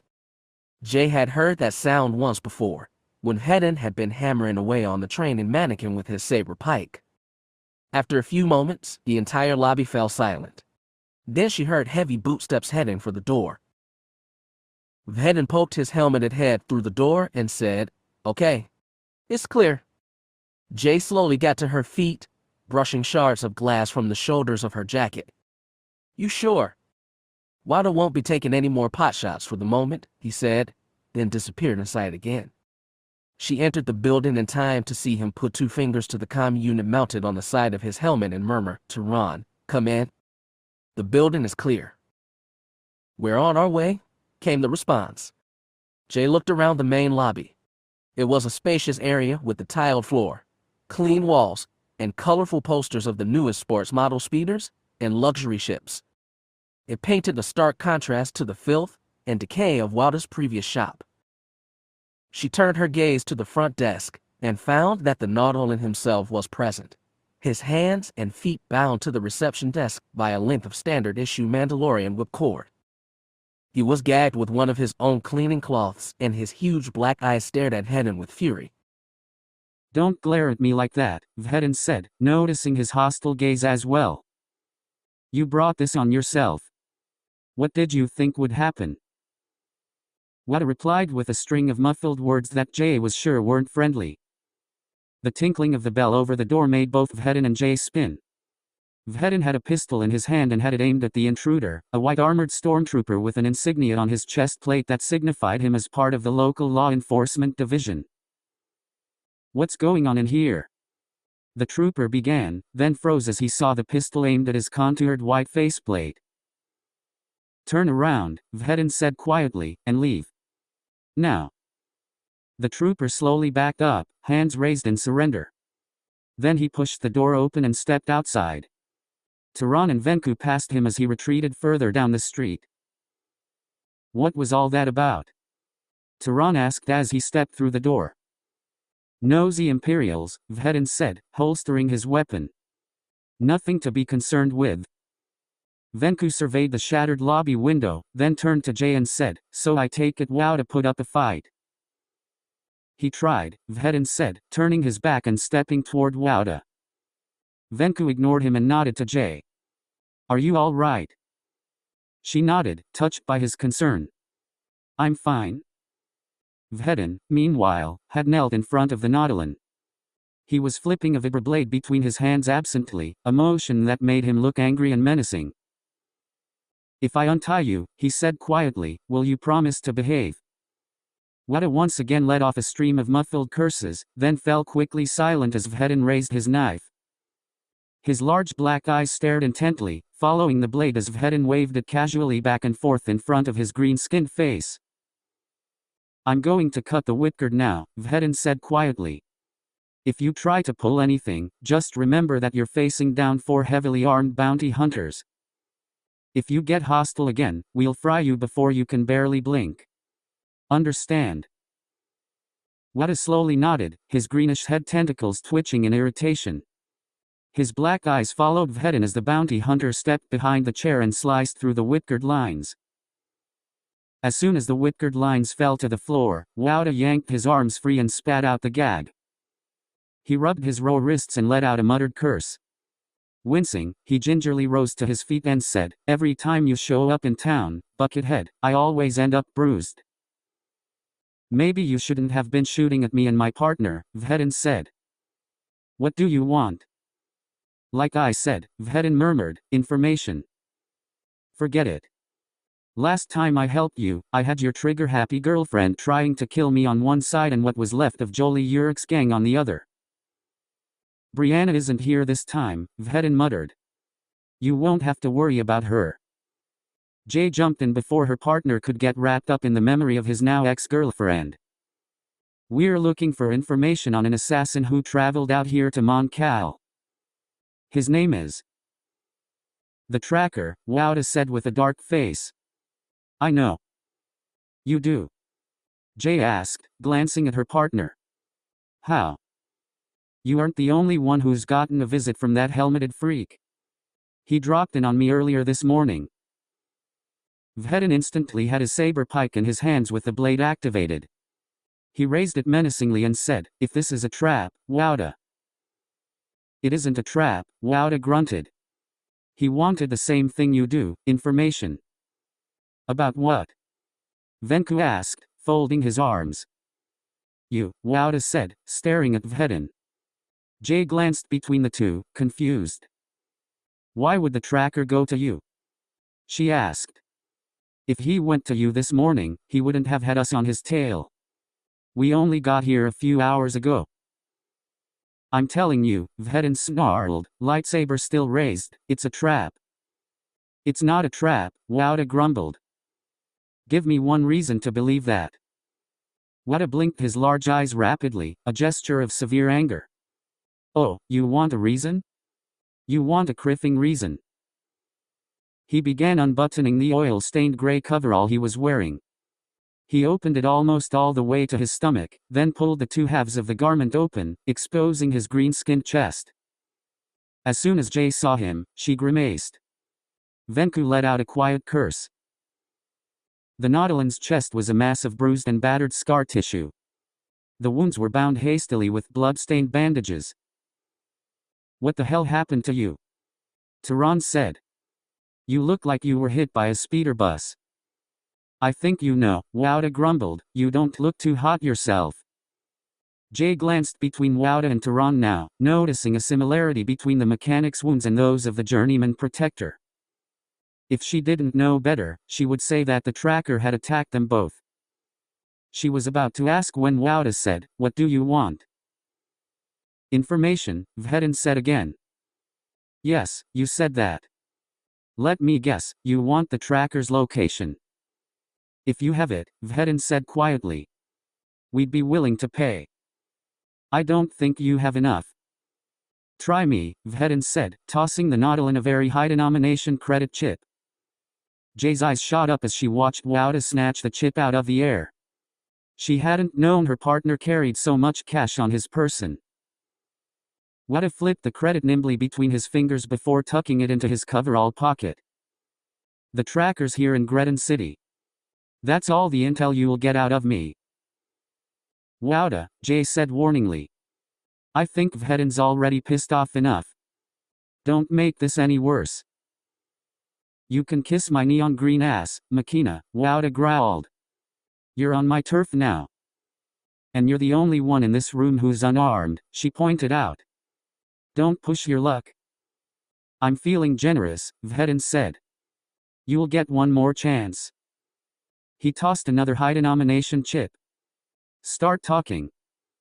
Wada stared at the credit chip in his hand, then sighed and gestured for them to follow him. He turned and pushed open a door marked Employees Only. The room beyond was what looked like the maintenance bay. There were several speeders and private submersibles docked around the bay, all in various states of disrepair.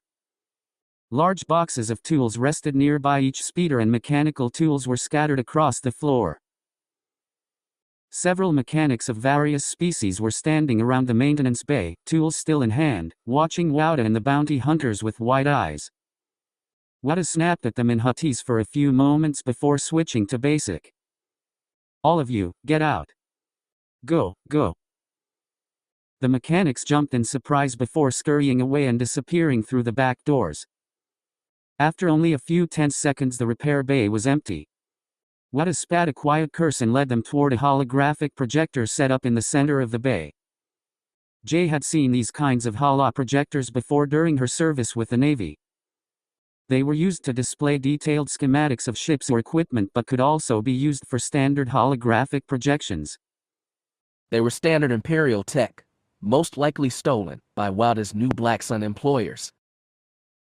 Wada stepped up to the main control panel and quickly tapped in a few commands. The projector lights warmed to a dull blue before displaying a flickering map of Greton City.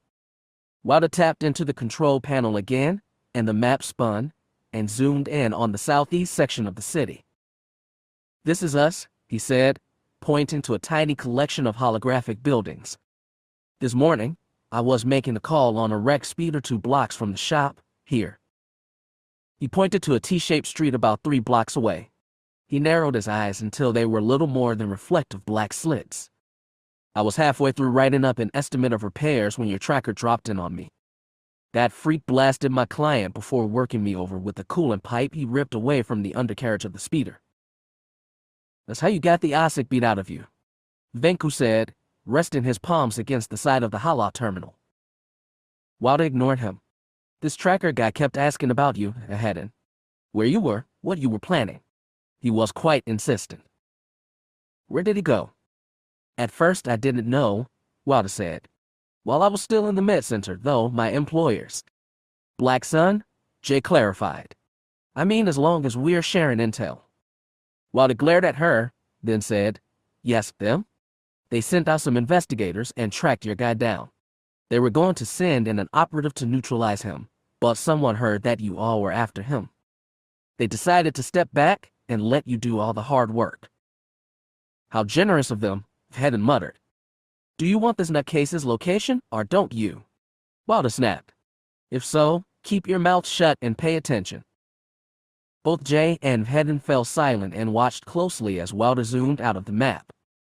The Black Sun investigator followed this guy to this section of the city, hoping to corner and kill him. He watched the tracker go into this building here, an apartment complex near the refugee sector of the city. He's a refugee? Venku asked. Not exactly, Jay explained. Criminals sometimes use a city's refugee sector as a hideout, since local law enforcement doesn't really give a shab about what goes on. You can't thank the Empire for that. Venku shook his head and let out a quick breath. I never thought I'd see the day I would thank the Empire for anything. Sometimes their idiocy pays off, Vhetin murmured, leaning closer to the hologram. It happens more often than you would think. He turned to Wada and said, Do you have the address of the apartment? I'll send the location to your datapad. He's staying on the top floor, room 23, Wada said, straightening and shutting off the holoprojector. The Black Sun investigator says he spends a couple hours there every day, then is gone for the rest of the time. He folded his arms across his chest and said, If you want to lay a trap, it would be there. He glared at Vhetin. Is that enough intel for you? Or would you like me to draw you a diagram detailing how to get there? Vhetin ignored the jibe, and instead inclined his head in a gesture of thanks. We won't forget the help you gave us. Thank you. Wilder responded with a powerfully rude hand gesture. Yes, well, we better be moving on, Tehran said when Vhetin clenched a fist in anger. Thank you for your help, Wilder. They were about to move toward the door when a vocoder-enhanced voice shattered the silence. Attention, the voice shouted. This is Sergeant Mikhail of the Gretin City Stormtrooper Garrison. We have the building surrounded. Come out with your hands up. Ah hell, Vhetin sighed. Venku looked around wildly. Stormtroopers. Where the hell did they come from? Jay slowly unholstered her pistol, watching the maintenance bay windows cautiously. Wilder sent potshots flying out of the shop. Civvies were running for their lives. You really don't believe at least one would have called the local stormtrooper brigade? If you have hostages, the stormtrooper's voice shouted from outside. Send them out now, you harmed. Wilder clapped his hands together. Well, that's my cue. Give the tracker my best when you find him, will you?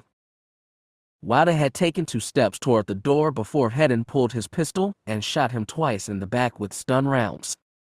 The Nautolan crashed against a toolbox, bounced off, and hit the ground twitching. He did not rise again. Jay fixed her partner with a skeptical gaze. Was that really necessary? No, he replied evenly, holstering his pistol. But it sure was fulfilling. I'll bet, she said, rolling her eyes. In the meantime, those stormtroopers are still outside.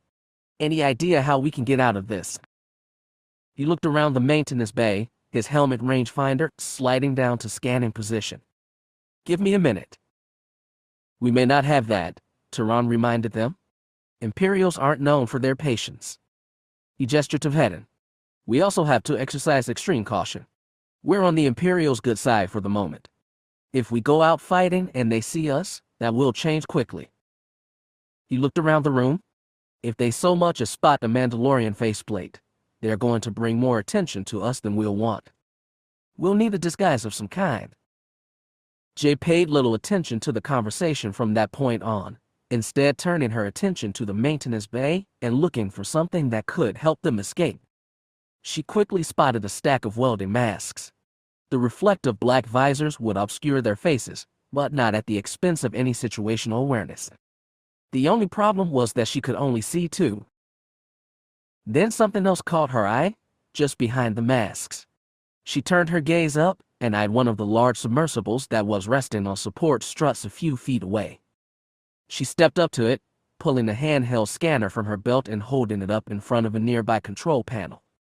It scanned for a few moments before displaying a progress report showing that the majority of the subsystems were down, save for oxygen scrubbers, ballast systems, and the engines, she thought with a grin. Venku noticed her smile and stepped closer. Jay, do you have an idea? She nodded. I do. What is it? The greatest door breach of all time. Chapter 9. The greatest door breach of all time. The tracker strode up to the stormtrooper line that surrounded the repair shop, inconspicuously clad in a stolen suit of white trooper armor. He had the helmet clipped to his belt so the bright, flashing HUD wouldn't distract him. He spotted a real stormtrooper aiming a rifle at the repair shop's front doors, leaning against a speeder parked on the roadside to steady his shot. What's the situation? The tracker asked. The trooper turned his helmeted head slightly. We had a report of an urban disturbance in this sector of the city. Apparently someone was firing blaster shots out through the windows of the shop. Eyewitnesses have said that 4 bounty hunters went inside soon after. We think they have hostages. And how is the sergeant dealing with the situation? The trooper shrugged and nodded toward another stormtrooper standing further down the line. See for yourself.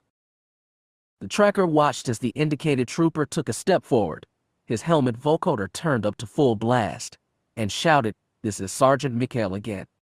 Send out your hostages or we're coming in to get them." The tracker shook his head. That wasn't going to get the troopers anywhere. Vhetin was as stubborn as bounty hunters came, and if that trooper kept up his shouting, he'd only succeed in goading Vhetin into a fight. He stepped forward, intending to have a word with the sergeant, when a low rumble drowned out the shouting of the troopers in the perimeter line. Troopers began straightening and looking around in confusion.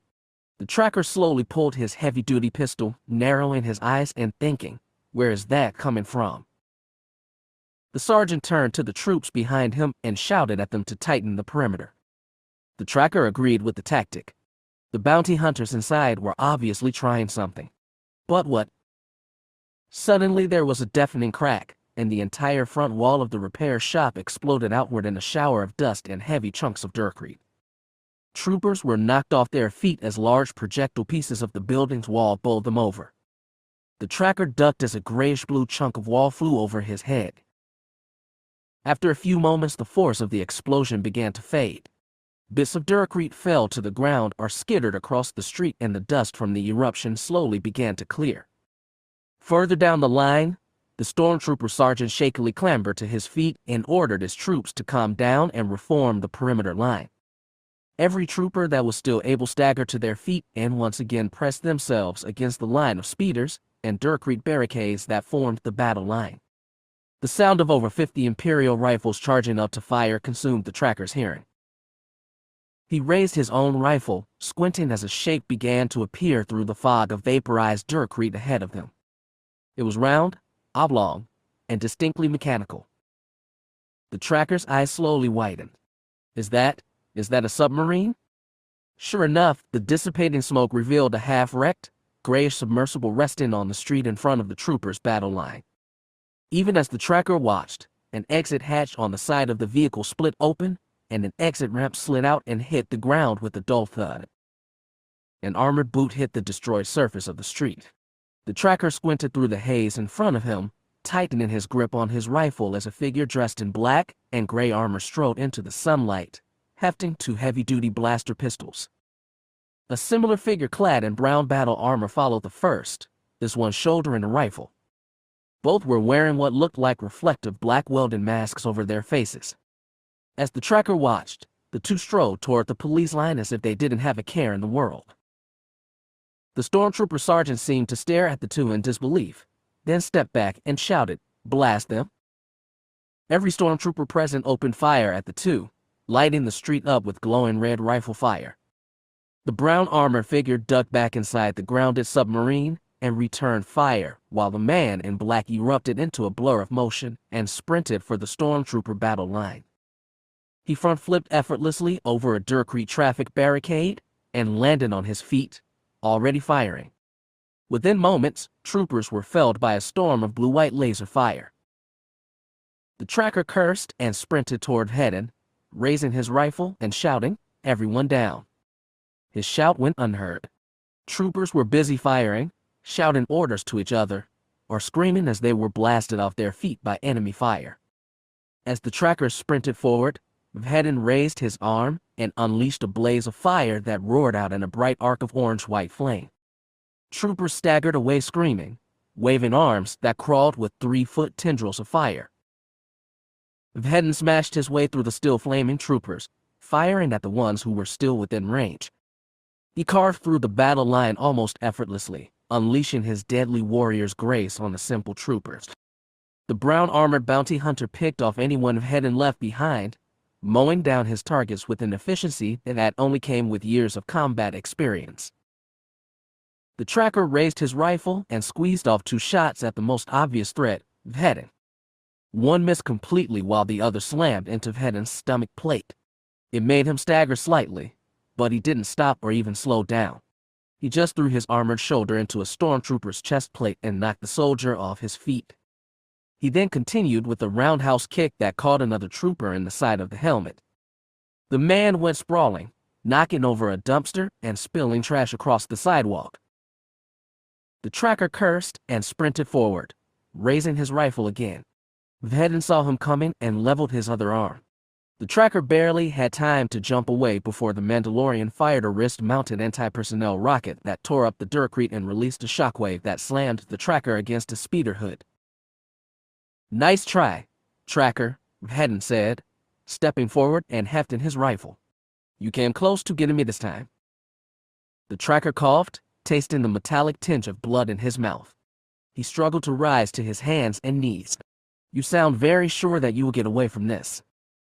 "You didn't manage to capture me last time," Vhetin growled, taking another step closer, "and you won't manage to bring me down now."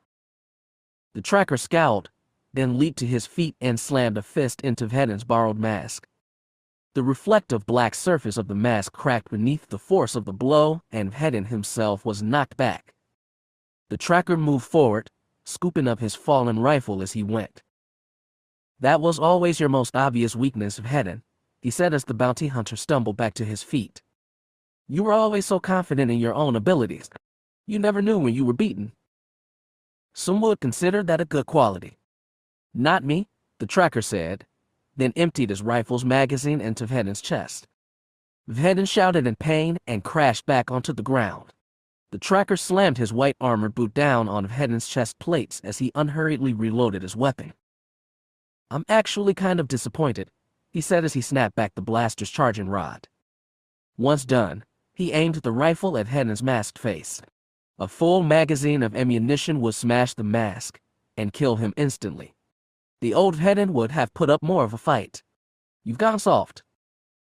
"Be careful what you wish for," Vhetin grunted, then suddenly grabbed the tracker's ankles and arched his back, throwing the tracker off balance.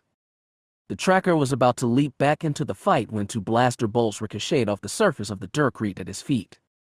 He stumbled and turned to see the brown-armored bounty hunter sighting down his heavy-duty rifle at him. Enemy fire soon caused the man to take refuge inside the wrecked submersible again. No longer pinned to the ground, Vhetin flipped nimbly back to his feet and grabbed his pistols again. But he didn't move to fire them. Instead, he holstered them and pulled 2 cylinders from belt clips next to the holsters. The tracker froze as Vhetin ignited 2 blue lightsabers, one in each hand. The bounty hunter spun them in blazing blue arcs in front of him before dropping into a combat-ready battle stance. The tracker stared at him, then slowly lowered his rifle. "You still disappointed?" Vhetin growled from behind his cracked faceplate.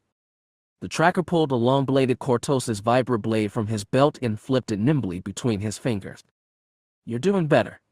I'm starting to break a sweat." Vhetin charged forward, spinning and slashing before the tracker could even blink. He barely brought his vibroblade up in time to block a double blow to his chest. He slid the lightsabers away from his body and kicked out at Vhetin's armored chest. Vhetin absorbed most of the blow and responded by stabbing forward at the tracker's chest. The tracker spun out of the way, managing to knock one lightsaber out of the Mandalorian's grasp as he did. Vhetin instantly switched to a more powerful, two-handed grip on his remaining weapon. Before he could attack, however, 4 other stormtroopers sprinted up and aimed their weapons at Vhetin's chest. One of them, the sergeant in charge of the battle line, snapped, "Drop your weapon. Now." Vhetin slowly lowered his lightsaber, then deactivated it and tossed it aside. The sergeant slowly stepped forward, unclipping a pair of stun cuffs from his utility belt. He clipped the cuffs over one of Vhetin's wrists and growled, "You're going to pay for attacking one of our own." Vhetin snorted, his expression unreadable behind his partially shattered faceplate. "Your own? Wake the criff up, Sergeant. You really think he's one of your own?"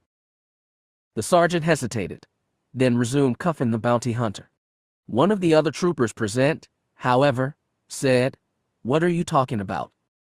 Look, his identification tab is right here on his chest plate."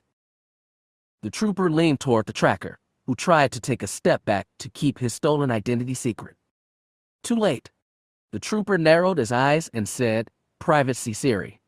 I thought he was on leave for the week." He looked up at the tracker and slowly raised his rifle. "So who the criff are you?" Instinct kicked in and the tracker moved without thinking. He grabbed the barrel of the soldier's rifle, twisted, and slammed his fist down on the man's armored forearm, yanking the rifle from the trooper's grasp. The tracker then spun the weapon around and fired 3 shots into the trooper's plastoid chest plate. What the sergeant had time to say before rifle fire felled him as well. Vhetin somersaulted and grabbed his 2 lightsabers, activating them both again as he rolled to his feet. He crossed the humming blue blades in an X in front of him and hastily retreated, either attempting to deflect the tracker's rifle shots or simply allowing his impenetrable armor to absorb the bolts. As soon as he was a sufficient distance away, he simply turned and ran. The tracker cursed and sprinted after him as the black armored man front flipped effortlessly over the hood of a speeder and took off toward the submarine. The tracker was only a few feet behind his quarry when he jumped up and over the speeder and landed heavily on the ground on the other side. He heard a high-pitched beep as soon as he did. He looked down in confusion and saw a metallic, hourglass-shaped device at his feet. There was a bright green light flashing on the top, and as the tracker watched, the light flashed red. "Uh-oh, son of a..." Then the world exploded into white. How do you think the fight outside is going?" Jay cocked her head and listened to the blaster fire and explosions from beyond the repair shop. She could see bright red blaster bolts flashing through the air through the tremendous hole in the wall created by the submarine's exit. "Vhetin and Tehran look like they have things under control," she said. "We should probably get moving, though." Venku nodded and looked up at one of the skylights set into the ceiling. He triggered his jetpack and blasted up into the air, smashing through the window and into open air. He cut out the pack and landed easily on the roof. Jay grimaced and covered her head as a shower of shattered glass rained down around her. As soon as the tiny shards had stopped falling, she looked up at Venku with a glare. "You could have warned me you were going to do that," she said. "Sorry," he called. "Completely slipped my mind. You sure you can do this?" She took a step back this time and folded her arms expectantly. "It's been a while since I've tried my luck on the climbing rope in Rame's barn, but I can probably manage." He threw her a salute, then raised his right arm and fired a gauntlet-mounted whipcord down into the room. The tiny grapple head bounced off the floor and rolled away, trailing hyperdense whipcord line behind it. She stepped up to the line and tugged on it twice to test it. "You sure you can hold it steady?" she asked, looking up at him. "Please," he said in mock annoyance. "If I wasn't, we'd just be blowing another giant hole in the wall like Vhetin suggested. Now start crawling up the line before those stormtroopers start pocking around." She pulled her pilot's gloves from her jacket pocket and pulled them on to protect her hands. Once done, she hopped up and caught hold of the thin wire. She swung back and forth in mid-air for a moment before she began pulling herself up hand over hand. "You okay?" Venku asked when she was halfway up. She grunted as she slowly came to a halt. I'm fine. Just keep your feet braced so you don't slip and send us both falling to our almost certain death. He reached out his other arm as soon as she was close enough and hauled her up through the broken skylight. As she stripped off her gloves, he clicked a button on the side of his gauntlet and reeled the whipcord line back into his housing. The grapple head slid back into the gauntlet with a quiet click. Shall we? He said, straightening and gesturing toward a fire escape on the rear side of the building. She nodded, pulling her pistol from his holster and stepping toward the rickety fire escape. She cautiously leaned over the edge of the roof and scanned the alley below for signs of enemies. All clear, she said, stowing her weapon. The stormtroopers guarding this area must have left to join the fight out front. Lucky us, he said, then hopped over the edge and slid down the escape ladder. He hit the ground, drew his pistol, and cleared the alley.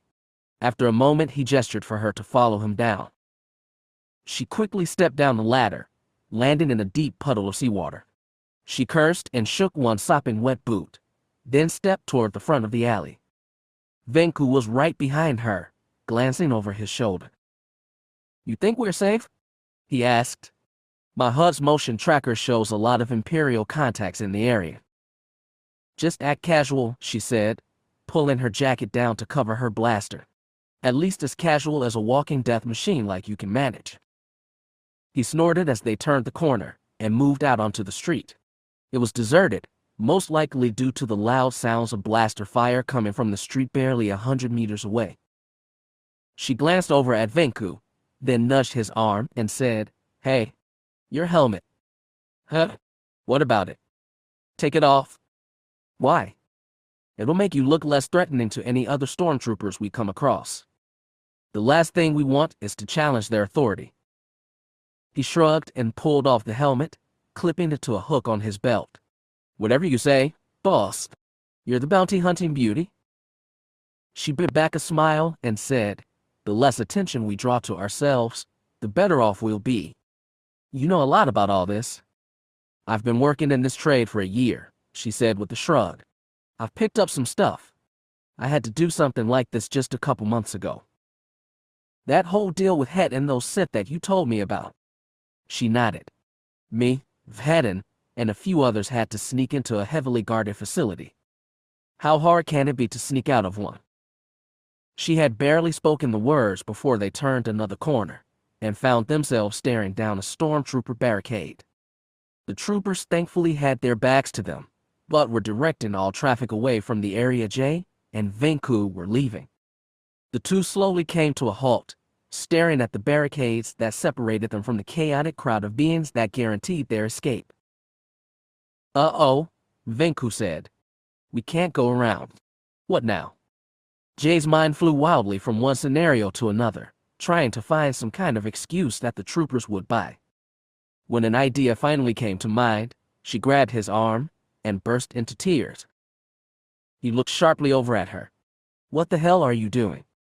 Just play along, she hissed between a faint sob. Play the part of the devoted boyfriend. I'll take care of the rest. I've been preparing for this role for months, he said enthusiastically. Joke later, she whispered. Okay, he murmured. But if you feel the need to kiss me in order to sell it, please just go ahead. He quickly fell silent as they approached the stormtrooper line. Hearing footsteps behind him, one of the troopers turned and raised a rifle. Halt, he barked. You're leaving a restricted area. W was horrible. Jay sobbed. We were just walking along and then they were shooting. She broke down into tears, burying her face in Venku's shoulder. He stroked her hair sympathetically and looked to the trooper. She's a bit shaken up. It was a war zone back there. Right, the trooper said, eyeing Venku's multicolored combat armor. I'm sure it was a situation that you just weren't prepared for. Hey, white job, why don't you go jump off a... Jay, her face still pressed against Venku's arm, tightened her grip until she felt him wince slightly. He trailed off, then said, I couldn't get involved. I had to protect Ner Sayerica. The trooper stared at them long enough for Jay to worry that her plan wasn't working. Then the trooper shook his head and gestured them forward. Jay cried harder as they passed, ensuring that she sold her part of the deception. Venku stroked her hair soothingly and murmured, "It's okay, Sayarika. It's all over now." The trooper shook his helmeted head again and said, "I thought you Mandas liked tough women." "We all have different tastes, Berkaya," Venku replied evenly. Then they passed through the blockade and melted into the flow of city-goers who didn't know or care who they were. As soon as they were out of the trooper's sight, Jay let out a breath and straightened, instantly regaining her composure. "You did well," she said, slowly releasing Venku's arm. "I probably would have been able to sell it a little better if you had kissed me," he said, sounding a little disappointed. "Keep dreaming, Mando boy," she shot back. "I have a boyfriend now, remember." His face fell slightly at her words, but only for a moment. Then he said, "Right? And I wouldn't want to come between you and a jealous Mando at Sayarika. How's it going, by the way? You know, if it's not a personal question." She glanced over her shoulder. "Is now really the time?" "What do you mean?" "We're safe, heading away from the stormtroopers and the tracker.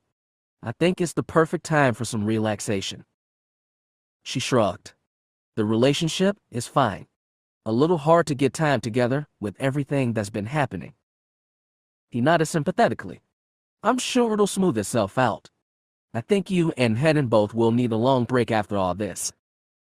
"I hope so," Jay said. She hesitated, then said, "No, scratch that. I just hope we all make it home in one piece." "That's a given." They lapsed into an awkward silence. They turned off the crowded main street and made their way down an emptier side street, heading for the rendezvous point that Vhetin had given them. If all went to plan, and no one died, then Vhetin and Tehran would meet them there.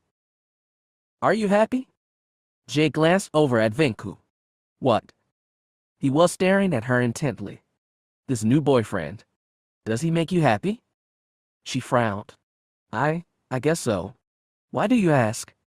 He shrugged awkwardly, suddenly looking away and refusing to meet her confused gaze.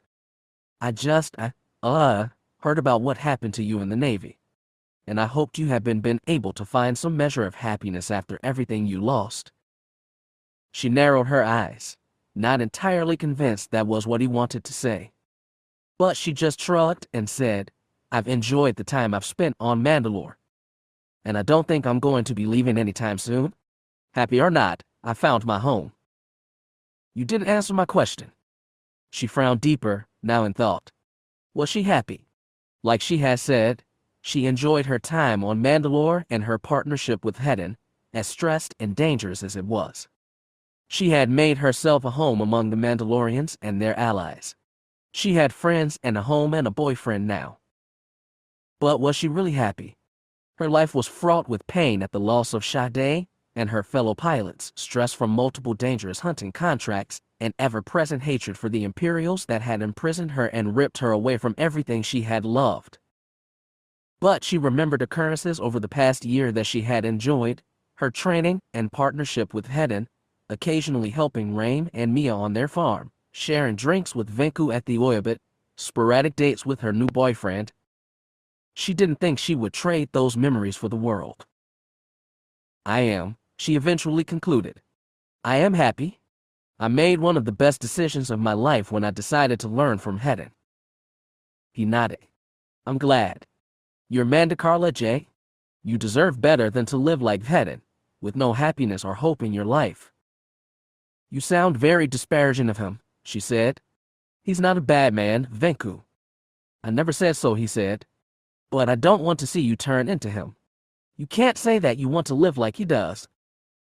Venku had a point there. Vhetin's almost constant depression, his severe sense of ruthless justice, and his self-control that almost bordered on self-punishment wasn't what Jay wanted for herself. If anything, she wanted to help her partner out of his self-destructive tendencies. But he seemed to be even more stubborn about pushing her away whenever she did. She hoped she never became someone like that, who couldn't see the people around them who cared and wanted to help. The frightening thing was that she got the feeling that Vhetin didn't want to be that way either. And she had to admit that scared the Osik out of her. The idea that she would unwillingly grow paranoid, depressed, and cold like Vhetin had actually kept her up at night. I don't really want to think about this right now, she finally said. We have enough on our plates as it is. He nodded. I think I agree. They walked in silence for a few moments before they reached the rendezvous point. They found a street-side bench and sat down on it. Jay leaned back and crossed her legs, waiting for any sign of Vhetin or Tehran. Nervous? Venku eventually asked.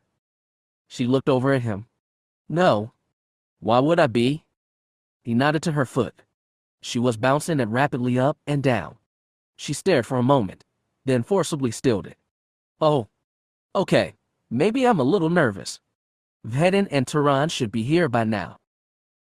They'll make it, Venku said. He unclipped his helmet and began spinning it between his palms. From what I've heard, they've both been through tougher spots than this. Just because they've survived worse in the past doesn't mean they're not still in danger, she said. I've heard of 20-year veterans of bounty hunting who were shot and killed by solitary targets. You can't take a firefight lightly just because you've been through worse. He nodded slowly. I'll have to keep that in mind in the future. Besides, she continued, I've known Vhetin long enough to know that he isn't invincible. Neither is Tehran for that matter. I'm touched by your confidence in our abilities, a deep voice said to their right. They both jumped and turned toward the voice to find Tehran, his armor battered and scarred by multiple blaster shots. His left gauntlet was actually smoking. Venku and Jay both stood. Jay grinned and said, I was worried you wouldn't make it. Vhetin appeared behind Tehran, looking just as beat up as the journeyman protector. He had swapped his welding mask for his usual helmet, but he had several burns in his armor paint and several holes had been torn through his kama. Since when have I ever failed to fulfill my end of the plan? He said, cocking his head to one side. She opened her mouth to shoot back a retort. She promptly closed it, unable to think of a time. Eventually she just shrugged and shook her head. I thought so, Vhetin said, stepping past them and surveying the buildings in front of them. After a few moments, he called over his shoulder to Ron. Where are we? Jay stepped after her partner and muttered, Nice to see you too. Chapter 10. In the Nexus Den? According to the information Wada gave us, Tehran said as they walked, the tracker has been spotting going in and out of this apartment complex for a few weeks now. His sporadic absences coincide with our reports of the tracker's attacks on our allies. What room? 23, Tehran replied dutifully. But we can't just barge in. We'll need some kind of excuse to get in there. Leave that to me, Vhetin said darkly. You? Yes, he said, turning to the journeyman protector. I can't use something other than my gun to get things done. I've yet to see that side of you. Vhetin waited for the traffic director light to change, then set off across the busy street. Just follow my lead, he said as he went, and we may bring this mess to a close before sundown. Jay quickly set off after her partner. Tehran and Venku glanced at each other, then followed her. It took them a while to make their way across the bustling street and to the steps of the apartment complex. Jay grimaced as they grew closer, smelling a powerful stench on the air. A quick inspection of the area detailed the cause, trash. There had to be tons of it, scattered across the sidewalk or piled against the outside walls of the building. It spilled through a shattered window and poured over the sidewalk and onto the street. Something unidentifiable crunched under Jay's boots, but she didn't risk looking down to see what it was. Fear feck, Venku muttered, covering his mouth and nose with the back of his hand. It smells like murder after he's rolled in something dead, and then brought it back with him. Tehran looked slightly green as well, no small feat since his face was bruised black and blue. I've been inside hut palaces that have smelled better than this.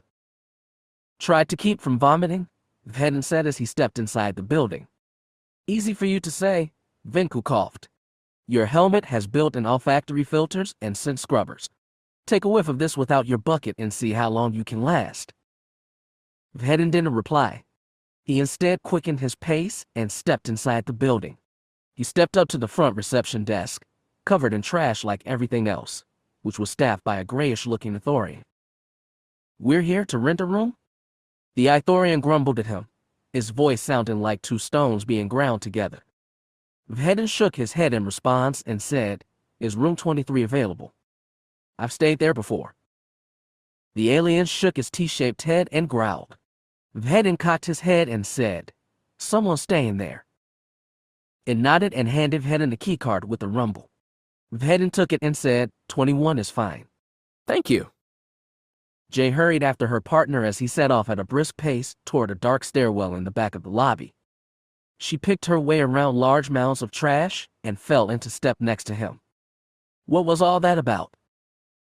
Vhetin tossed the keycard onto a nearby pile of trash. "We didn't need a room. The Ithorian told us that room 23 is occupied, and that's all we needed to know. While this information has now been proven to be reliable." "Oh," she said. "That was smart." "Glad you think so," Vhetin murmured. "Now stay close. I don't think the tracker would have left his hideout undefended." She nodded and gestured for Tehran and Venku to hurry up and keep close. Together, they made their way up the narrow staircase that, like the rest of the apartment complex, was overflowing with trash. Jay's lip curled in disgust as she stepped over a foul-smelling pile of rags that had a thick cloud of carrion bugs buzzing around it. "So what's the plan?" she said, trying to ignore the even more pungent aromas wafting toward her from the second floor. "Burst in with guns drawn and take the tracker hostage." "I think we both know by now that the tracker isn't going to come quietly." "Then what?" "We're not trying to catch him," he said as they reached the second floor. "We're taking the fight to him and showing him that we can reach him as easily as he can reach us." "And how exactly are we going to do that?" Jay asked. She looked around with a grimace at the second floor, which was even filthier than the first. There was a closet further down the hall where the building's cook had apparently decided to toss his old kitchen scraps. The door was hanging wide open now, spilling rotting food out onto the carpeted floor. There were several tiny, reptilian Jizga picking over the scraps, using their whip-like tongues to snare tasty morsels out of the pile. Jay forcibly looked away as they passed it, silently willing herself not to vomit. "We're going to leave him a message he won't forget," Vhetin said.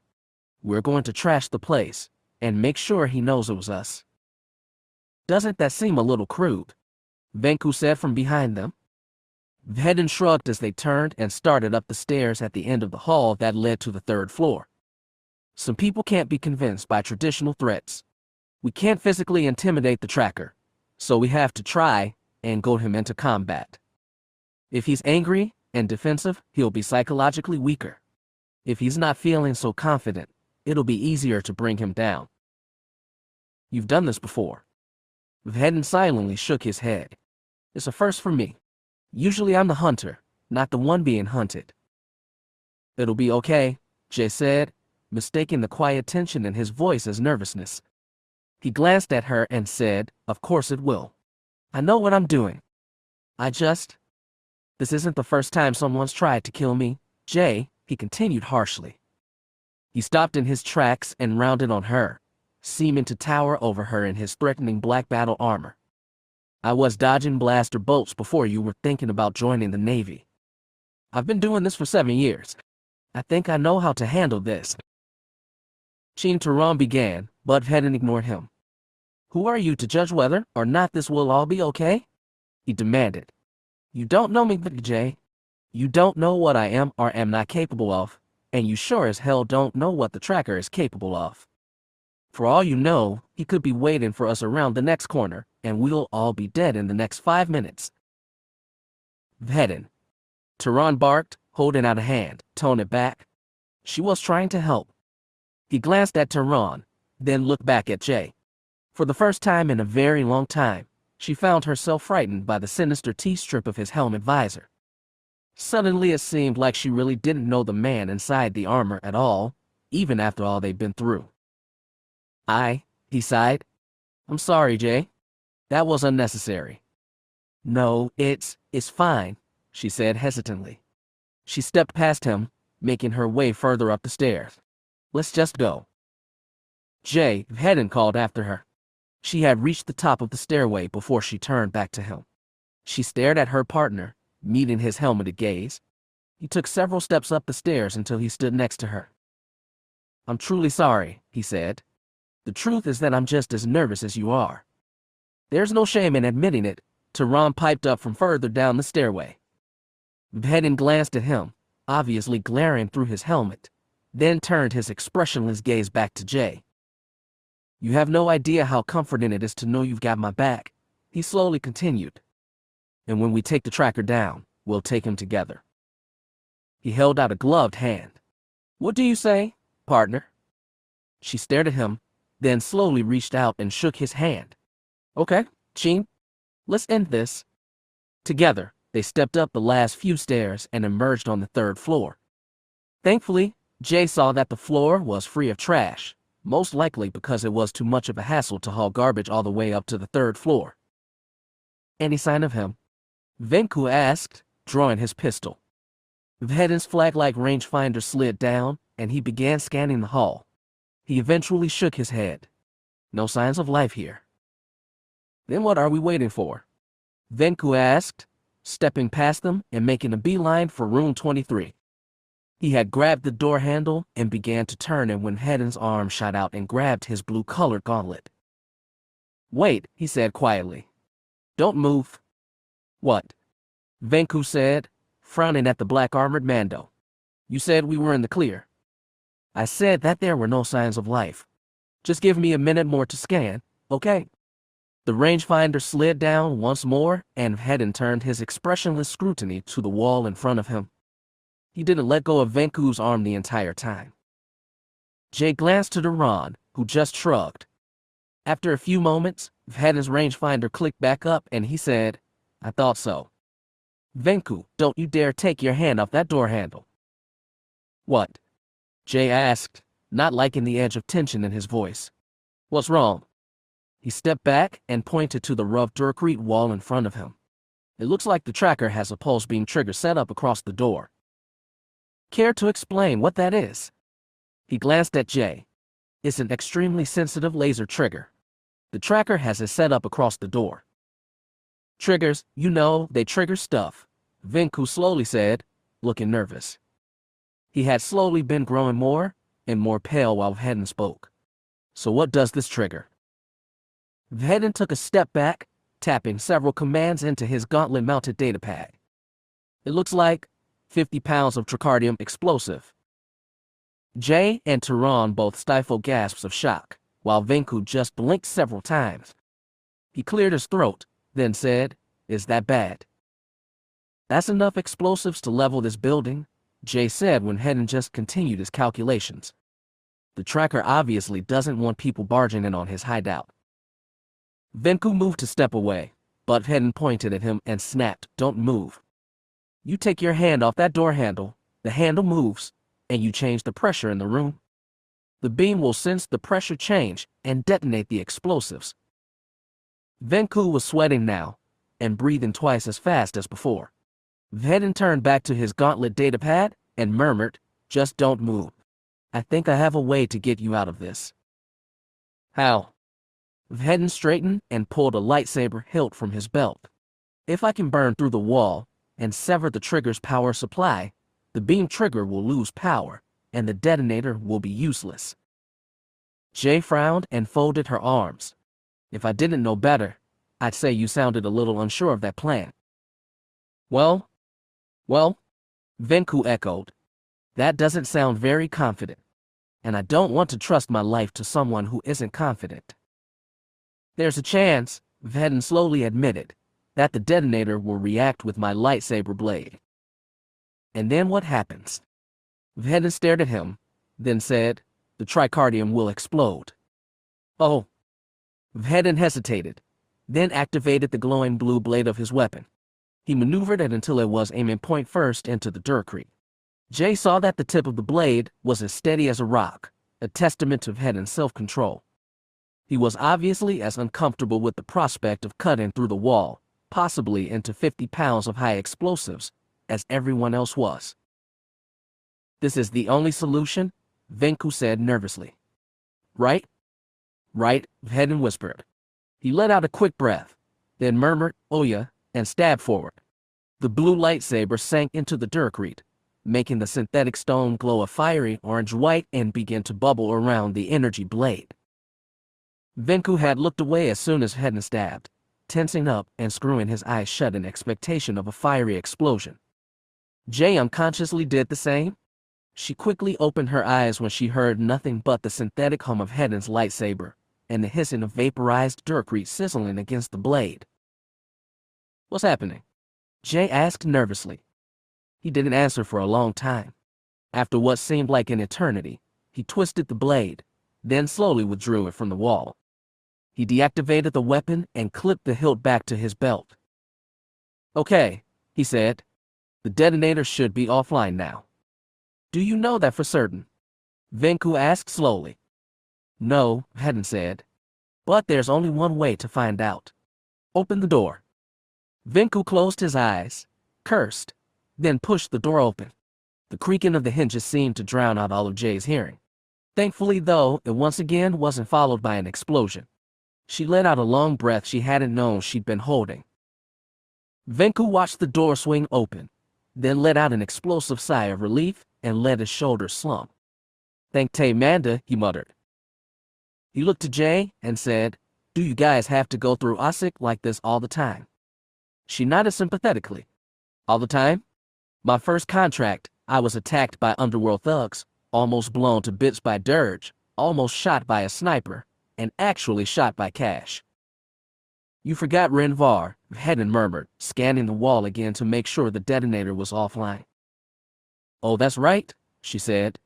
"I also almost froze to death, all while working the same job."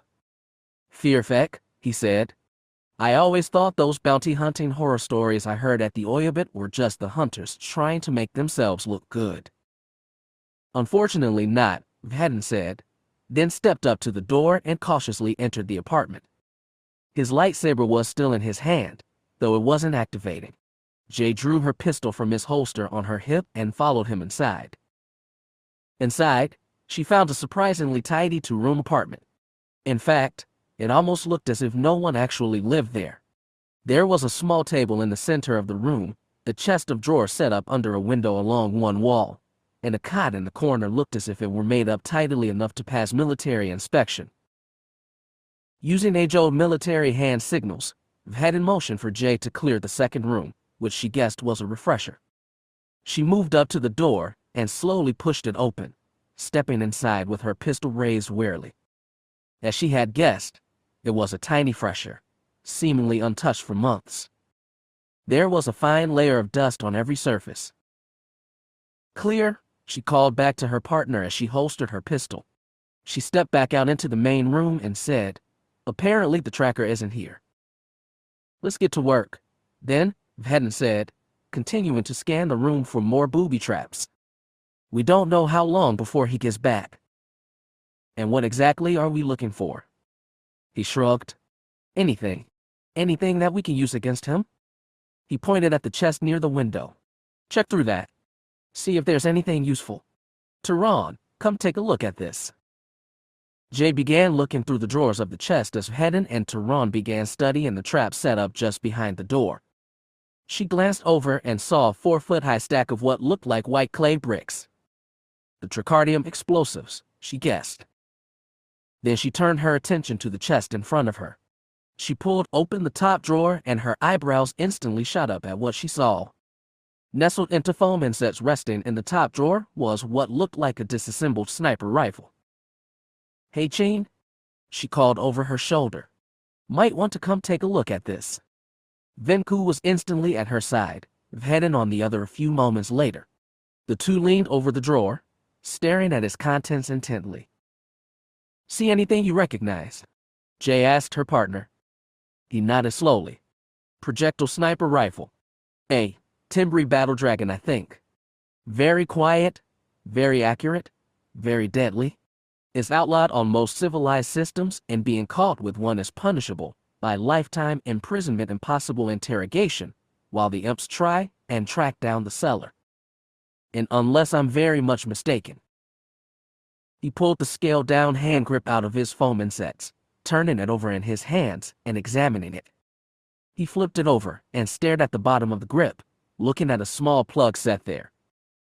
Just as I suspected, he murmured. He traced a finger along the plug and said, "This is a plug mount for a mechanized tripod. Scuff marks around the mount indicate that it's been used recently." Meaning, Vhetin said, setting the grip back into his foam holder. This was the rifle that the tracker set up to shoot at me back in Keldate. Venku cocked his head and reached into the drawer as well, pulling out a slip of flimsoplast.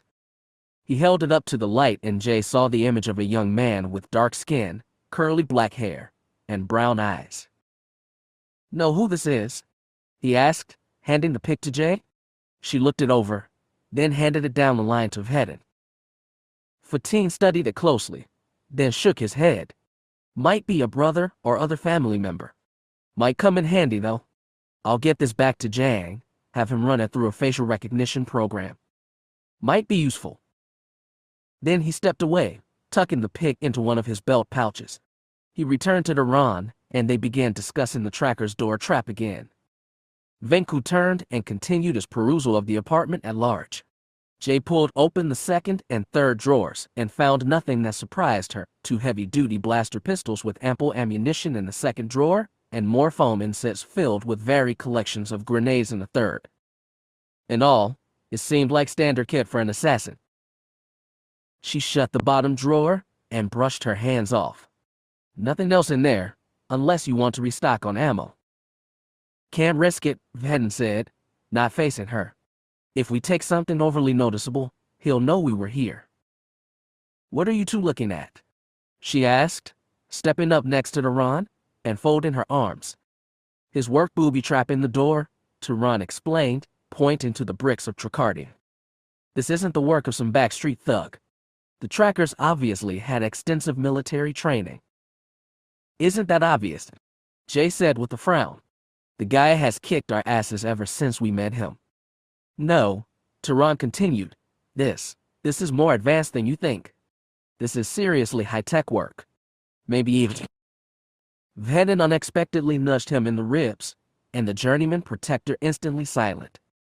After a few moments he awkwardly cleared his throat and said, "Well, it's more complex than anything I've seen soldiers use. Even Republic commandos are cruder than this." "What's so special about this particular setup?" Venku asked from the other side of the room. "It's a bunch of explosive putty strapped to the wall. That seems pretty crude to me." "Not quite," Vhetin said. He pointed at the bricks and said, "These are set up above the main fuel line for the building. If the Tricardium explodes, it will look like a gas explosion." "Yeah," Jay slowly said, "but there's bound to be residue. Powder burns, explosion shape, and fire color. Everyone knows that the type of explosive influences the type of explosion." "True," Vhetin said, "but Tricardium is special. It leaves no powder burns because it doesn't detonate like conventional explosives. It vaporizes into a cloud of superheated gas that flash fries anything around it. It literally melts everything in the cloud in moments, then disperses harmlessly and untraceably into the atmosphere. Still, that's why it's so impressive that it's set up like this," Tehran said. "Normally the flash-melted building is evidence enough for local enforcement officers to go off of." Jay stared at the white putty bricks and shook her head. "I still don't see it." Vhetin glanced at her. "If the Tricardium exploded, it would ignite the gas in the fuel pipes. Once the Tricardium gas residue evaporated into the atmosphere, the only evidence would be the leftover effects of the gas explosion. It would look like an accident. And the tracker would know someone tried to get into his hideout," Jay slowly finished. "Elegant if a little psychotic." "Like I said," Tehran said, a little uneasily. "Pretty impressive. Right, Cin?" "Right," Vhetin said, as if approving the journeyman protector's words. "In the meantime, let's get out of here. See what Jang can dig up with this picture." "Won't the tracker notice the big hole you melted in the wall to destroy the detonator?" Venku asked. "Without doubt," Vhetin said. But by the time he gets back, we'll be long gone. Jay nodded and turned back to the door and froze. Her pistol was instantly in her hand, and she muttered, "Or maybe not." Standing in the doorway were two white armored stormtroopers, rifles in hand and aimed squarely at her chest. And standing between them was an all too familiar man in a dark brown trench coat and a dull metal face mask that revealed nothing of his face but his pale blue eyes. Vhetin's lightsaber was lit, Terran's rifle was in his hands, and Venku's pistol was raised before Jay could barely blink. She took a step back, closer to Venku, and clicked the safety off her own blaster, raising it and aiming it at the tracker's helmeted forehead. "I have to hand it to you," the tracker said, taking a step inside. "You've certainly turned the tables here. I never expected you to track me back here. How did you? And oh wait, let me guess. Wilder put me under surveillance after I put him in the med center, didn't he? The sneaky little squid head." "Order your goons to stand down," Vhetin said, his voice sounding surprisingly calm to Jay. "You and I both know that a stray blaster bolt will send this entire building sky high." "Oh, I know that," the tracker agreed, nodding. "That's why you're going to give up without a fight?" "How do you figure?" "You're trespassing in my home, breaking and entering while you're at it. This," he said, indicating the troopers behind him, "is just me taking adequate precautions to defend myself." He tucked his hands into his coat pockets and shrugged nonchalantly. "If this turns into a firefight and we miraculously don't all die, you guys will have warrants placed on your heads. The enforcement officers you've enlisted to help you will drop their support and you'll be left without any more allies to turn to. That's if you make it out alive." "I think we'll take our chances," Tehran said, his battered, black and blue face pulled down in a furious scowl. The tracker seemed to notice him for the first time. "Ah, Protector Matler. Nice to see you again so soon. You obviously don't heal well. I didn't know I had wounded such a prestigious bodyguard so badly." "I've suffered worse," Tehran growled, his eyes narrowed to slits. "Aha," Jay thought with a shore of anger directed toward her partner. So the tracker did have something to do with Terran's wounds. Another check off the list of things Cin's hidden from me. "I'm not going to let you take me back to Vader," Vhetin growled, flexing his gloved grip over the pommel of his lightsaber. "And I'll prove it if you make me." "Come on, Cin," the tracker said with an easy, casual tone that once again made Jay think the assassin knew her partner. "You know how long I've been on your tail. You're just perpetuating the cycle by resisting. Can you honestly say that you don't just want to get this over with? After a whole year of running?" "Wait, a year?" Jay echoed, looking over at her partner. He was staring through his expressionless faceplate, his gaze never leaving the tracker's icy blue eyes. She took a step toward her partner, forcing him to face her. "A year," she said again. "This sewer slime has been trying to kill you for a year, and you never told me. Fearfeck, Vhetin, have you been lying to me since the day we met?" "Jay," he said quietly. "Now isn't the time?" "When is the time?" she said, shaking her head in disbelief. "Why didn't you tell me what was going on?" "I have my reasons. Every time I ask you a question," she snapped, her face turning down in a scowl and her voice quickly rising in volume, "that's the answer I get. And all I get from my patience is more lies." She gestured to the tracker and his stormtroopers, who were all standing calmly in the doorway. "How do I know that he's not after you because you're really a murderer? Or a thief?" She looked straight into Vhetin's T-visor faceplate and said, "How can I know that I'm on the right side, Cin, when you've never told me anything but lies?" "Jay, I have my—" "No!" she shouted, raising her pistol and aiming it straight at her partner's faceplate. She hesitated, then lowered the weapon slightly. The weapon was now pointed at Vhetin's unarmored neck, a killing shot. Her hand shook as she tightened her grip on the blaster. "Don't," she said, her voice shaking as well. "Don't you dare say that again." The tracker laughed, an ugly sound that echoed in the confines of his helmet. Well, Cin, looks like you've been a naughty boy." "Jay," Vhetin said slowly, not moving a muscle, "I need your help." Why the hell should I help you? She demanded. What has the tracker done to me? Or to Venku? Or to Tehran? Are you blind? Her partner snapped. He beat Tehran to a pulp. To get at you, she shouted. All this is all your fault. In the end, her own incorrect assumptions about the tracker saved Vhetin's life. She was fully prepared to shoot her partner. Her mind was swirling with a dark, supercharged rage that made her heart pound and muscles quiver. He lied to you, she kept saying to herself. Every word he's told you about himself since the day you met him has been a lie to cover up what's really going on. He's manipulated you, dragged you into suicidal situations, and given you absolutely nothing in return for your loyalty. He deserves what's about to happen to him. But just as her own finger was tightening on her blaster's firing stud, she heard the sound of blasters cycling up behind her. Instinct kicked in, and she dropped to the floor.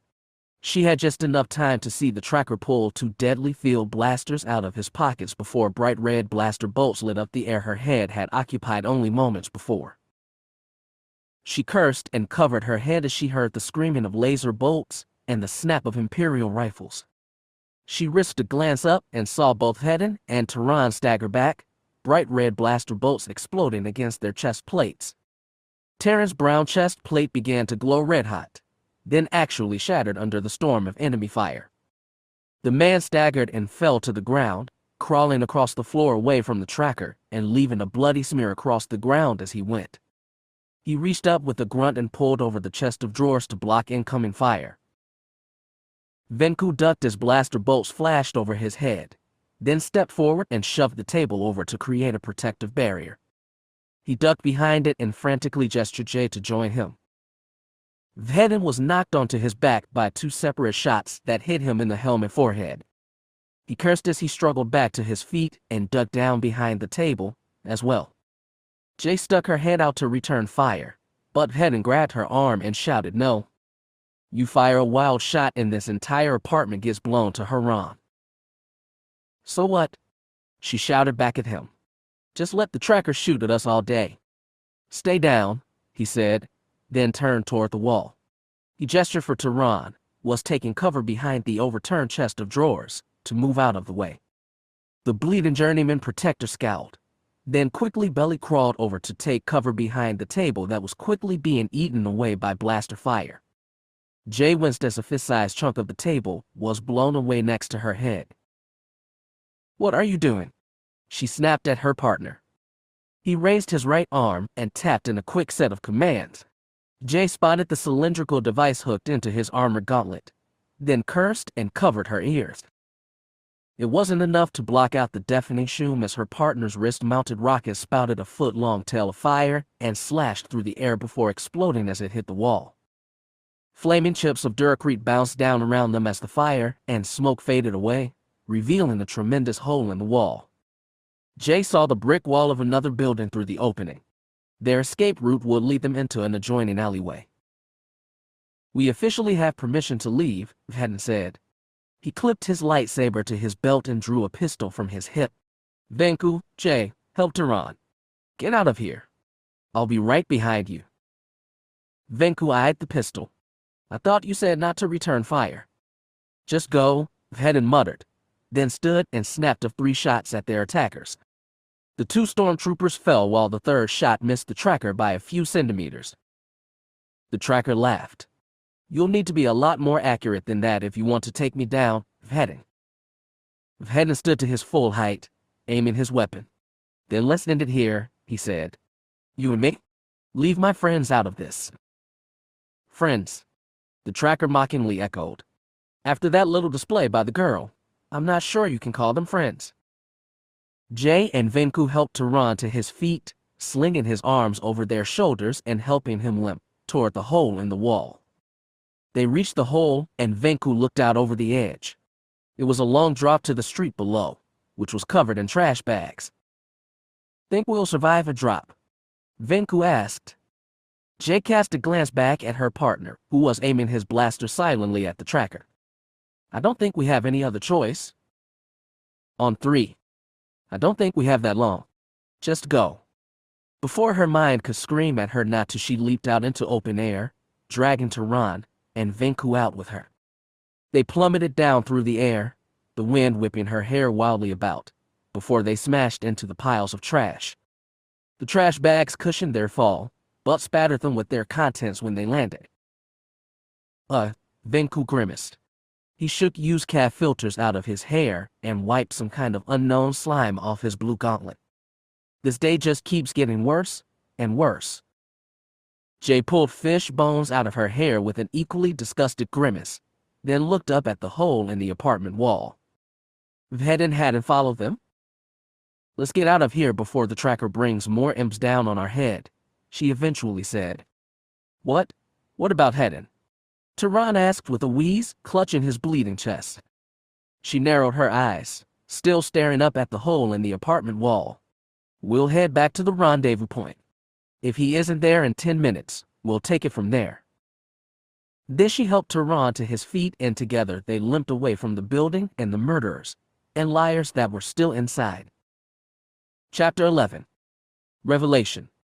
Vhetin breathed a sigh of relief after Jay, Tehran, and Venku disappeared through the hole in the wall. Then he reverted all his attention on the tracker. "I'm not going to let you do this," Vhetin growled. "What? And you really think I give a criff about your problems? You know why the Imperials want me." The tracker shrugged, his own pistols aiming steadily at Vhetin's helmet forehead. "Obviously. Then you know that if the imps get their hands on me, millions will die. You can't know that. Do biological weapons have any other purpose?" He snapped. "Damn it, tracker, use your brain. Since when have the Imperials tried to hunt beings down so they can help people?" "That's not my concern, sadly," the tracker said. "I've been hired to capture you, bring you to Vader, and drop you off. Whatever they do with you after that isn't my problem. A situation like this isn't really the time to exercise a healthy sense of apathy." "What, so you're going to try and appeal to my good side? You should know better than that." "I do," Vhetin said. "That's why I'm prepared to do whatever is necessary." He shifted his balance and aimed his pistol squarely at the stacks of Tricardium bricks. The tracker saw his shift in aim and laughed. "What, you'll kill us both?" "If I have to," Vhetin said calmly, "yes." The tracker's laugh slowly faded. "Why? Why is this so important to you?" "I was the imp's lab rat once before," he said. "I won't be again." "Is this your twisted sense of justice coming into play again? Your sociopathic utilitarianism?" He shook his head. "I just don't have anything to lose anymore. You and your friends, the Imperials, have taken it all. My self-respect, my sense of morality, my emotions." It was true. Virtually every problem he had in his life stemmed from the Imperials. It was their fault he was so cold and couldn't return Brianna's feelings, causing her to leave him. It was their fault he couldn't trust others, which had angered Jay to the point that she had almost killed him. They had ruined his entire life, and they would continue to do so until he decided to do something about it. "I reflected earlier," he thought, "about how I dealt with problems before Jay became my partner. How I always ran and hid from them, rather than stand and face them like a true warrior. That's what I'm doing here." "The Empire won't leave me alone," Vhetin said quietly, calmly. "And that leaves me with two options. 1, destroy the Empire, which isn't possible, or 2, destroy myself."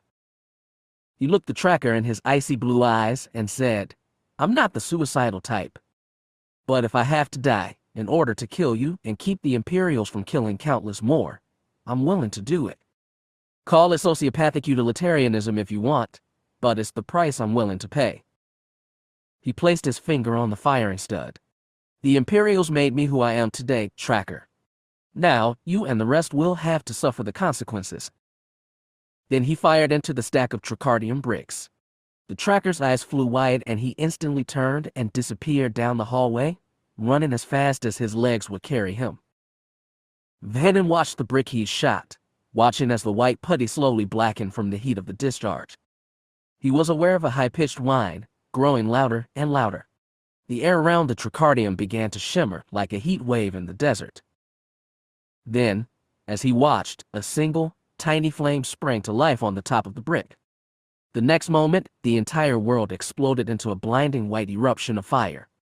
He felt himself flying back through the air, carried by a powerful shockwave that smashed him through the wall and into open air. He was slammed against the wall of the building across the street, bouncing off and plummeting through the air before landing in a heap in the trash that covered the street below.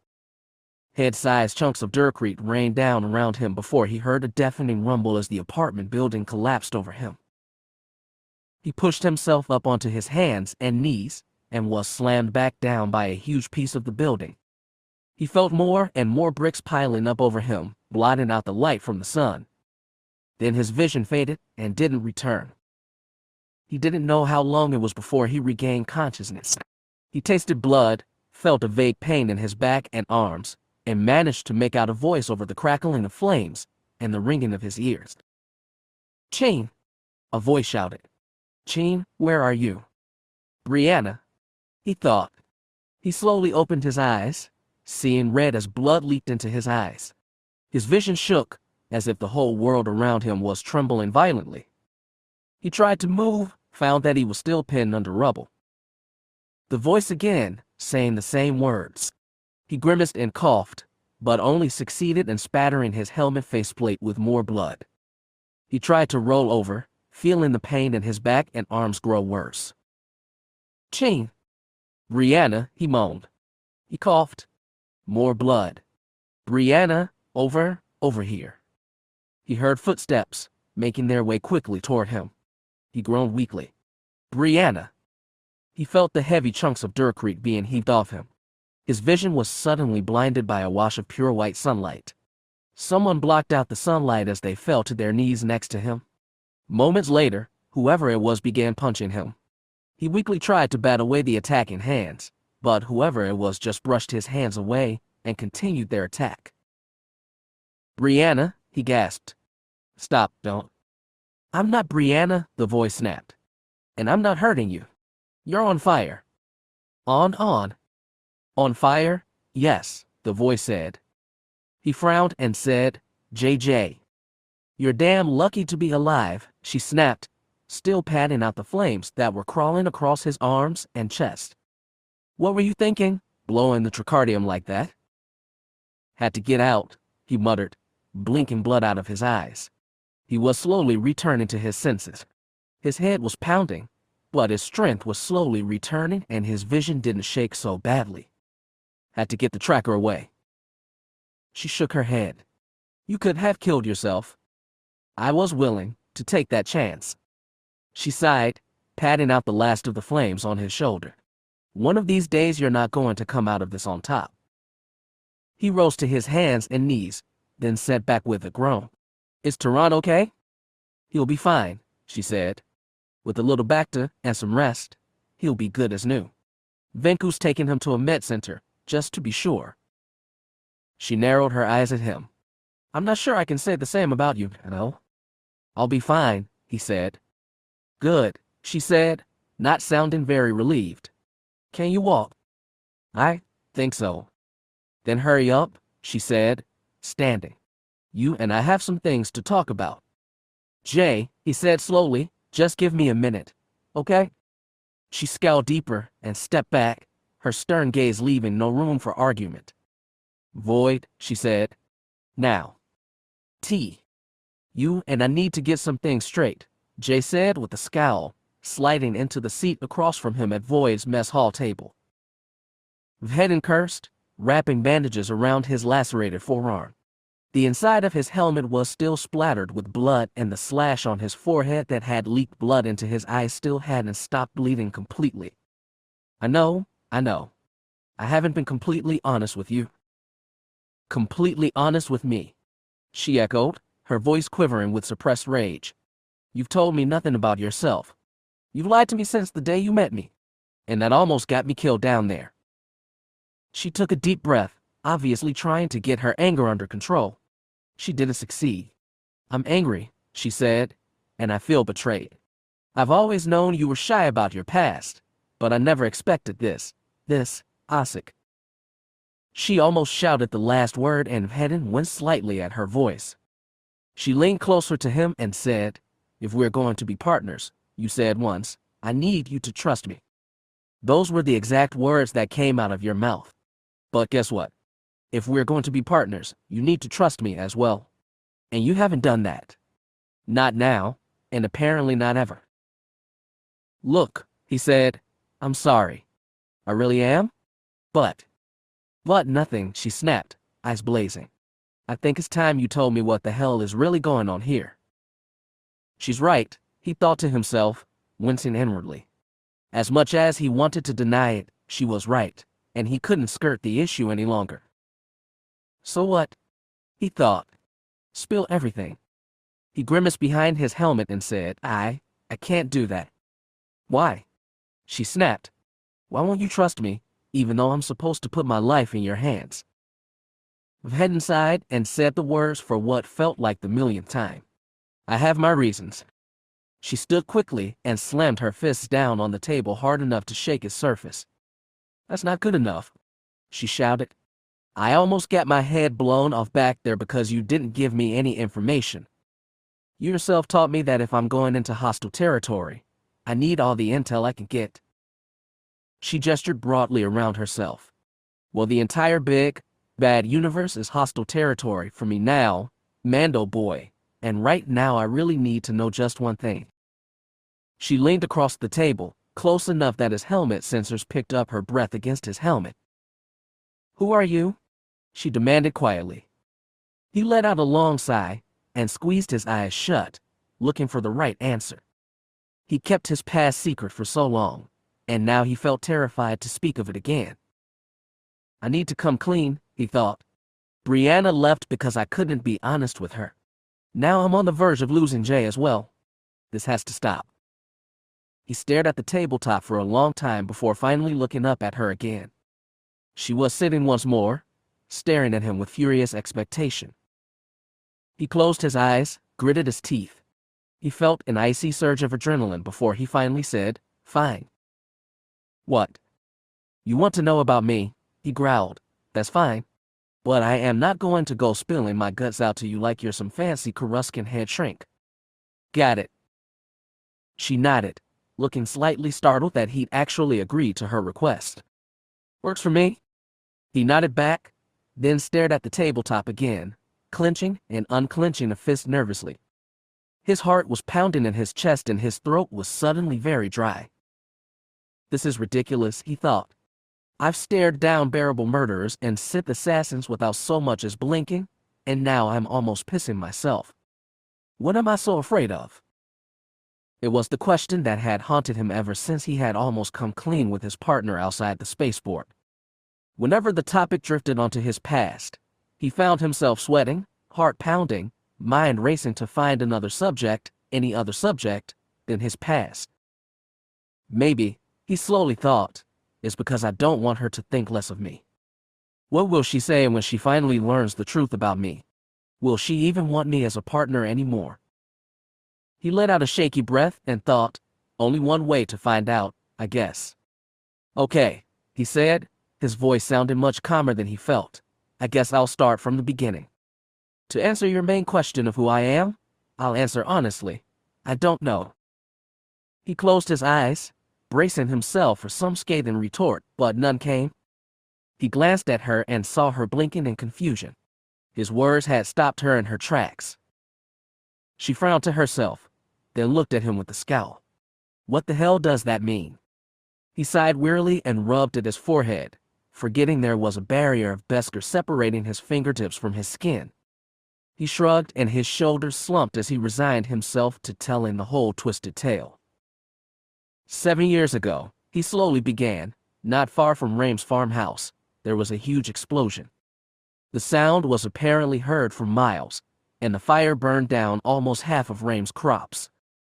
When he, Mia, and Brianna went out to find out what had happened, they found the wreckage of a crashed starship.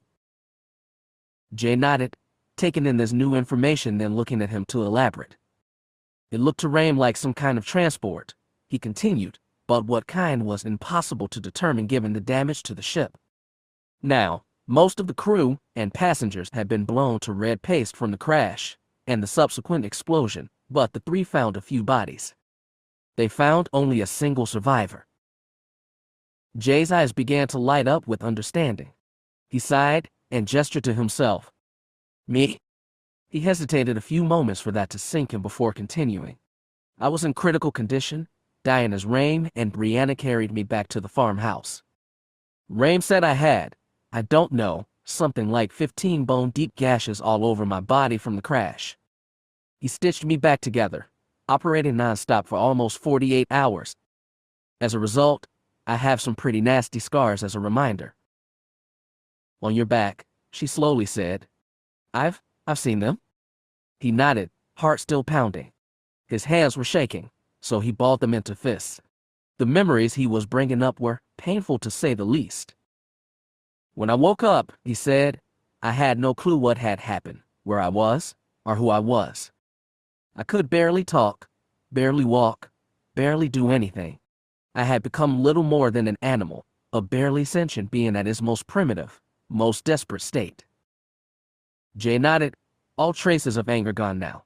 In a soft voice she asked, and do you remember anything? You know, from before? Because I've heard of amnesia patients who... He shook his head tersely, interrupting her before she was even finished asking. No, and I doubt I ever will. He paused for a few moments, gathering his thoughts, then continued. Once everyone had calmed me down, he said, Rain began teaching me to talk, how to walk, how to fight, and eventually how to hunt. I learned quickly.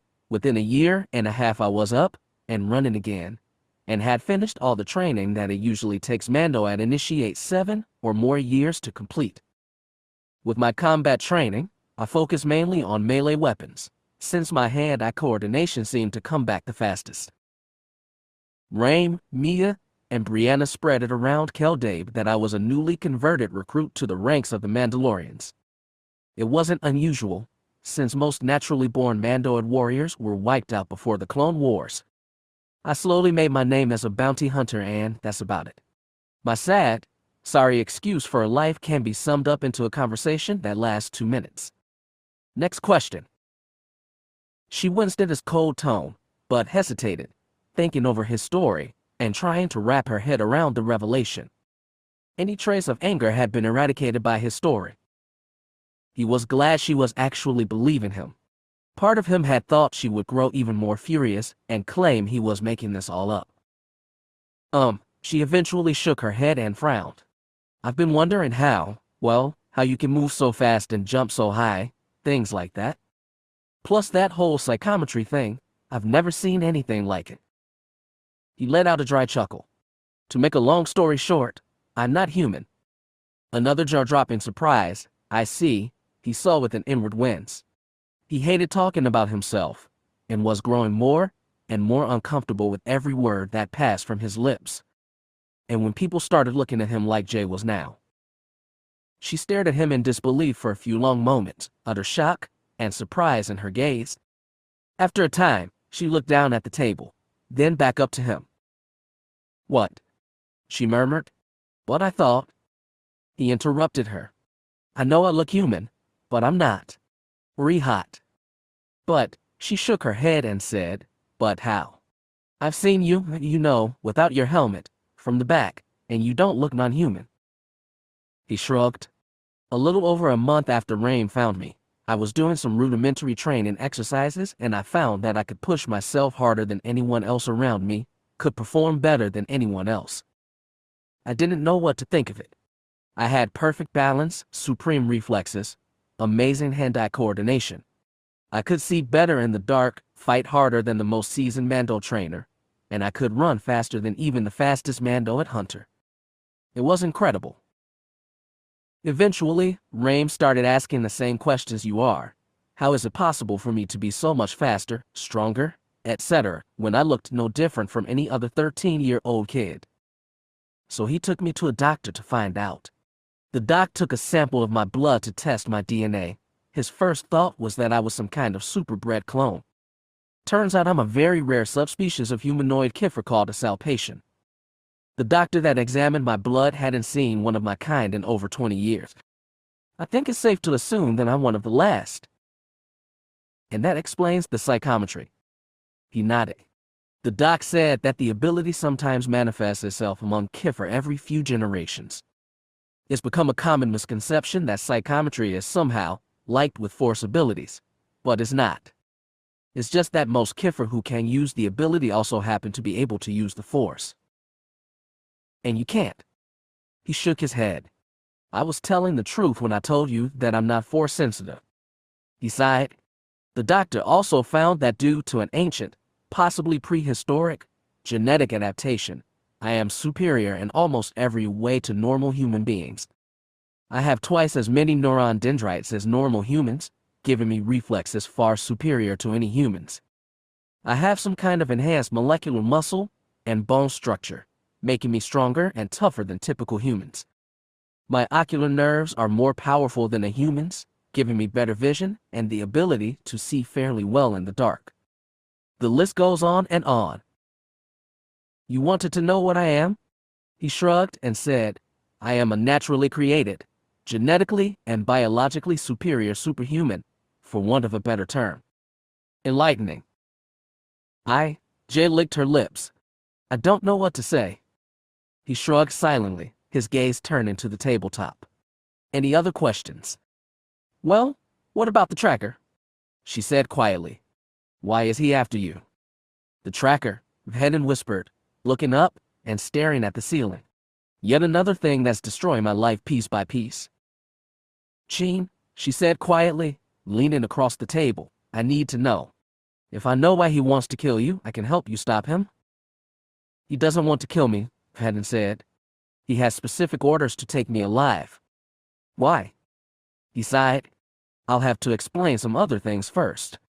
The tracker, he said, was one of the members of the ICF, the Imperial Black Ops team that I used to be a part of. He was one of our best operatives, though he had a reputation for bloodthirstiness. He was one of our best hunters and could track down a target long after even I had given up. One time he went AWOL for 2 months and showed up with the target that we all thought was dead. After that, we nicknamed him the Tracker. But why is he after you? Because of my abilities. She frowned. The Empire wants you back in the ICF. He chuckled, though there was no amusement in the sound. You misunderstand. I told you once that I left the ICF because they asked me to do things I wasn't comfortable with. She nodded. I remember. That wasn't the whole reason. They were secretly taking samples of my blood, claiming it was all part of routine medical tests. What I didn't know until much later was that they were actually trying to isolate the DNA sequence that caused my species' biological mutation from normal Kiffer physiology. They figured that if they could isolate the sequence, they could somehow engineer a serum that could alter the biological makeup of normal humans and give them all the abilities I possess. Reflexes, strength, speed, psychometry. And if they managed to make it work, she said quietly, they could make an army of loyal super soldiers and use them to slaughter countless innocent lives as they tightened their control over the galaxy, he said, nodding. A few weeks before I left the ICF, I found out what they were doing. They called it the White Claw Project, and it was apparently a huge priority. Jane found out they were moving millions of credits to the operation daily. And when you left the ICF, they sent their most lethal assassin to forcibly bring you back, she said. But why has it taken him so long to find you? It hasn't, Vhetin said. He's been on my trail for over a year. Since well before I rescued you from Blue Cin prison. She blinked. What? What do you mean? He powered up a holoprojector set into the tabletop, setting it to display several HoloNet news reports. He pulled up the first one and gestured for her to read it. She squinted as she read the flickering holographic words. In AR Shadow, 11 months ago, Duro civilian attacked by mysterious helmeted thug, civilian recovering in Med Center ICU, expected to make full recovery, identity of culprit unknown. She frowned at Vhetin and said, Was that Tall Wam? Vhetin nodded. The tracker found him only weeks after he helped us during the cash contract. He pulled up another file, this one a Black Sun memo, and Jay read that one aloud as well. Tell us 3 months ago, It is with great sadness that we must announce the death of Operative Tamitha Warren. Vhetin nodded again. The tracker hunted her down and interrogated her. Demanded to know my location. When she wouldn't give it up, he shot her.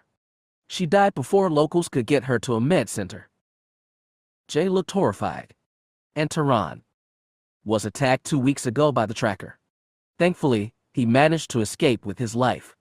Kaylin Farmer was ambushed soon after that. So the tracker, she said slowly, looking down at the tabletop, he's been right behind us. Every time we've left a planet. He showed up almost immediately after, Vhetin said. He gestured to the HoloNet reports. I have information from one source or another that places him at the scene of virtually every planet we visited over the past year. Coruscant, Rinvar, Telos, Tacheter. I even have an Imperial report that says he showed up on Zexuran after we dealt with Darth Draco. He set up here on Moncal after our contract for Joey Urich. Why? She looked up at him, looking saddened and betrayed. Why didn't you tell me? I mean, if this guy was hunting down our allies, didn't it occur to you that he might come after me? I wanted to tell you, Jay, he said honestly. I must have come within an inch of spilling everything 100 times over. Keeping this secret, all these secrets, from you was a daily struggle. But I figured that what you didn't know couldn't hurt you. Even if the tracker found you, you could honestly say that you knew nothing about my past. That didn't stop him from beating Tall Wam or Tehran to a pulp, Jay said. That didn't stop him from killing Operative Warren. Jay, he said as she stood and turned her back to him. Please try to understand.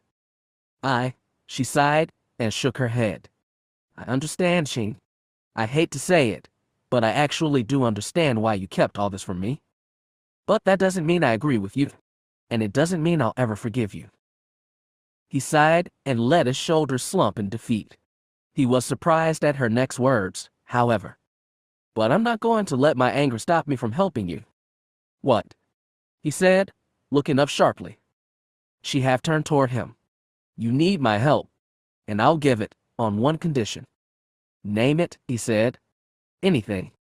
When we're done with this mess, she said, no more secrets between us. Okay? None. He hesitated, then nodded. I swear. Hot, Ija, hot. And she continued quietly, when we get back to Keldade, you and I are going to have a talk about where we stand as far as this partnership is concerned. You don't want to work together anymore, he said. For some reason, the thought frightened him more than the idea of coming clean with his past had. But she just shook her head and sighed. I don't know, Cin. I just don't know.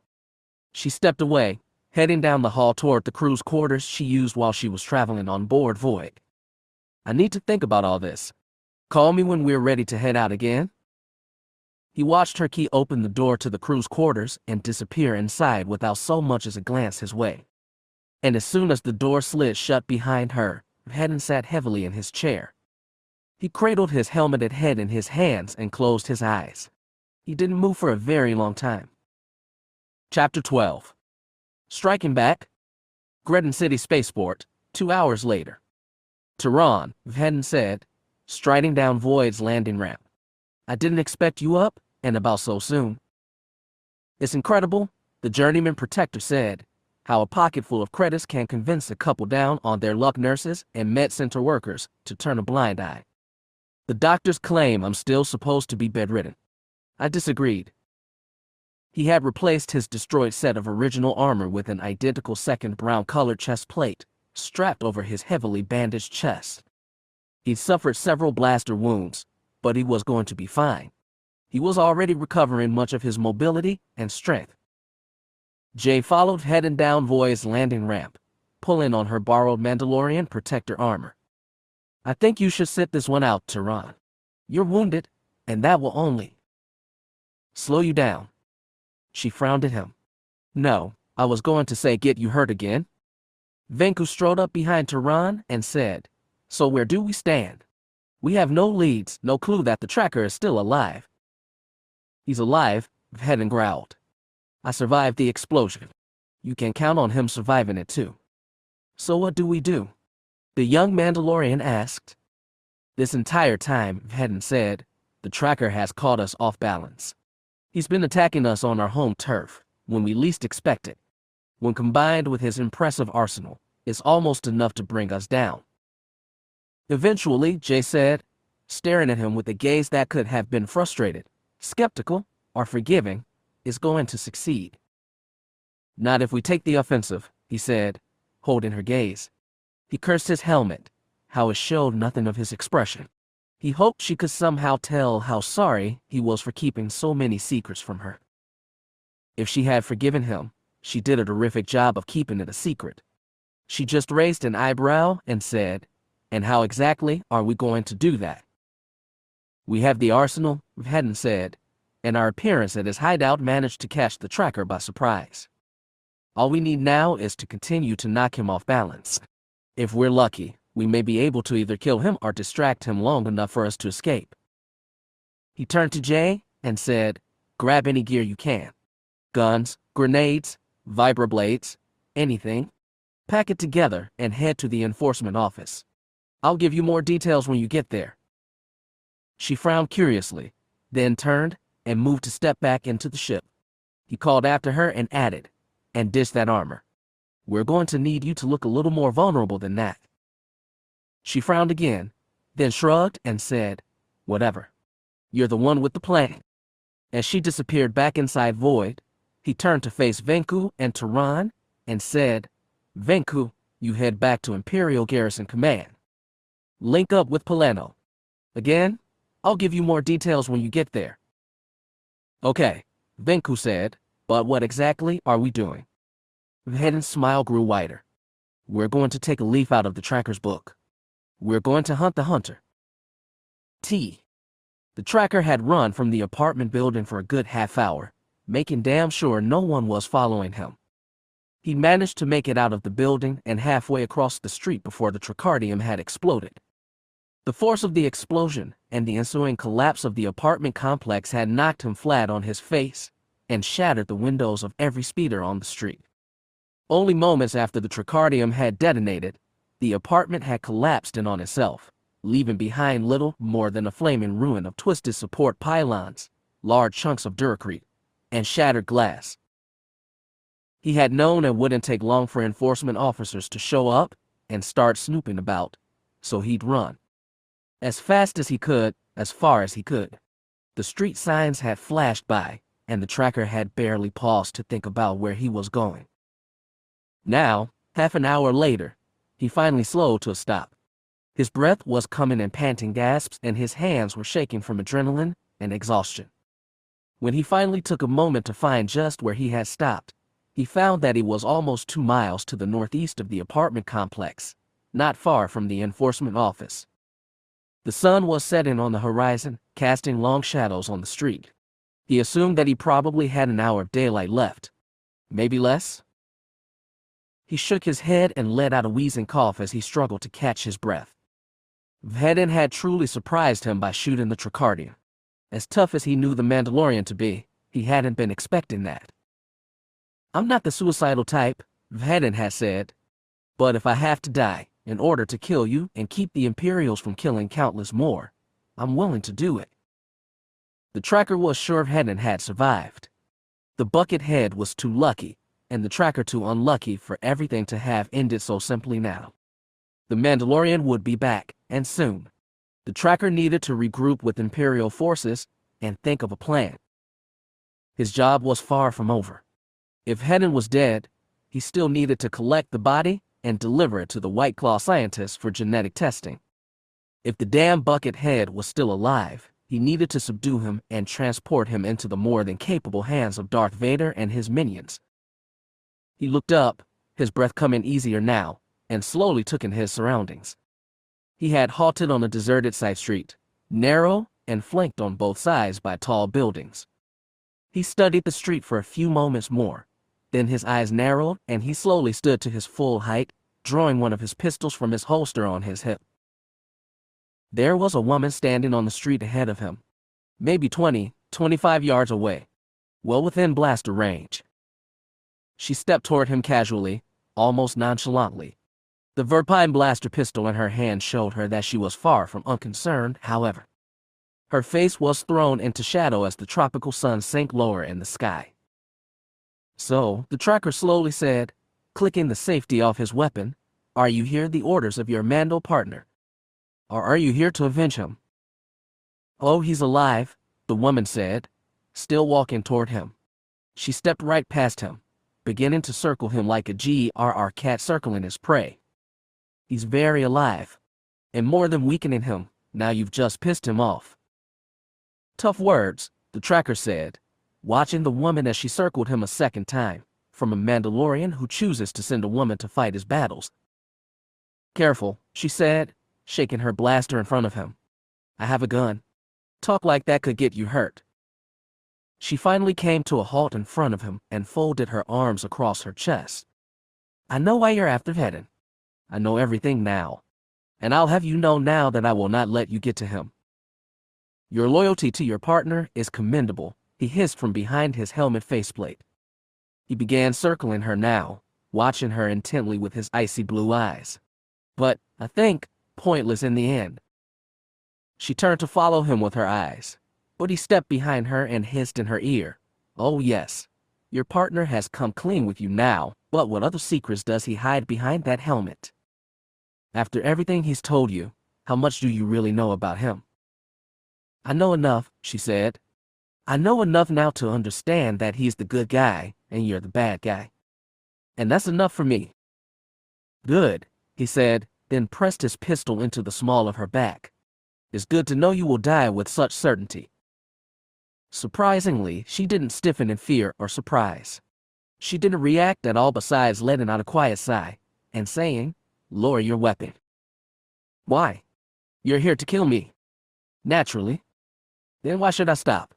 he said, the smooth metal of his faceplate only centimeters from her ear. "Why don't I just nip this potential firefight in the bud?" The woman looked up and made some motion with her eyes. She must have, because only a moment later he heard the multitude of rifles cycle up. His eyes snapped up in time to see no less than 50 armored enforcement officers spring up from their hiding places on rooftops. All around, the tracker saw the emblem of the local SWAT team. The woman laughed smugly and turned to face him. As he watched, she slowly took a step back and raised her own pistol, aiming it squarely at his helmet forehead. "That's why," she said. Jay had to admit, drawing the tracker into her little trap had been easier than she had anticipated. Vhetin had told her that his enemy had split and run the moment he shot the Tricardian bricks. He didn't believe the tracker was dead, so he had sent Jay to hamper the assassin's progress. It wasn't hard, at least not while she was working with the enforcement office. An officer standing on a street corner here, a routine traffic blockade there, with an organization as large as the Greton City Enforcement Office. It had taken only minutes to subtly nudge the tracker straight to Jay's position. After that, it was only a matter of setting up the enforcement office's SWAT division as a trap. Vhetin would be proud. "Drop your weapon," she said slowly, "and this will all end easy. Refuse, and it will end even easier." The tracker didn't move. His pale blue eyes darted around the street, taking in the threat of the SWAT officers on the rooftops. Eventually, he looked back at her and said no. She shrugged and said, "If that's your choice." "No," he said calmly, raising a finger at her, "not because I have some kind of death wish like your idiot partner, but..." He raised his hand and circled 2 fingers in the air. Jay's feelings of triumph vanished as she heard the sound of a multitude of footsteps, growing closer as they approached from a nearby street. "You see," the tracker chuckled, taking several steps back, "you thought you were so clever, luring me to this position. And I agree. It's amazing how much someone with the right contacts can get done from the calling end of a comm unit. But," he continued, "you aren't the only one with the comm." Jay fell back and raised her pistol as 6 stormtrooper columns, 10 rows deep, appeared from down a side street. Their white armor glinted in the light of the setting sun, their expressionless faceplates staring dutifully ahead as they marched straight for the tracker. He let out a triumphant laugh as the troopers fanned out, aiming their weapons at Jay and the SWAT officers above them. Within a few moments, Jay found herself staring down the barrels of at least 10 Imperial blasters.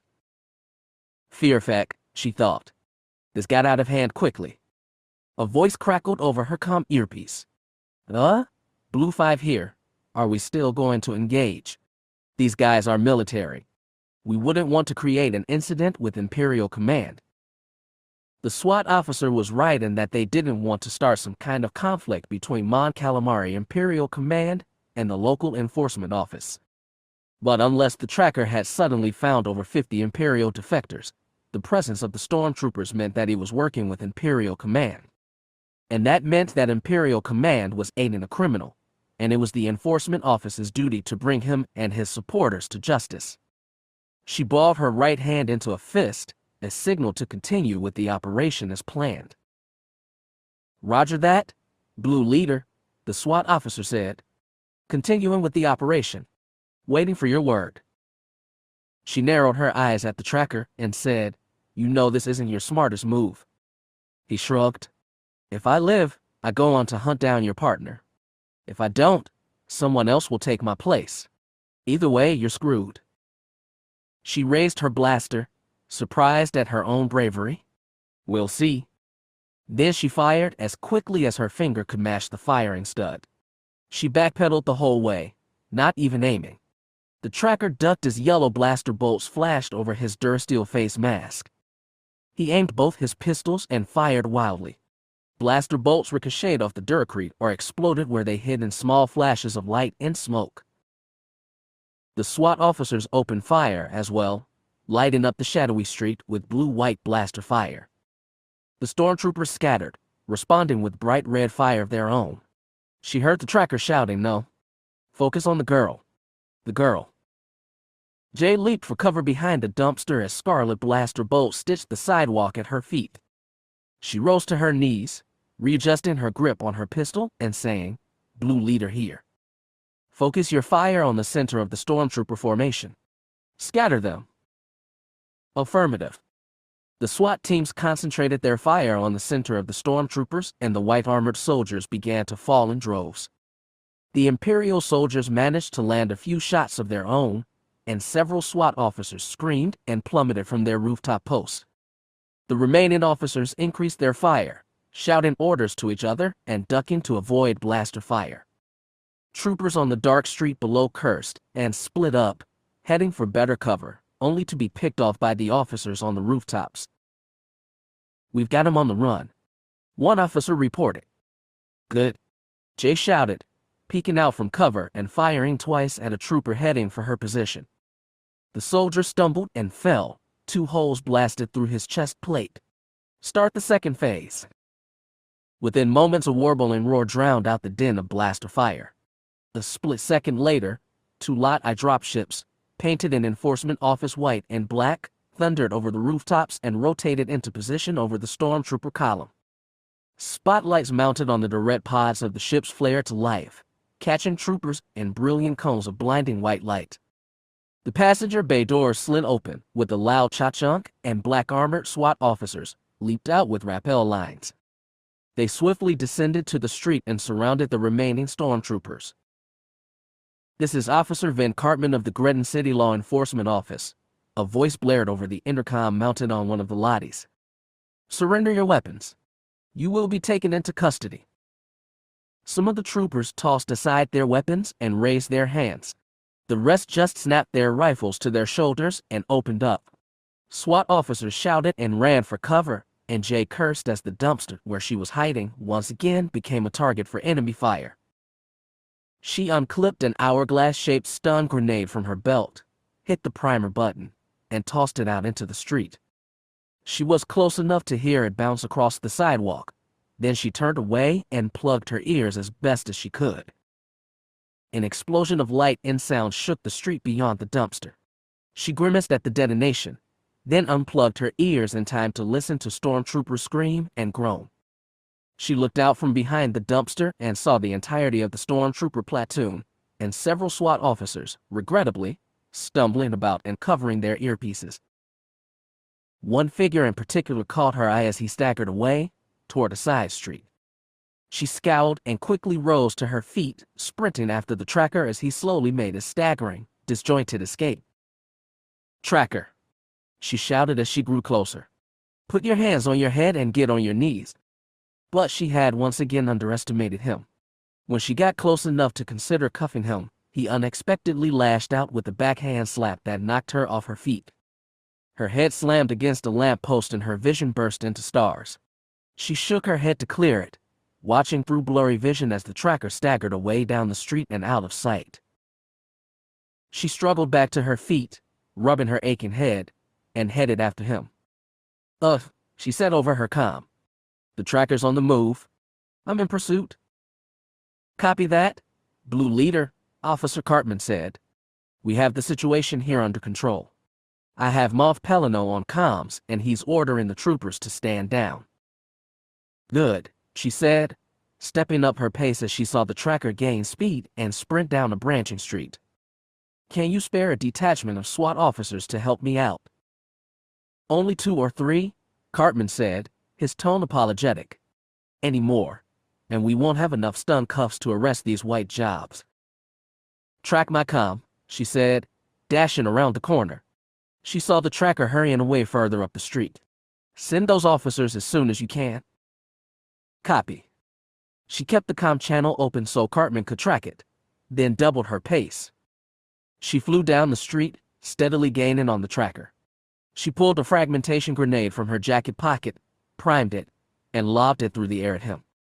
It bounced across the street before detonating in a ball of red-orange flame. The force of the blast made the tracker stagger, off balance for just long enough for Jay to close the gap between them. Just as she was about to lash out with an incapacitating punch to his spine, he suddenly spun, and Jay staggered back, blood seeping down her forehead and into her eyes. She shook her head, trying to clear her vision, and saw the blurry image of the tracker's fist flying straight for her. His punch caught her painfully in the collarbone, knocking her back a few steps. He pressed his vicious attack with another punch to her gut that made her double over with a groan.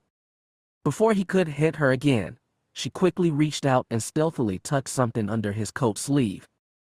She had barely finished before he pulled back his fist and finished her off with an uppercut to the chin. She felt her teeth slap together with a sharp clack, and her vision once more exploded into stars. She fell heavily on her back, her pistol skittering away. She dazedly wiped her eyes, her entire hand coming away wet with blood. Her head was pounding as she struggled to rise to her feet again. She failed and fell limp against the ground, breathing hard as pain coursed through her body. The tracker knelt over her, blue eyes blazing furiously. A vibroblade, dripping with her blood, was clasped in his left hand. He cocked his helmeted head and snarled, "You're either very brave or very stupid, girl." "It's a little of both," she gasped with a hoarse laugh. He narrowed his eyes. "You're lost, bitch. You gave it your best shot and you failed." He stepped back and drew a pistol in one hand. He stared at her coldly, then murmured, "Suffer the consequences." Then he shot her. Jay's eyes flew wide and a shock scream ripped itself from her throat as pure agony washed through her chest. The tracker just narrowed his eyes and fired again. And again. Jay stared at him, eyes wide, then looked down with disbelief and watched blood begin to spread across the white undershirt she wore under her jacket. She looked up at the tracker once more, then slumped and slowly fell still. Her eyes stared lifelessly up at the sky, and her breath slowly faded into silence. The tracker watched her dispassionately, then holstered his weapon and walked away. After a few moments, he turned a corner and vanished without looking back. As soon as he was out of sight, Jay blinked. She looked around, watching for any sign of the tracker, then groaned and sat up, holding a hand to her bleeding chest and the other to her bleeding forehead. She wiped her eyes as she activated her comm and gasped, "Cin. Cin, come in." "Vhetin here," came her partner's calm reply. "Did you do it?" She nodded as she slowly got to her feet, still holding her chest. "I planted the beacon in the tracker's sleeve, under the hem, so he won't find it anytime soon." "Good," he said, sounding relieved. We'll be able to follow his every move from now on. How did the armor work? She grunted as she pulled up her blood-stained shirt and inspected the hourglass-shaped armor plates underneath. Not as well as I would have liked. I'm surprised this sparring armor still held, after being shot by Cash that one time. I was asking if you were all right. She smiled, touched by the note of concern in his voice. I'm probably going to bruise, and the tracker managed to cut my forehead. Apart from that, I'm fine. The blood packs were apparently realistic enough to fool the tracker. Thank Venku, Vhetin said. The packs were his idea. Don't mention it, the Mandalorian said over another comm line. He was currently on his way to work on his part of the plan. I used to date an erudite actress who taught me all about that kind of stuff. I was surprised how realistic those blood packs look. She pulled the burst packs, splattered with red dye, from her armor and tossed them aside. I'm going to need a change of clothes before we head out again, she muttered as she slowly began limping down the street. Her stomach sent a spike of pain through her abdomen with every step, and her forehead was still bleeding. I can't gallivant around the city looking like this. Can someone come pick me up? Already on my way, Vhetin said.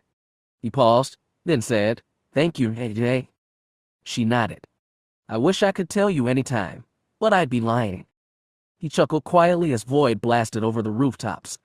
It hovered above the street for a moment, then slowly rotated and began to sink down through the air. As soon as it was close enough, the downdraft of its repulsors kicking up random scraps of trash scattered about the street, the landing ramp opened up and slid down to beckon her inside. Vhetin was standing on the ramp, and he offered her a hand to help her up. Welcome back, he said. D. Greton City Imperial Garrison Command. The tracker strode down the hall, cursing as he rubbed his throbbing shoulder. He'd been clipped in the shoulder by a stray blaster bolt during the short-lived firefight with that bounty hunter and her SWAT lackeys. The wound wasn't serious, but it was annoying. At least she's dead, he thought. One more enemy down. Might demoralize the others as well.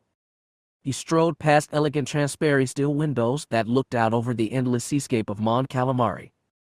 The spray that crashed against the walls of Imperial Command sent droplets of water pattering against the window surface, covering the view outside with a disconcerting ripple effect. Of all the planets in the galaxy, he thought, grimacing behind his mask, I hate Mon Calamari the most. If I never return here, it'll be too soon? In fact, that was why he was here in the first place. He was heading for a meeting with Moff Pelano to straighten out the problem of the bounty hunters. If he could somehow convince Pelano that the hunters were a genuine threat, the Moff could send his own impressive number of stormtroopers to hunt them down.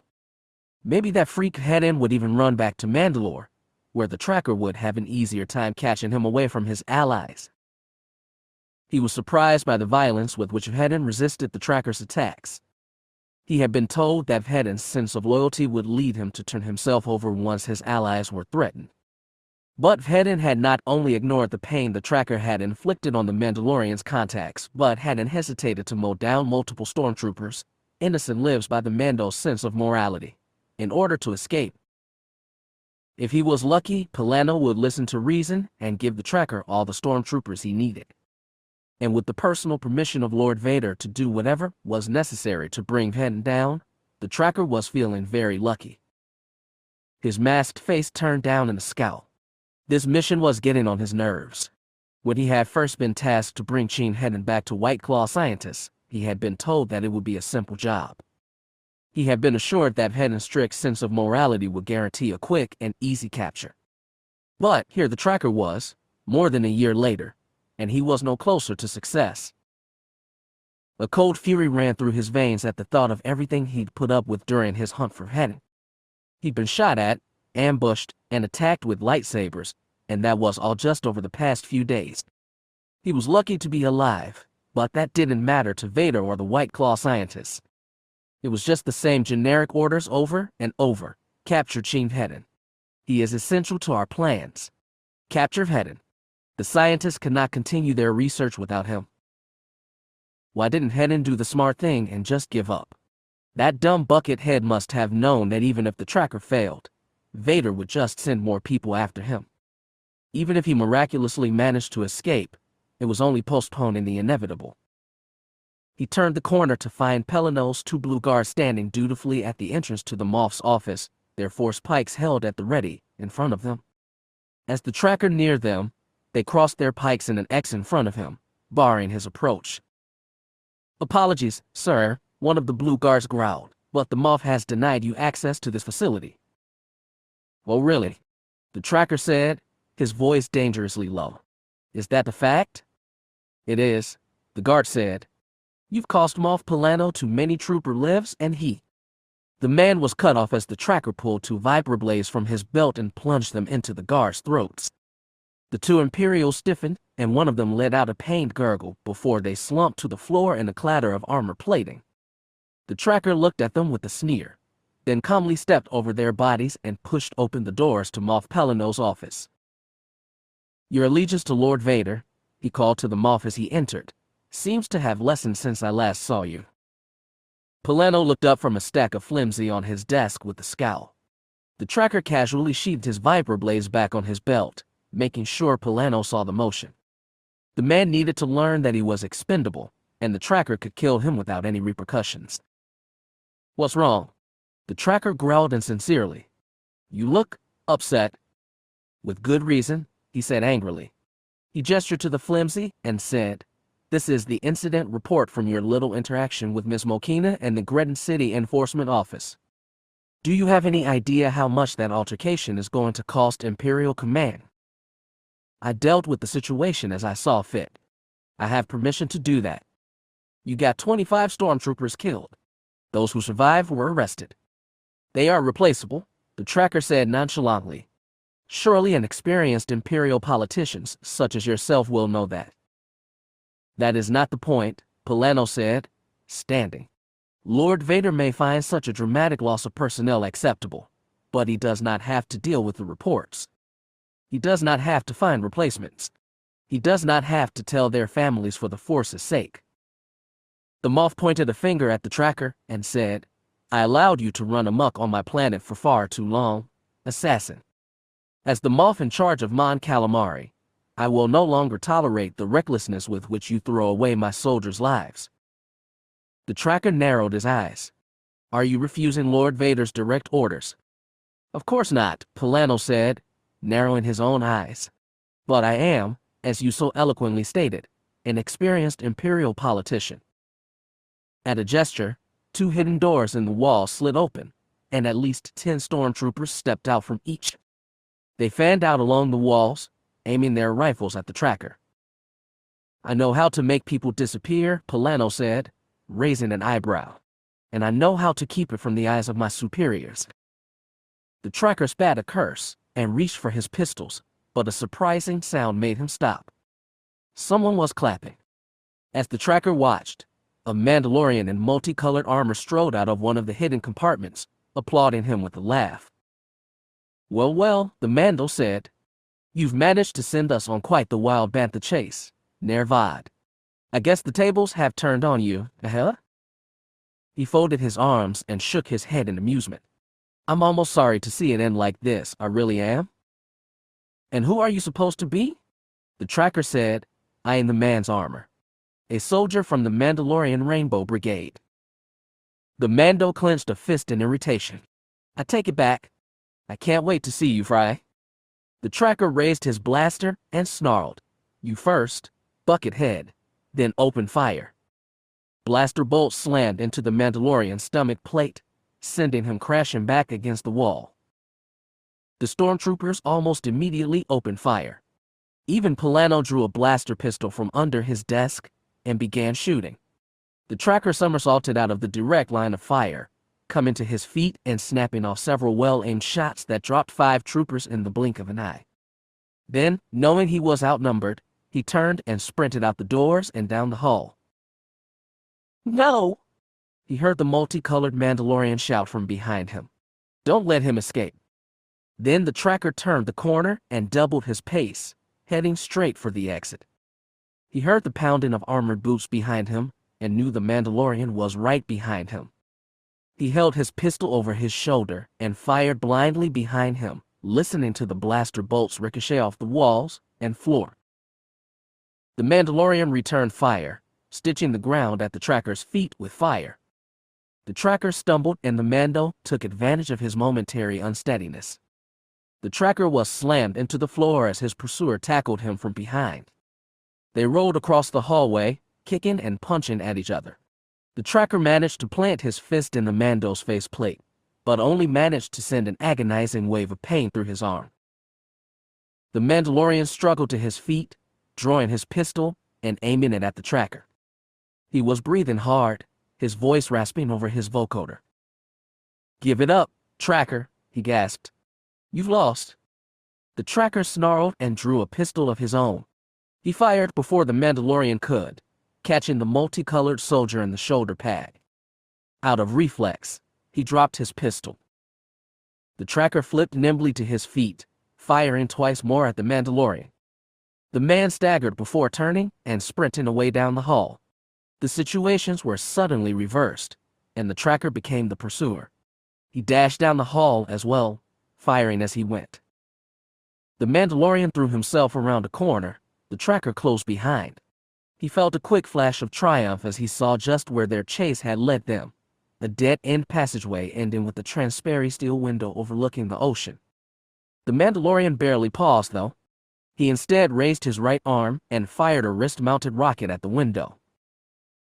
The transparent steel exploded outward in a cloud of shattered synthetic glass, taking a good bit of the wall with it. As the cloud of debris slowly settled, the Mandalorian charged through it and leaped out into open air. He seemed to hover for a moment, pinwheeling his arms for balance, then plunged down out of sight. The tracker skidded to a halt at the edge of the drop over the water, staring down at the spot his opponent had disappeared.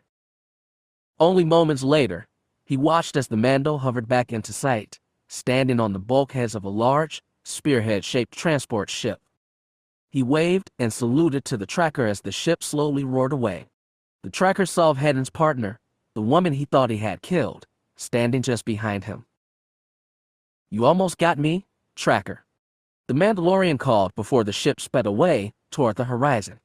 "Maybe next time." The tracker clenched a fist.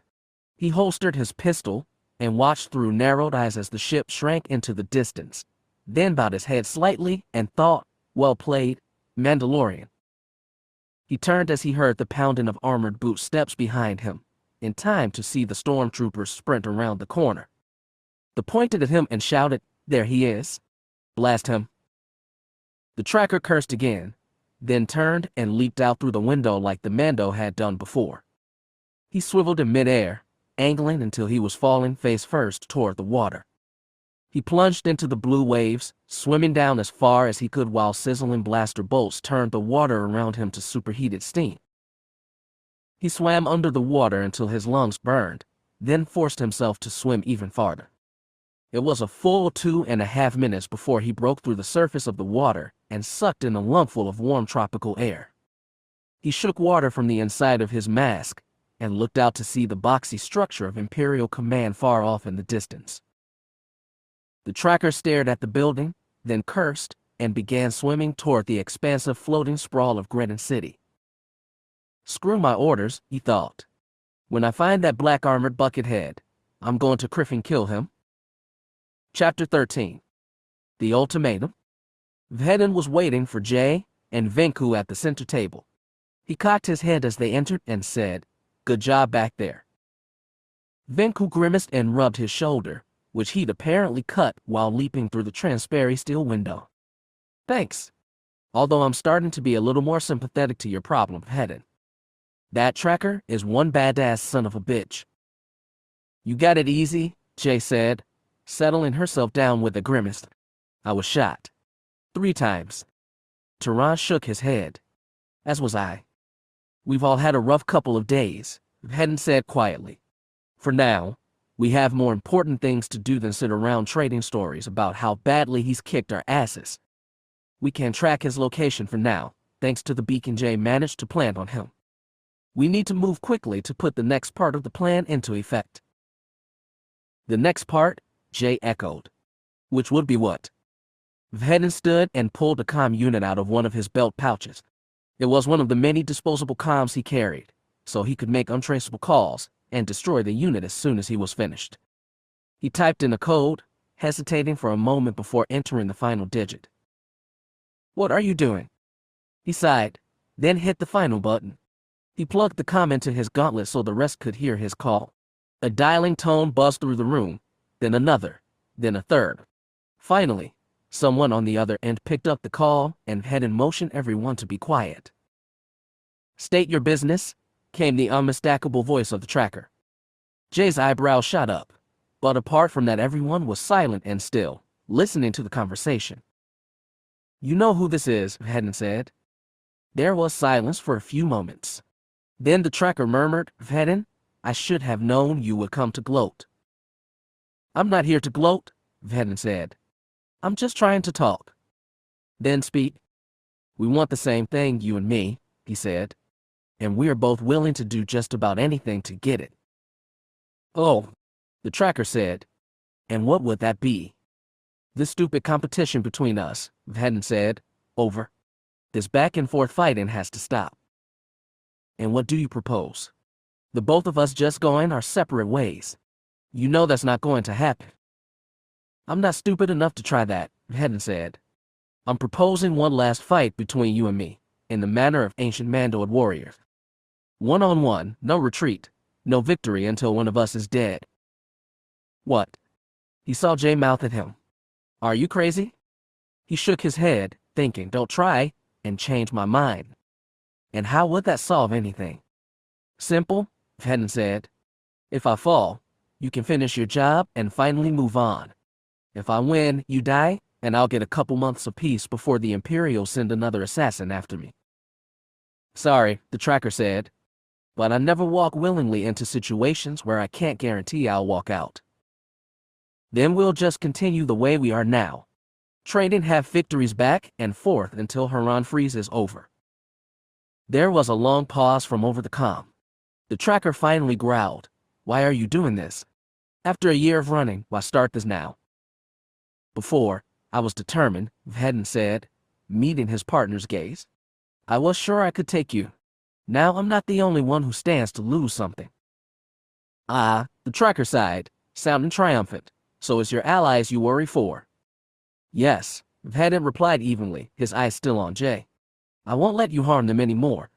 This started with you and me alone, and it will end with you and me alone. I trust that is satisfactory." It was a long time before the tracker said, "All right. I accept your challenge. Name a time and place." Vhetin saw Jay shaking her head, silently pleading with him not to do what he was about to do. He pointedly looked away from her and said, "Greton City Spaceport, Bay 31, 1 hour from now. Come alone." Then he shut off the comm and unclipped it from his gauntlet. He tucked it back into his belt and folded his arms across his chest, staring at the bulkheads. "There. Problem solved," he murmured, finally turning to his allies.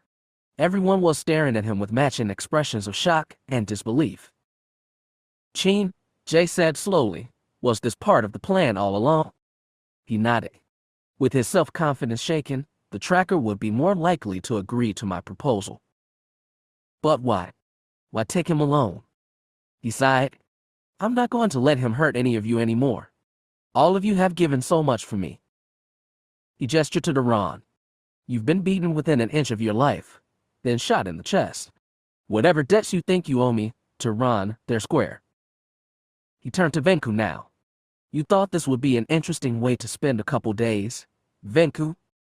But this has gotten too serious, and you don't owe me anything. I won't let you die for me." Venku frowned and nodded, looking slightly guilty for agreeing with him. Finally, Vhetin turned to Jay. He shook his head. "Jay, you've been my partner for a year now, and even though I've been cold, untruthful, and distant, you've never asked for anything in return. I've never been more thankful to anyone in my life." "Cin," she quietly said, "you don't have to do this." "Let me finish," he said. "You've made me a better person, Jay. I honestly don't deserve a partner as loyal as you, and that's why I can't let this continue. I can't handle myself, I don't doubt it, Vhetin said. If you weren't, it would be an insult to my own training techniques. But look at what's already happened over the course of the last few days. Like you said just a few minutes ago, you were shot. And that was when we had control of the situation. What would happen if the tracker managed to ambush us, and we didn't have control? Cin, you have too much to lose, Vhetin said, gesturing to the three. All of you. And I won't let you lose it all for me. What about you? Jay asked, standing and resting her hands on her hips. You have just as much to lose as we do. Do I? Yes. Think about Brian. Don't, he interrupted, raising a hand. Don't even start with that.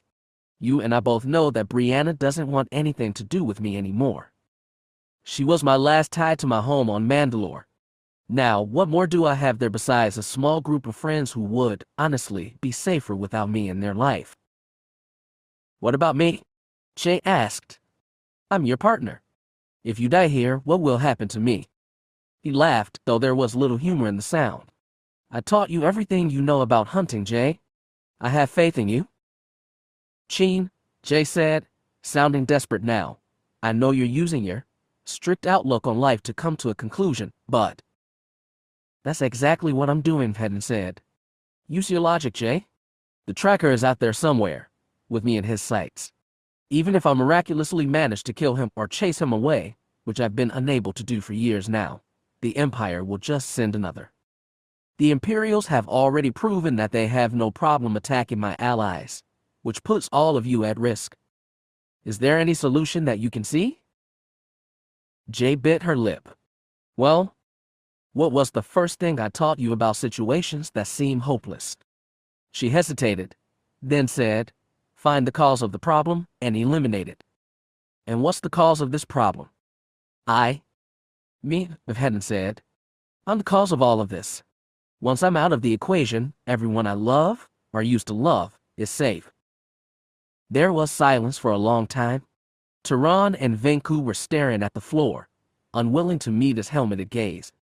He knew that they understood his decision and knew he was right. Jay, on the other hand, was more stubborn than that. Well, he thought with a small smile, she is Corellian. You told me, she said slowly, stepping out from behind the table to stand in front of him, what the Imperials want with you. We both know that if they catch you, they'll use you to kill hundreds of innocent people. That alone should convince you not to do this. He laughed again. Now you're using my kind of logic, Jay. Doing what will create the most right out of a situation, no matter the cost. He put a hand on her shoulder. I taught you how to think like that. But you taught me how to feel again. You taught me how to fight for what I love. And that's what I'm doing now. The Empire may kill innocents when they capture me, yes. But it won't matter because they won't get at you. Or Rain. Or Brianna. I'm willing to let it all burn to protect you. And that's exactly what I'm doing.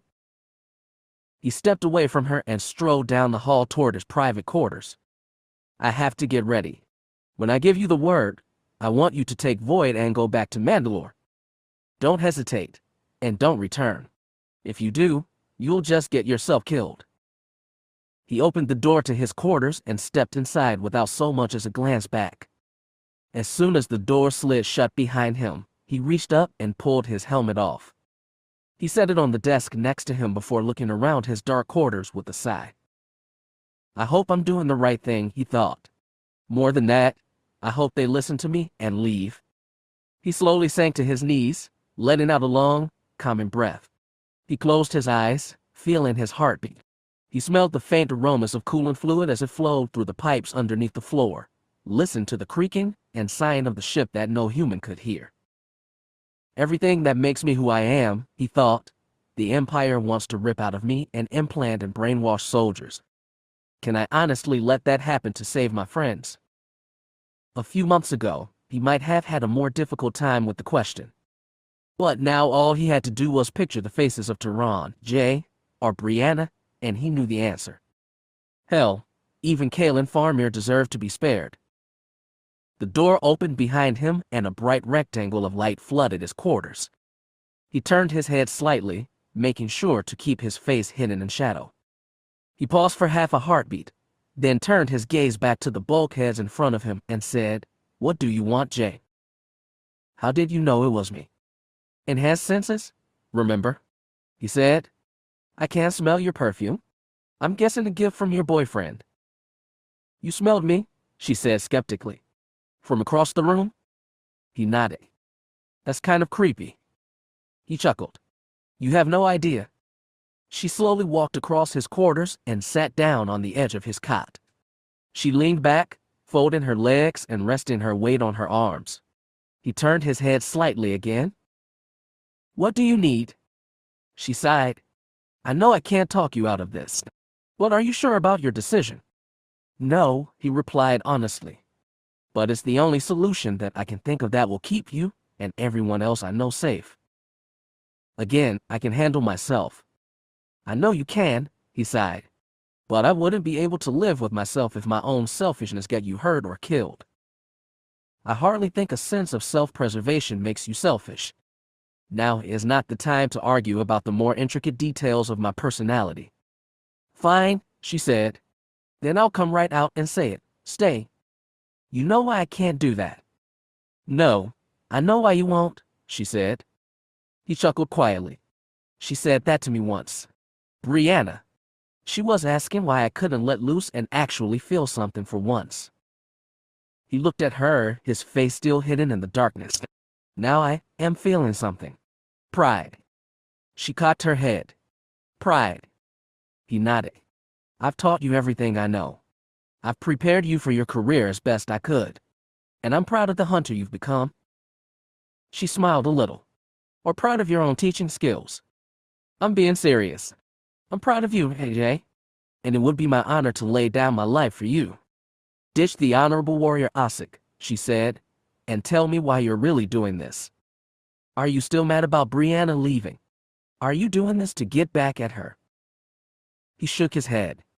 "I'm not that petty." "Then why?" "I'd like to believe all the sacrificing myself to save my friend's stuff, but I know that's not the whole story." He hesitated. "I promised you that I wouldn't keep any more secrets from you. So I'll tell you the other half of my reasoning." He narrowed his eyes, clenching his hands into loose fists. "For 7 years, I've struggled to come to terms with who I am, what I am. When I couldn't manage to remember, I became Cin Vhetin. But the truth continued to elude me, and has gnawed at me for years now." He shrugged. "And now, even if I can't remember it, I at least have a chance to end it. In truth, this scenario gives me at least some closure. If I kill the tracker, I'll be able to live in peace, at least for a while. And if I die, I guess then my problems are over." "I won't pretend to try and know what goes on in your head," she said, staring at him intently. "If you seriously think this is the right thing to do, well, your judgment has never steered us wrong before." She sighed and stood. Slowly, sadly, she walked over to the desk and picked up his helmet. She stared into the expressionless T-visor, turning it to watch the way the dimmed lights in the room glinted off the reflective tinted transparent steel. "Like you've said," she said quietly, "the tracker wants you alive. And if there's anyone who has a chance to take him." She turned and held the helmet out to him. "It's you." He stared at the helmet, then stood and gently took it from her. He pulled it over his head once more and his suit sealed with a quiet hiss.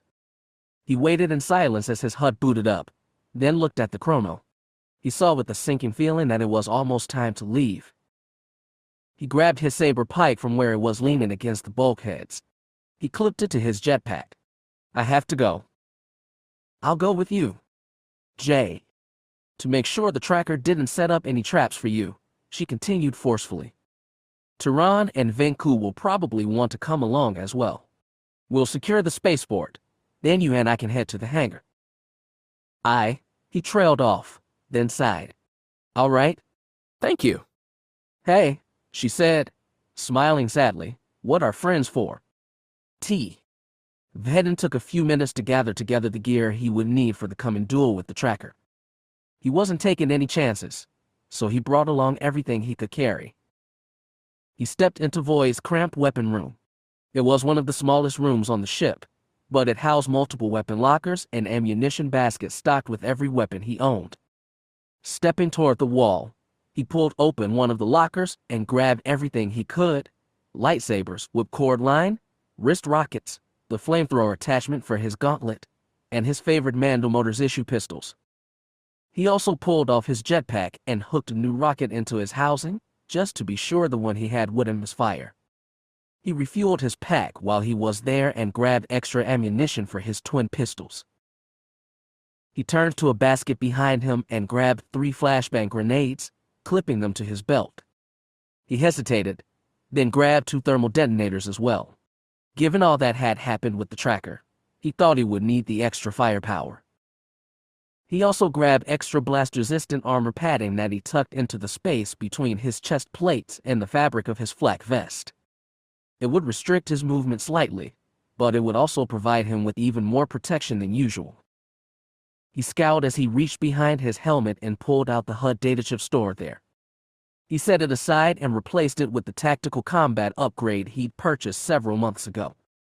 Going into battle, he doubted he'd need the normal HUD systems that told him the chemical makeup of the air, the registration of nearby speeders, or the phantom heat signatures from hundreds of footsteps of past travelers.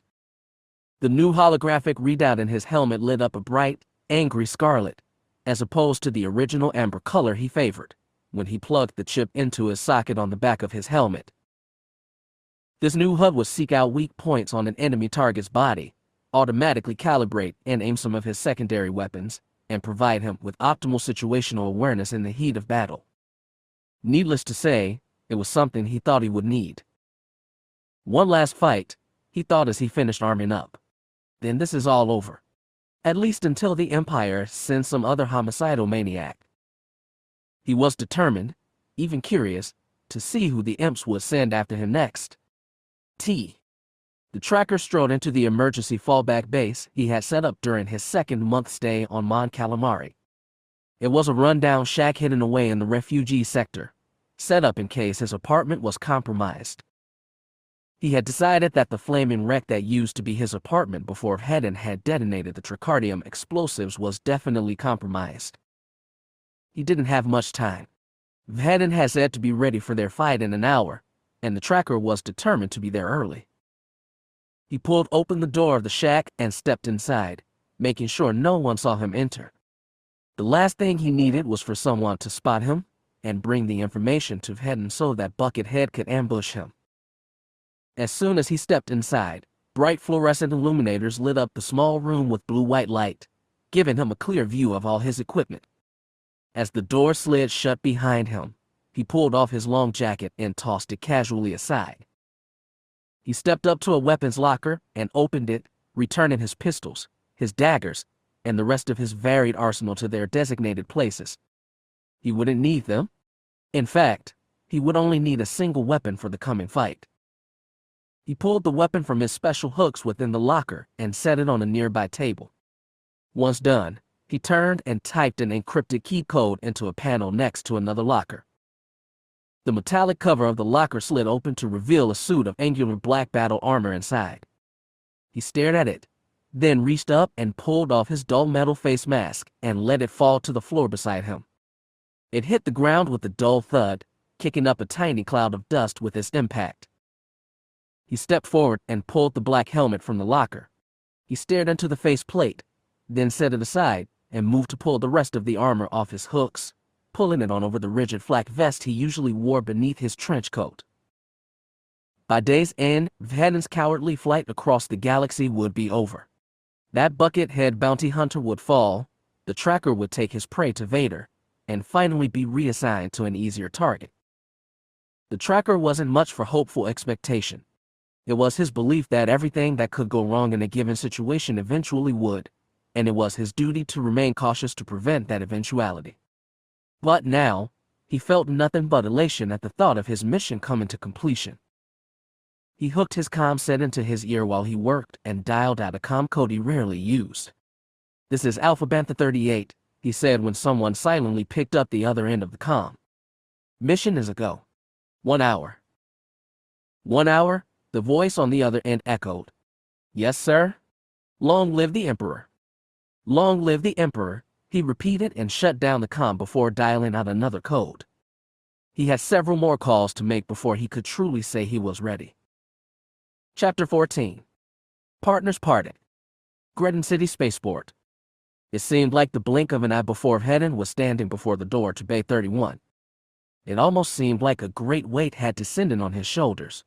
He stared at the scuffed durasteel surface of the hangar bay door, feeling no particular urge to hit the opening key. "Well," Jay said, unsuccessfully attempting to sound casual, "here we are." She was standing next to him, also staring intently at the door. She folded her arms and said, "Tehran and Venku just reported in. If the tracker set up a trap for you, they can't find it." He nodded, having heard the transmission as well. She was echoing what he already knew, most likely because she was just as nervous as he was. He didn't want to go through that door. He wanted to leave with Jay and Venku and Tehran. He wanted to go back to his home on Mandalore, back to his friends and those who had become close enough to be family. He wanted to patch things up with Brianna, treat her the way she deserved, and go back to those bright, happy days when they had first met. But his sense of duty wouldn't allow him to do any of that. His sense of duty told him that what he wanted to do was run, but what he needed to do was stand and fight. Yes, it was a lose-lose situation. Winning this fight would only delay the Empire, while losing would result in his imprisonment and eventual death. But that powerful part of his mind compelled him to stay anyway. Jay glanced at him from the corner of her eyes and slowly said, "Anne, you're sure you don't want me to back you up?" "I'm sure," he said, surprised by the undercurrent of steely determination he heard in his voice. "As soon as I leave, I want you to get to Tehran and Venku, get to Void, and leave." "But, do you understand?" "But what if? Do you understand?" he pressed. "I want you to get back to Mandalore no matter what." She hesitated, then her face fell, and she nodded. "All right," she finally said. He turned to the door and let out a long breath, preparing to hit the opening stud. He paused, however, when she suddenly spoke again. "I won't stop looking for you," she said. She was staring at him earnestly. "If the tracker manages to, you know.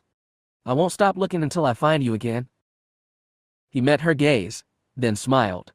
"I wouldn't expect anything less, Jay." She bit her lip, then unexpectedly threw her arms around his shoulders and hugged him. He was surprised for just a moment, then hugged her back. "Thank you," she whispered, "for everything you've done for me this year. You're the best partner I could ever have, secrets and all.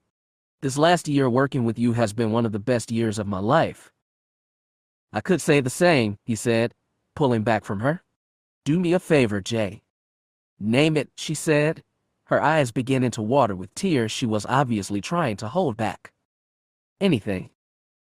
Go out there and kick this galaxy's ass. All right. Head out into the Empire and show this corrupt galaxy that there is such a thing as an honorable bounty hunter." She nodded, smiling through her tears. "I'll give it my best." "Give my best to your boyfriend when you get back to Mandalore," he said, turning back to the door. "And tell him to treat you with the respect I never showed Brianna." He hesitated, then said, and when you get back to Mandalore, tell Brianna, tell her." His next words were lost in the sounds of the spaceport. Jay obviously managed to understand his request, however, because she nodded somberly. "I'll tell her," she said. "I promise." He nodded as well, feeling at least some of the weight lift from his shoulders. He straightened, booting up his new tactical combat HUD. Jay looked between him and the door separating him from the fight of his life, then said, "I'll get to Tehran and Venku. We'll be gone in a few minutes." He didn't move as she walked away, heading toward the crowd of other spaceport goers. Before she could disappear into the throng, however, he turned and called, "Jay." She paused, looking back to him. He stared at his partner, the one person he trusted above all others, and inclined his helmeted head to her. "Retursai Mhi, Nervad." She met his helmeted gaze, holding it for a moment, then bowed her own head. "Retursai Mhi, Nervad." Then she turned and was lost in the crowd. He stared at the spot where she disappeared, then let out a long breath, turned, and hit the opening stud to the door.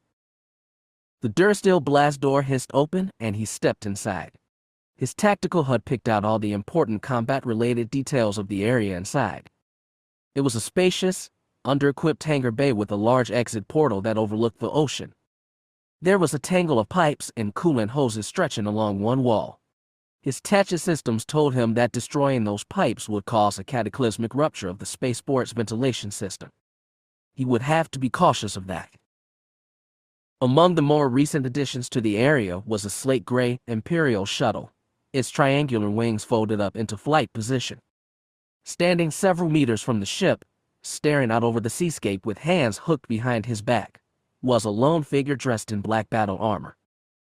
"Tracker," Vhetin called, striding forward.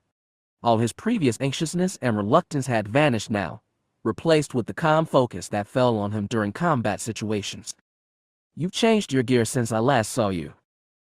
"I thought it would come in handy," the tracker replied, not turning to him. As Vhetin drew closer, he saw that his opponent was wearing black plastoid armor similar in build to a stormtrooper's suit, with a compound utility belt and a black belt skirt. The comma was kicked about the tracker's legs by the lazy tropical breeze that wafted through the hangar. He wasn't wearing his typical gray face mask, but had instead left his face bare. He had some kind of heavy helmet tucked under his arm. As Vhetin approached, the tracker tipped his head slightly, but didn't turn fully. "You came alone." "I'm a man of my word," Vhetin said. "You should know that by now." "Well," the tracker said with a shrug, "not a man. More like a freak of your word." He sighed, looking out over the ocean of Mon Calamari. "I've looked forward to this moment for over a year. Did you know that? It was so much more fulfilling to hunt down scumbag traitors and terrorists who really don't have a mind of their own. You, by comparison, have been a pain in the ass since day one." "Then let's end this," Vhetin said. He drew his saber pike from his jetpack and activated the glowing blue blade. He held it up with the two-bladed grip, narrowing his eyes. His TACHA zoomed in on the back of the tracker's head, picking out all the most vulnerable parts of his armor. "There's just one thing you should know," the tracker said, "before we begin." He slowly turned fully, and Vhetin got the first good look at his enemy's face in many years. Like he remembered, the tracker had dark skin and short black hair that was offset by his almost unnaturally pale blue eyes. He had a livid scar stretching down the left side of his face, curling under his left eye before swooping down his cheek and beneath the neck guard of his armor. He took a step forward, clenching his hands into fists. "Like I said, I've been waiting for this for over a year. Do you really believe that I would let the outcome of my mission rest on the outcome of a petty fist fight with you?" Vhetin's TAC HUD blared an incoming contact warning as the shuttle's exit ramp slid open, hitting the hangar bay floor with a heavy thud. Vhetin glanced between the tracker and the shuttle, then took a cautious step back as his HUD's audio receptors picked up the sound of multiple footsteps on the shuttle's exit ramp. Dressed in bright red plastoid armor, their faces covered by smooth-faced helmets with the simple horizontal striped visors, 4 elite Imperial guards marched down the shuttle's ramp, their own saber pikes held in front of them. The tracker threw his head back and laughed as the guards flanked him, 2 on each side. He raised a hand, and one of the soldiers tossed him a pike of his own. He caught it with an easy grace that only came with years of practice with the weapon. "You see," the tracker said, "unlike you, I am not a man of my word." He pulled the helmet he held over his head. It was a smooth-faced helmet like the masks of the other Red Guards. This one, however, was painted jet black, and as the tracker secured it over his head, the visor lit up a glowing red. "And unlike you," he continued, his voice sounding gravelly and inhuman through his helmet's vocoder, "I did not come alone." He thumped the activation stud on his pike, and a bright scarlet lightsaber blade sprang from the emitter with an all-too-familiar snap hiss. Vhetin took another step back as the far Red Guards ignited their own weapons. The tracker let out a long, relieved breath. "Ah, it's so invigorating, isn't it? Knowing that the job is almost over. I'm sure you know the feeling, being a bounty hunter."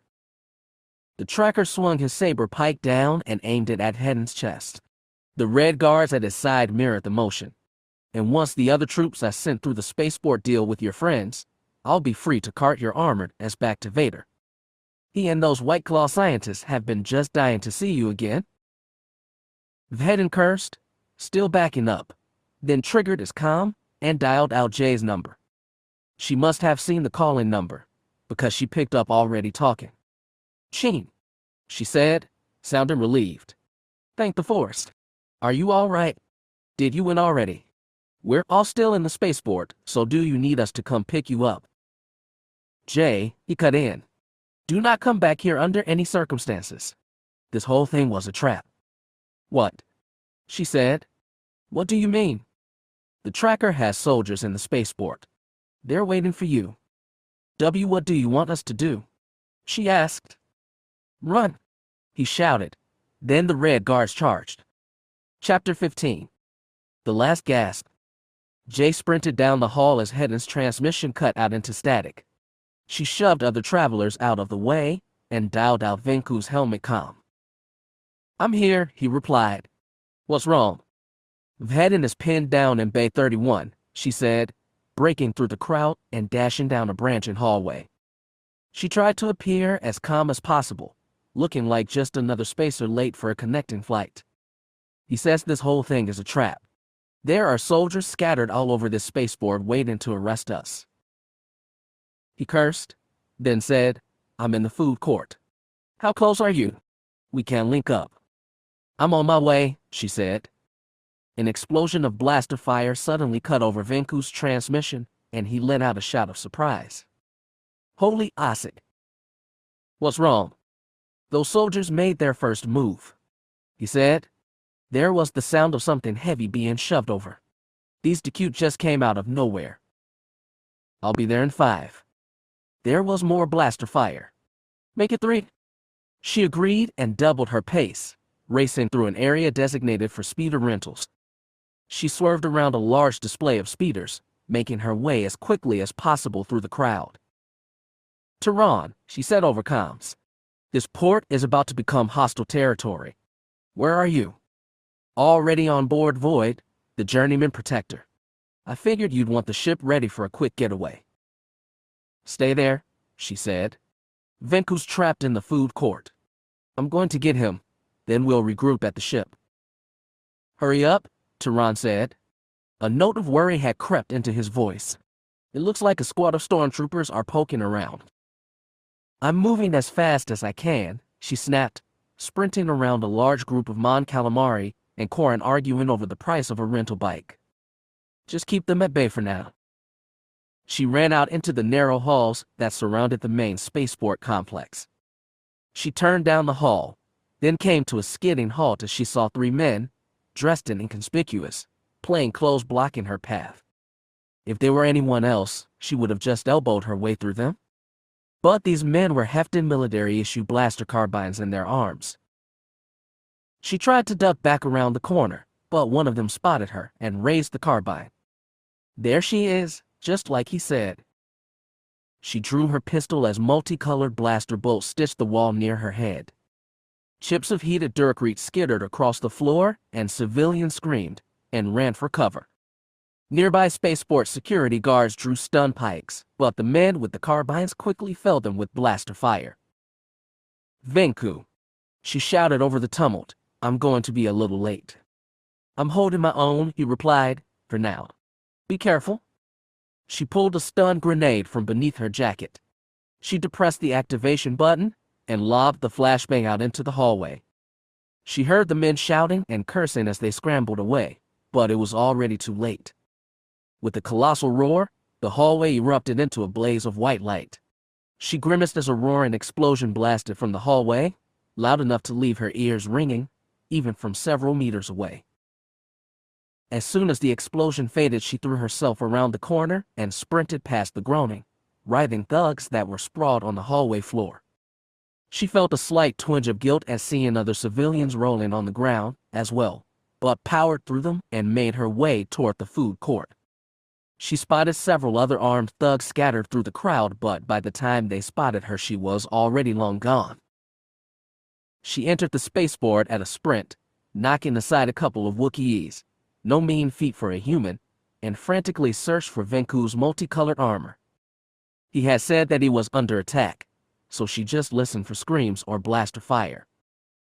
There were none. Just a calm and functioning food court. She took a cautious step inside, holstering her pistol to avoid drawing attention. She had taken 3 steps inside when someone grabbed her arm. She screamed slightly and moved to draw her pistol. "Whoa, whoa, whoa," a familiar voice said. "Easy there, warrior babe. It's just me." She scowled at Venku and moved her hand away from her weapon. "That's a good way to get yourself killed, especially where bounty hunters are concerned." "I'll keep that in mind." "You said you were under attack." "I heard blaster bolts over the comm transmission." "I was," he said, "but not out here in the open. They ambushed me in one of the back hallways. I managed to take them out quietly, though. I thought it would make our escape easier if the spaceport's patrons weren't rushing around in a panic." She nodded, letting out a long, relieved breath. "Okay, let's get out of here before anyone else decides to show up and start shooting." Cin Vhetin ducked and slashed with his saber, knocking away one of the red guards. He was caught in the chest by the blunt end of a guard's pike, knocked off his feet by the force of the blow. He pulled himself into a backwards somersault and came to his feet swinging his saber. He was just in time to knock away another slash to his neck, then lunged forward and stabbed a guard through the bicep. The man screamed and dropped his saber out of reflex.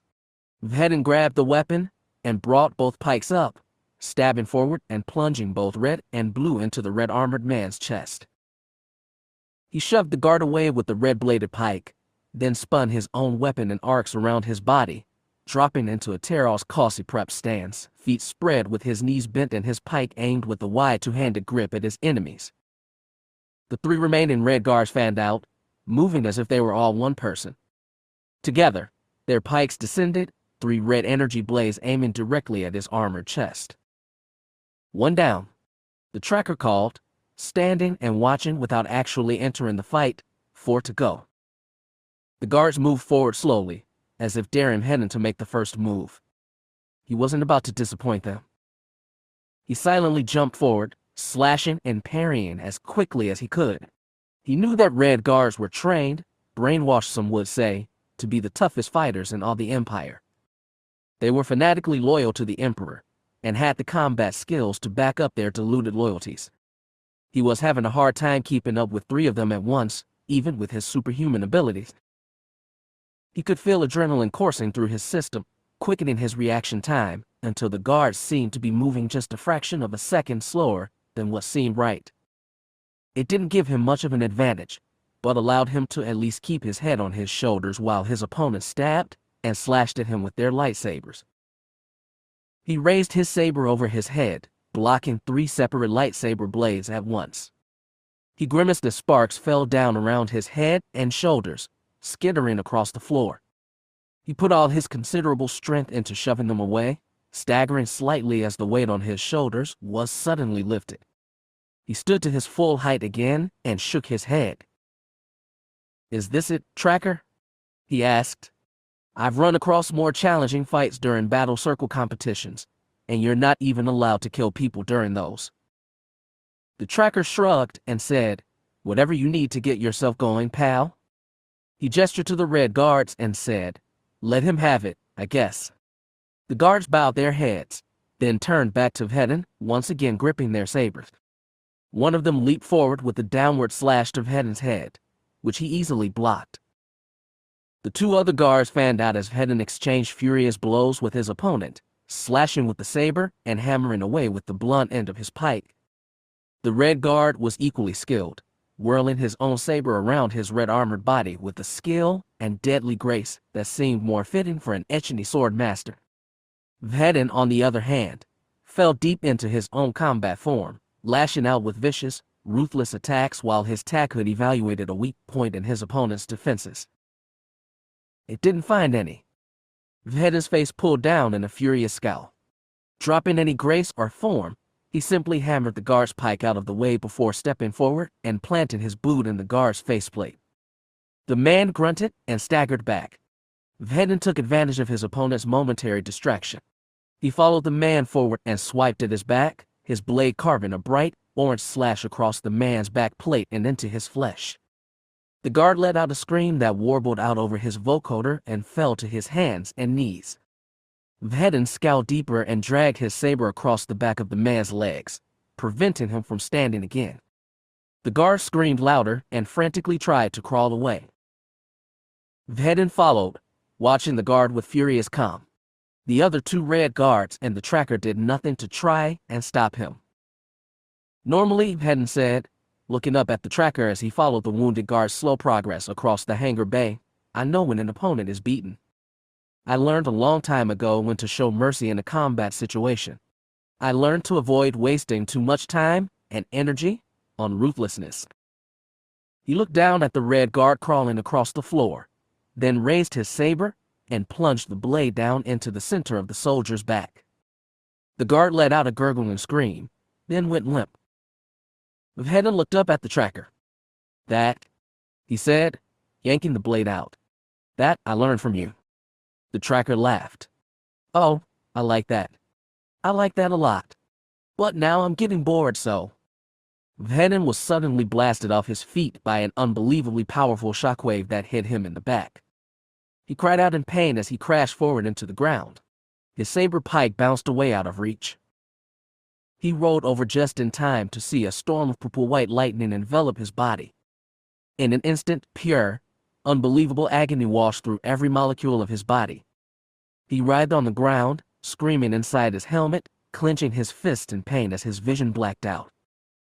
After a few moments that seemed like an eternity, the pain slowly ebbed.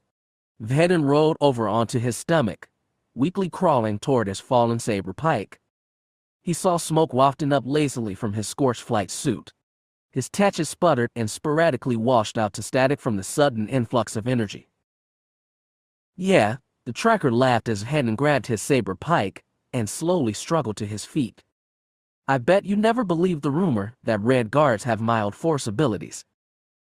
I'll be honest, Vhetin gasped, propping himself up on the shaft of his pike, I really didn't. The two remaining guards once again aimed their pikes at his chest.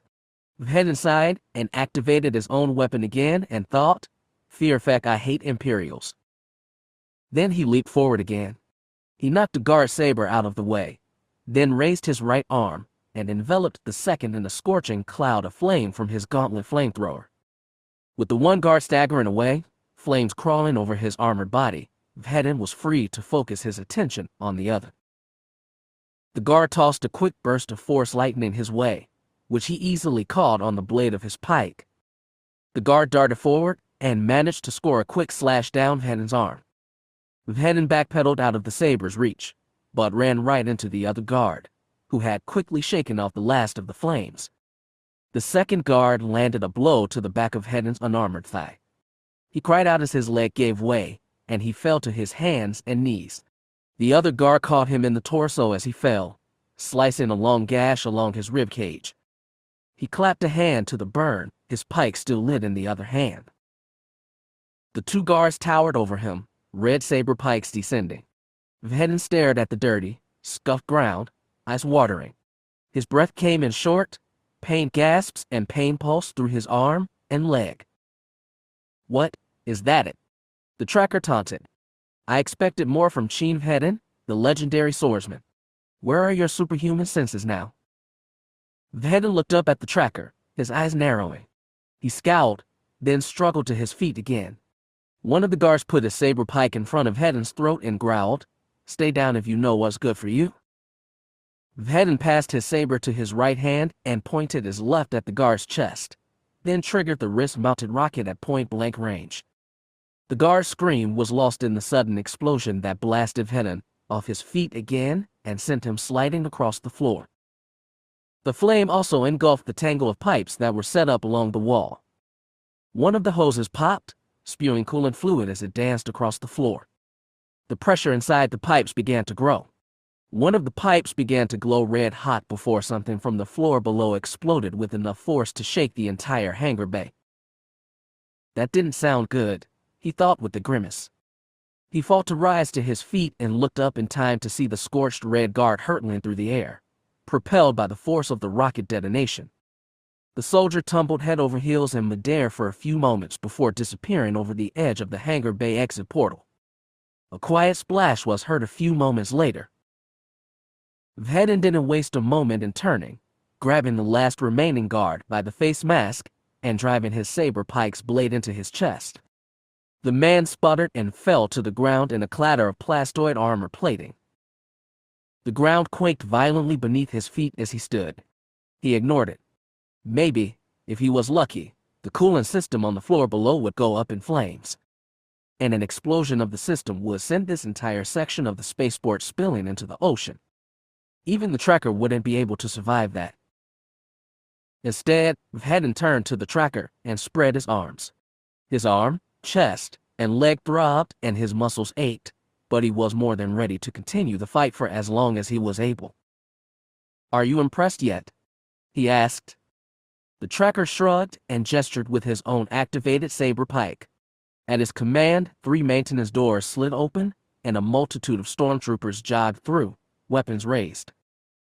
The tracker himself hopped down from his perch on the raised boundary wall that ran along the edge of the hangar bay's exit portal. He hefted his saber pike in a 2-handed grip as the stormtroopers, at least 30 of them, fanned out in a rough circle around Vhetin. "Here's your chance," the tracker said, stepping forward and leveling his saber at Vhetin's chest. "Go ahead, impress me." Jay and Venku sprinted through the spaceport halls and were almost to Void's hangar bay when a distant explosion shook the ground at their feet.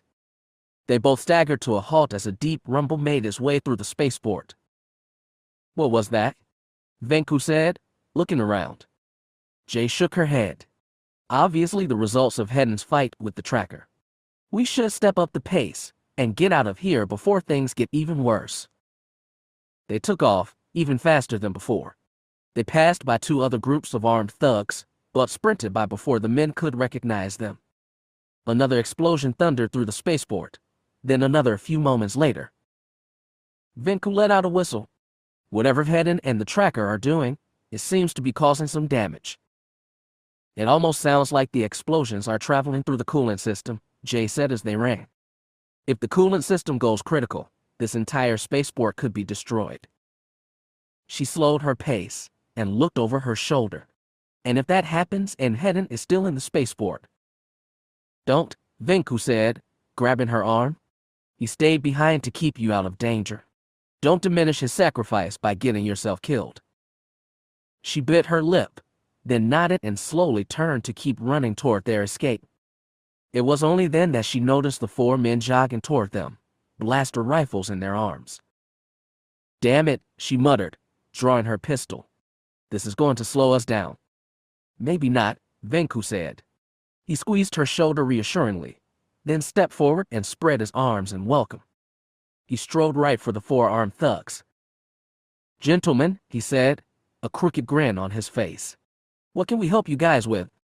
They began to wordlessly turn their weapons on him, but he suddenly erupted into a blur of motion. He grabbed the first man's gun, twisted, and yanked it from the man's grasp.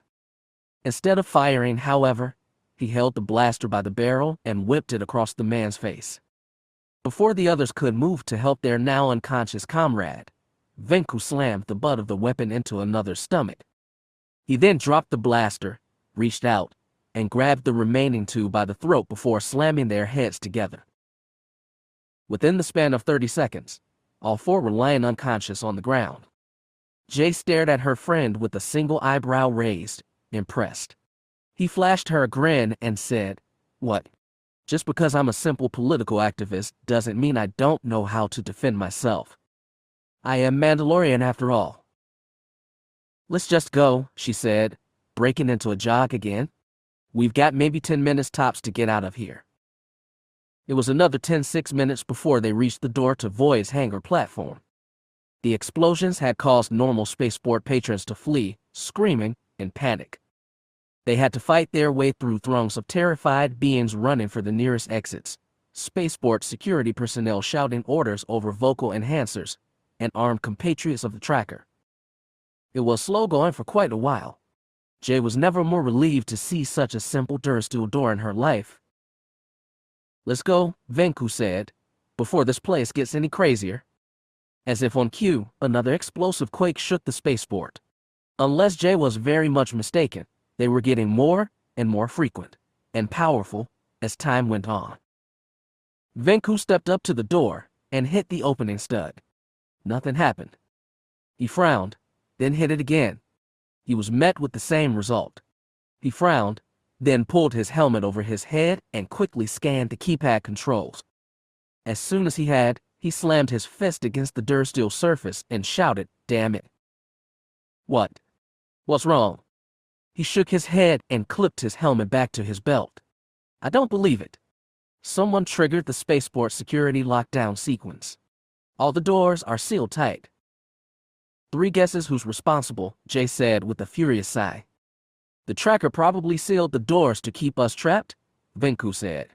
"That whole deal about agreeing to come alone was a load of ossic." "He's an Imperial assassin," Jay said, turning back to the hall. "What would you?" She trailed off as her gaze fell on a tangle of pipes and hoses that were set into the wall. One of them was shaking violently in his housing. She took a step back and murmured, "Venku." He began tapping furiously into the keypad. "Uncle Jane has been teaching me a couple slicer tricks. Maybe I can hack the security override." "Venku," she said, a little louder.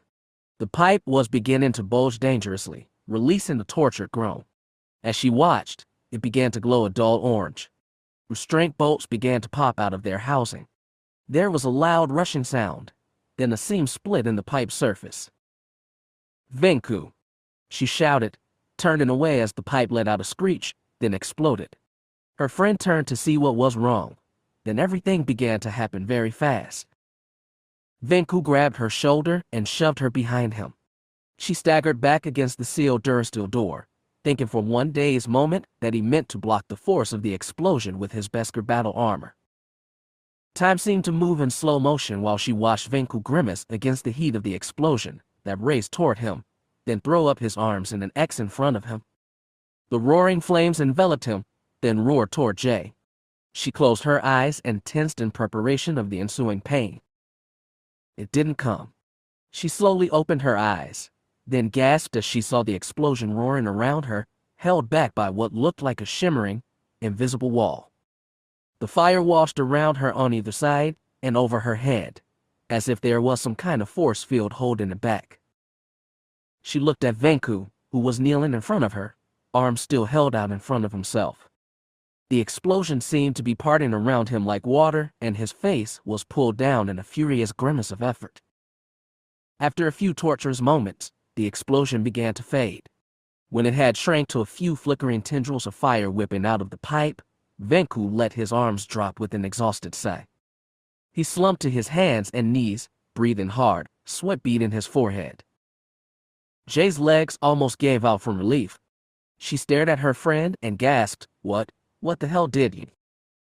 Then it all fell into place. She had thought so herself, that the flames had parted around them as if held back by a force field.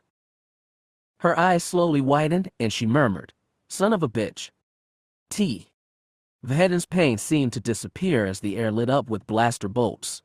He ducked and dodged, breaking into a sprint as he charged the circle of stormtroopers. He threw his shoulder into one, knocking the soldier off his feet, then spun and swung his saber. The blue blade of his weapon took off two troopers' heads at the shoulders and their bodies crumpled silently to the ground. Vhetin pivoted and stabbed forward, catching another in the chest. His reflexes were working at peak efficiency, and he was easily able to dodge a sudden flash of scarlet as the tracker stepped forward and slashed with his own saber. Vhetin ducked another attack, then caught the blade with the Beskar shaft of his weapon. "Very impressive," the tracker grunted, pushing against the saber lock. The troopers had stopped their fire momentarily, afraid of hitting the tracker instead of Vhetin. Vader apparently thought so too. "After you defected, he had the rest of us ICF guys train with these damn saber pikes until we were criffing experts." Vhetin silently shoved the tracker away, then ducked as the storm of blaster fire kicked up again. He somersaulted to avoid fire, and came to his feet fighting.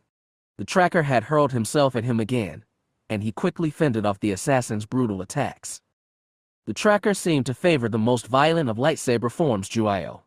Like Vhetin, the tracker didn't have the superhuman reflexes of a Jedi or Sith, so he had to make do with clumsy recreations of the combat form's deadly motion. It didn't make him any less dangerous. What the tracker lacked in speed and agility, he made up in sheer power.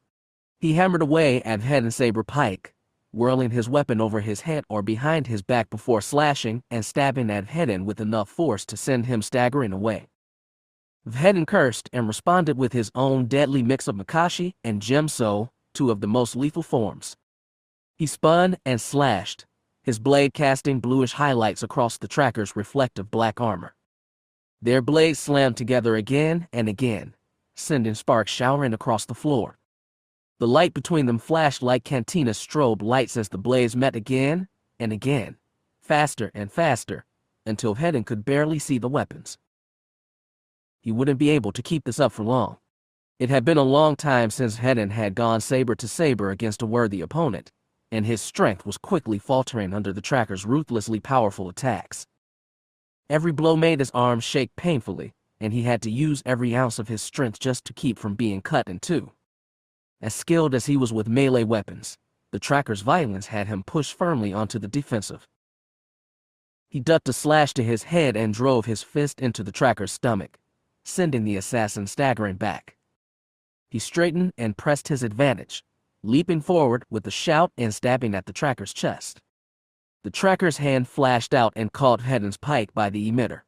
He wrenched it to the side, sending Vhetin sprawling. Vhetin turned it into a somersault that took him away from the tracker and back toward the assembled stormtroopers. The white-armored troopers were completely unprepared to be thrown back into the fray so quickly. He slashed up as he rose, carving the trooper's chest plate in two. The man screamed and fell back, joined by two of his companions before he had hit the ground. There was no form or grace to Vhetin's attacks now. He just mowed his way through the stormtroopers as fast and as efficiently as he could. His strength was quickly waning, the pain of his wounds catching up to him once more. With so many troopers and the tracker still attacking him, he didn't know how long he'd be able to keep fighting. I just hope Jay got out of here okay, he thought as he spun and slammed the tracker saber away. He kicked the man in the head, sending him staggering away. He forcibly banished thoughts of his partner from his mind and poured all his focus into hacking his way through the troopers. The blue flash of his saber filled his vision, and the subsequent screams of stormtroopers drowned out his hearing. The tracker tried to leap at him again, but Vhetin knocked him away with another well-placed kick to the faceplate. He rolled his saber pike between his hands, blocking several blaster shots while the rest slammed harmlessly into his armor. The shots knocked the breath out of him, but he willed himself to keep fighting. Hesitation was not a luxury he could afford now. He drove the blunt end of his pike into a trooper's faceplate, shattering the eye-shaped viewports of the man's helmet, then kicked him in the throat and sent him sprawling. He turned and caught 3 bolts in the stomach plate before he slashed another trooper's hands off at the wrist. The man's blaster and his hands fell to the ground, and Vhetin simply shoved the screaming soldier away, moving on to the others that were waiting behind him. His movements seemed to blend together, coming to him with a fluid ease he found unsettling. He became an unstoppable whirlwind of death, mowing down anyone who dared stand in his way. Troopers fell in droves, until he found himself stumbling over piles of white-armored bodies. "Give it up, Vhetin," he heard the tracker shouting. His voice echoed, as if reaching him from far away. The black-armored assassin suddenly leaped from the ranks of stormtroopers, spinning and scoring along, then slashed down Vhetin's chest plates. "If you manage to kill these, I can just send more. You know this." Vhetin leaped into the air and planted both boots in the tracker's chest. The blow knocked the assassin away, and Vhetin saw his red-bladed saber pike bounce from his grasp. He crashed to the floor as well, but quickly scrambled to his feet before any of his enemies could exploit his momentary weakness. Seeing an opening, he reversed his grip on his pike and threw it like an ancient spear. The weapon stabbed through a trooper's chest and the man staggered, his chest plate bubbling and melting around the energy blade. Vhetin didn't waste a moment. Though his pike was gone, he was far from unarmed. He raised both his arms and loosed a torrent of flame from one gauntlet while firing a wrist-mounted rocket from the other. The flamethrower consumed a group of troopers that were stupid enough to rush at him, while the rocket blasted at least 12 other troopers off their feet and carved a half-meter-deep crater into the floor of the hangar bay. Vhetin then turned and hunched his back, pointing his body toward the tracker, who stood out in his black armor among the bleached white armor of the stormtroopers. He tapped the readout on his gauntlet and his jetpack rocket roared out of his housing on a huge tail of fire. The tracker cursed and rolled out of the way, but the rocket detonated against the chest plate of a stormtrooper standing just behind him. The man vanished in a huge explosion of flame and shrapnel. When the smoke had faded, all that was left of the man was a pile of ash and a pair of boot prints scorched into the surface of the floor. Vhetin sprinted through the crowd, tossing the last of his grenades with abandon. Flashbangs and frags exploded around him, sending chips of Duracrete carved from the floor bouncing against his helmet faceplate. He sprinted up to the trooper he had stabbed with his pike, who was still staggering from the attack, and roughly yanked the weapon from his armored chest. He tossed the soldier aside as soon as he had. He was just turning back to deal with the rest of the troopers when he felt a fiery hot pain erupt through the small of his back. He staggered, barely able to keep his footing. He slowly turned, fire washing through his torso, to find the tracker standing behind him, humming lightsaber pike once again in his hands.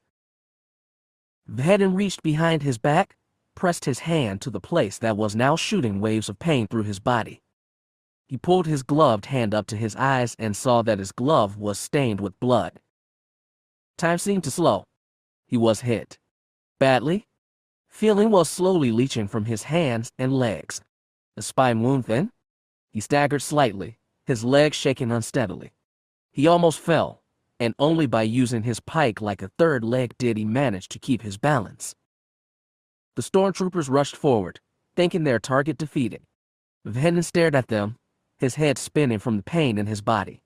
Then his face pulled down in a furious scowl. He let out a shout and threw himself into battle again. His motions seemed too slow for him, but he hacked and stabbed at any stormtrooper that was within reach. 2, 3, then 4 more enemies fell at his feet and his blade hummed violently as he whirled it over his head. He brought the weapon down, aiming for the tracker's head as the assassin appeared through the crowd again. His enemy blocked the blow and responded with a counterattack that sent him staggering. He had regained his balance and was stepping back toward the tracker when the blaster bolt hit him in the chest, just above his armpit. His shoulder was jerked back by the blow, leaving him open for another bolt to hit him in the left bicep. He staggered and slowly, ever so slowly, fell to his knees. His breath was coming in long, gulping gasps and pain seemed to inflame every fiber of his body. His vision wavered and his head spun. The tracker stepped forward, triumph written across his every movement. He quickly kicked out with his boot and knocked Vhetin's pike from his weakening grip. It bounced away across the floor, the blue blade deactivating with a synthetic hiss. Mind hazy, Vhetin tried to slide down his helmet's rangefinder to increase his tac HUD's capacities, but found that it had been snapped off at some point during the fight. He tried to trigger his jetpack to carry him up and out of harm's way, but a stray blaster bolt had ruptured the fuel tank, and the pack was leaking and useless. He reached for his pistols, but found that they had been ripped from their holsters.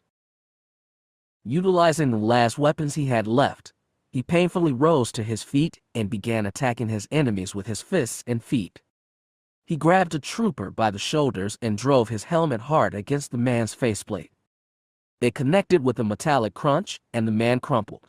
He turned and leaped forward with the Teros Kasi lunge kick that caught another trooper in the throat. The soldier staggered back into several of his comrades. Another blaster bolt hit him in the leg, just above his right knee. He stumbled, then fell to his hands and knees. All strength drained from his limbs, and it was all he could do to keep himself from collapsing from exhaustion. The tracker strode forward and planted a boot in Vhetin's already wounded side, knocking him over. Vhetin sprawled weakly across the floor, gasping for breath that didn't seem to come to him.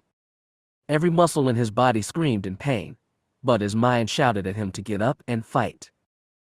I can't, he thought, unable to summon enough strength to even move his arm.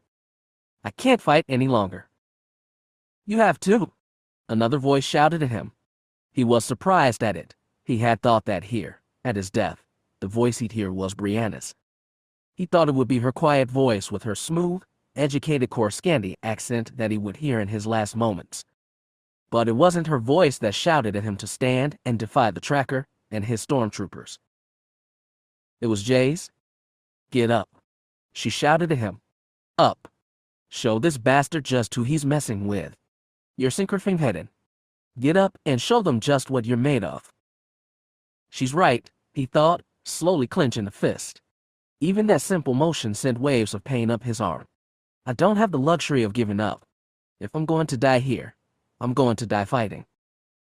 With a tortured groan that sounded more like a scream of pain, he rose to his feet and put all his effort into a punch to the tracker's head that he knew would knock the cocky assassin clean off his feet.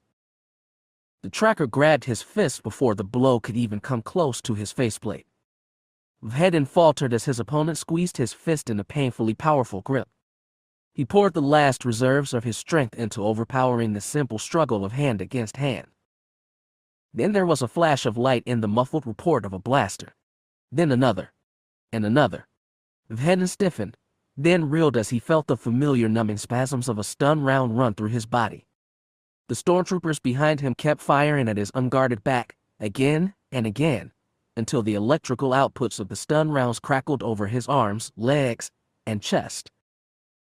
He heard the crash of his armor plates as he fell heavily to the ground, but couldn't even consider rising again. His entire body was numb, a state more painful than the agony he'd felt only moments before. He stared up at the ceiling, felt the ground shake beneath him from the force of another explosion from the floor below. He was unable to summon the strength to even move his watering eyes. The tracker appeared in his field of vision, leaning over him. He slowly reached up and pulled off his black face mask, tossing it carelessly aside. He cocked his head, watching Vhetin with his icy blue eyes. Don't look so disappointed, the assassin said. You gave it your best. It wasn't enough. Then he raised a pistol, aimed it squarely at Vhetin's head, and fired again. The world went black. Chapter 16. New Karatic. Son of a bitch, Jay said, staring at Venku with wide eyes. He chuckled weakly as he slowly rose to his feet again. His legs wobbled, as if he didn't have the strength to hold himself up. Doing whatever he had done had obviously taken a lot out of him. I know, he murmured. You're surprised. Dumbstruck would be a better word, she said, her eyes still as white as serving platters. You here? Not a Jedi, he said. I know that was your first thought. My mother was, though. But you're. He stretched, looking as if the motion was extremely painful. Force sensitive. Yeah. But, she shook her head, unable to put her shock into words. What else was I going to do? He said. Let you get burned to a crisp. He stepped past her, still breathing hard, and returned to his work on the door. For obvious reasons, I haven't told anyone. No one outside my immediate family knows or even suspects. She was still staring at him wordlessly as he stretched out his arms and clenched his fists. He gritted his teeth and growled, all these past months you thought someone in your life was force sensitive, and you were right. You just had the wrong Mando in mind. Probably should have paid more attention to my secrets instead of Vhetin's, he muttered as he dragged his fists apart, as if prying the doors open with his bare hand. The sealed doors, their surface now scorched by the explosion, quivered in their tracks before slowly sliding open with high-pitched screeches.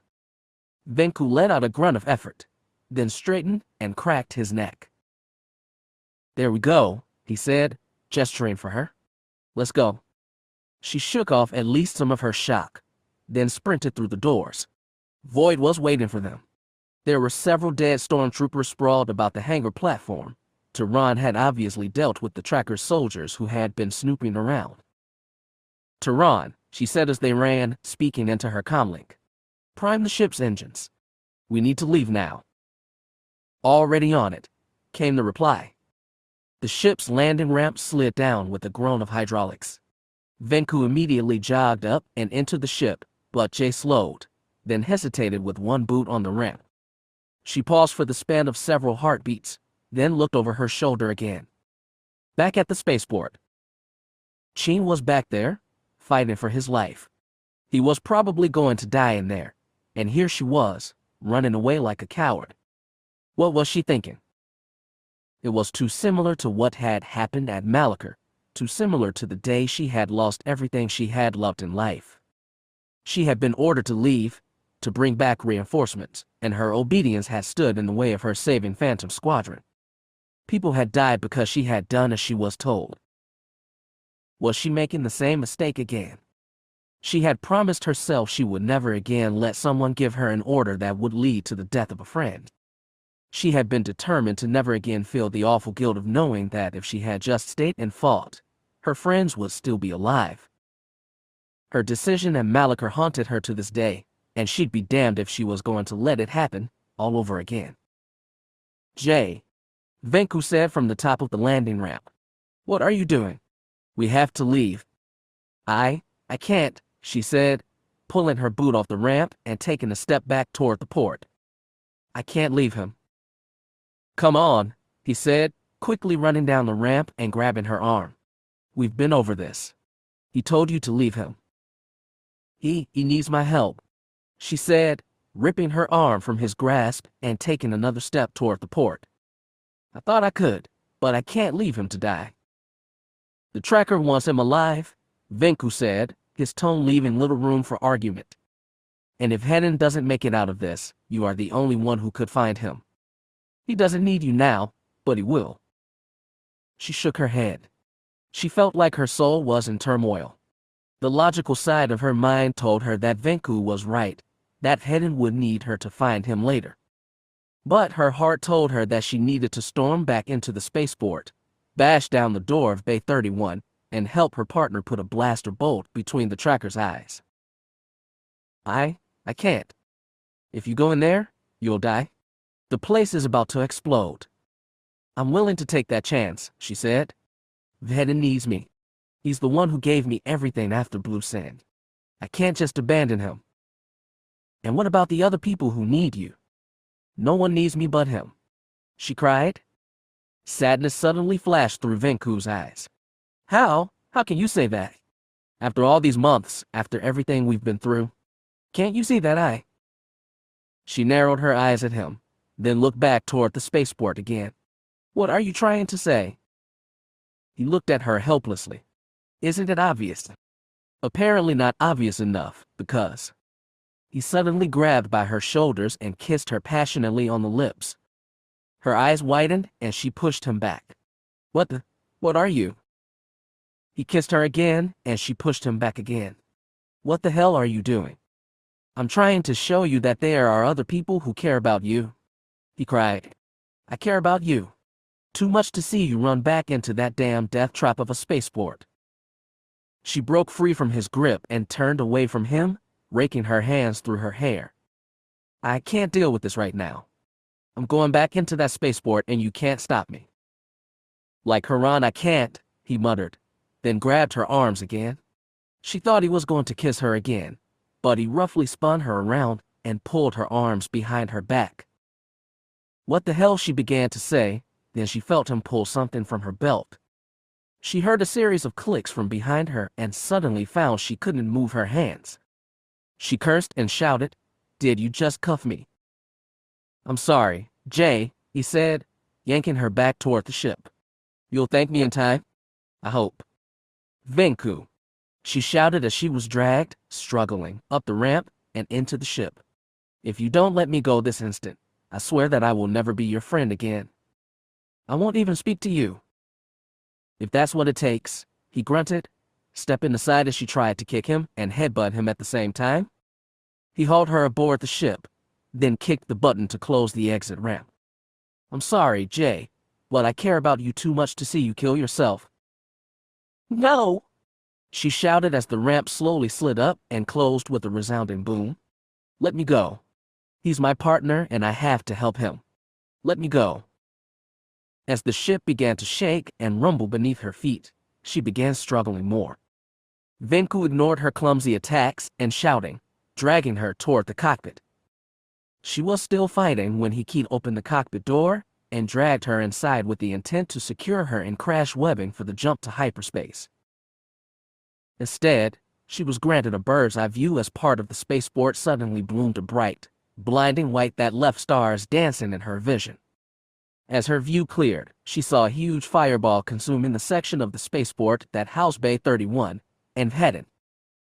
Her horrified gaze was locked on the huge explosion that tore itself through Bay 31 and the bulk of the spaceport around it. Huge sections of the port crumbled, then collapsed into the ocean in great geysers of water. No one could have survived destruction like that. No one. She had failed. Just like at Malachar, she had listened to what others had told her and now people were dead because of it. Her partner and closest friend since she'd come to Mandalore was dead now, and it was all her fault. She watched the destruction of the spaceport for a few silent moments. Then all strength drained from her limbs and she burst into tears. She collapsed against Venku's armored chest, crying harder than she had in a very long time. I was supposed to help him, she sobbed as he wrapped his arms around her and stroked her hair soothingly, much as he had done when they were sneaking away from Wilder's repair shop seemingly a lifetime ago. I promised Raim I would keep him safe. Vhetin made his choice, Venku murmured quietly. He wouldn't have done what he did if he didn't have confidence in your ability to find him again. He's dead, she cried, not believing the words even as they passed from her own lips. He's dead now, just like Esade and Dubak and... She trailed off, unable to say more. She cried harder, finally tearing her gaze away from what was left of the spaceport to bury her face in Venku's shoulder. It's okay, Venku whispered, holding her tighter. It'll be okay? Tehran was staring at the gigantic plume of fire with wide eyes. He shook his head, turning the ship away from the spaceport and streaking off toward open space. I don't believe it, he murmured. I didn't think Cin would actually do it. The tracker wanted him alive, Venku said. He isn't gone forever. We just need to find him. He sighed and said, just get us the hell out of here, Tehran. Take us home? Tehran nodded and Void roared through Mon Calamari's atmosphere, heading for orbit. Chapter 17. Project Whiteclaw. Keldabe, Mandalore, 6 hours later. The walk down Void's landing ramp was the longest of Jay's life. They had set down only moments before in the Keldabe City spaceport, and she knew that they had a welcoming party. It was almost like a cruel mirror of their landing before, after bringing in the Bell Jumper on Terrace. Raim and Mia were waiting for them, while Brianna was once again absent. Jan was also standing there, arms folded, a furious scowl on his face.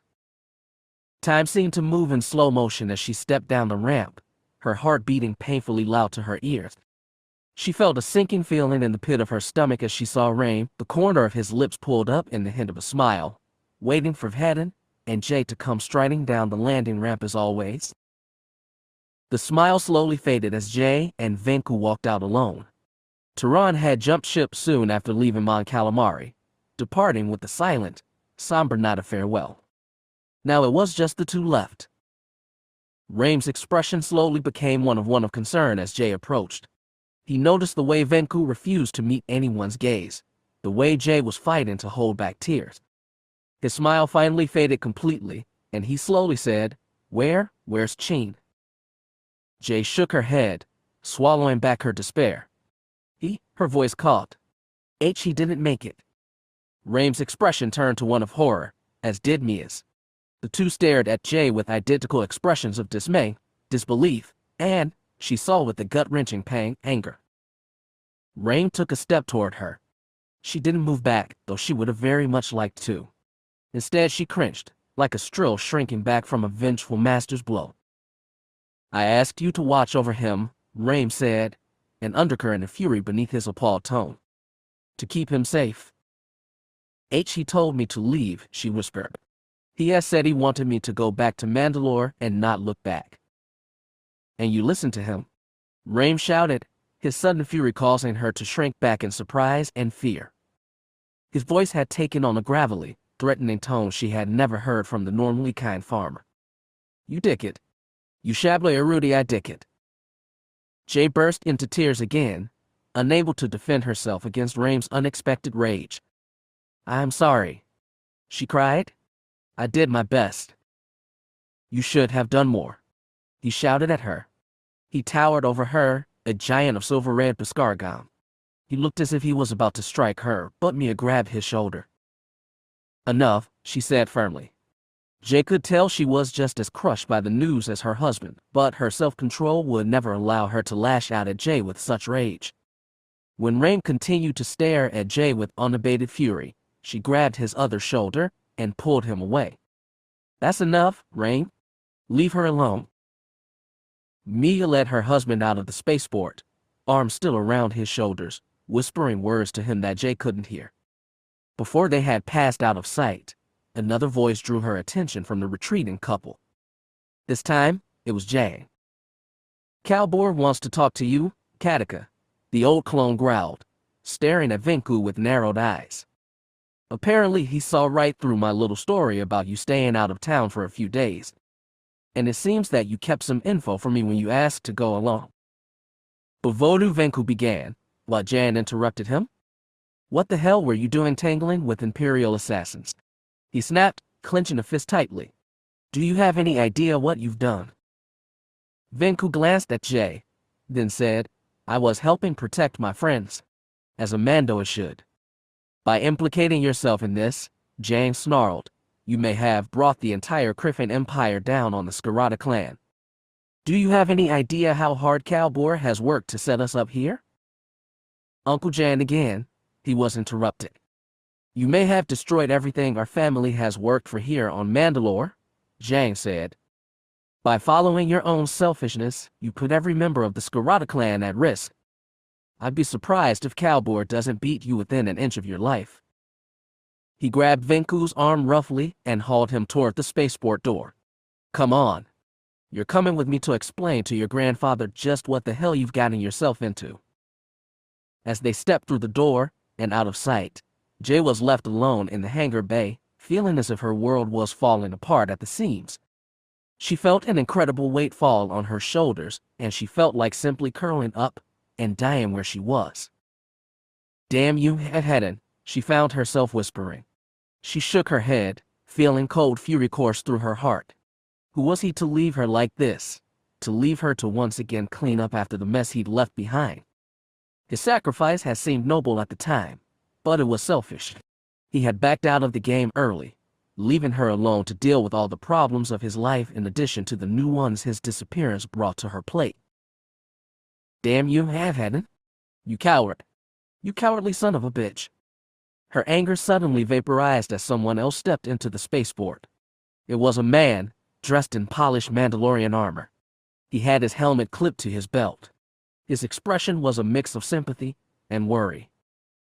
Her boyfriend, her Sierra. I heard the news, he said, stepping swiftly up to her and wrapping her in a tight hug. Are you all right? She tried to answer him but found that words refused to come. She wrapped her arms around his waist and hugged him tighter, feeling as if he was the only anchor she had keeping her from drifting away on an ocean of despair. Are you all right, Jacob?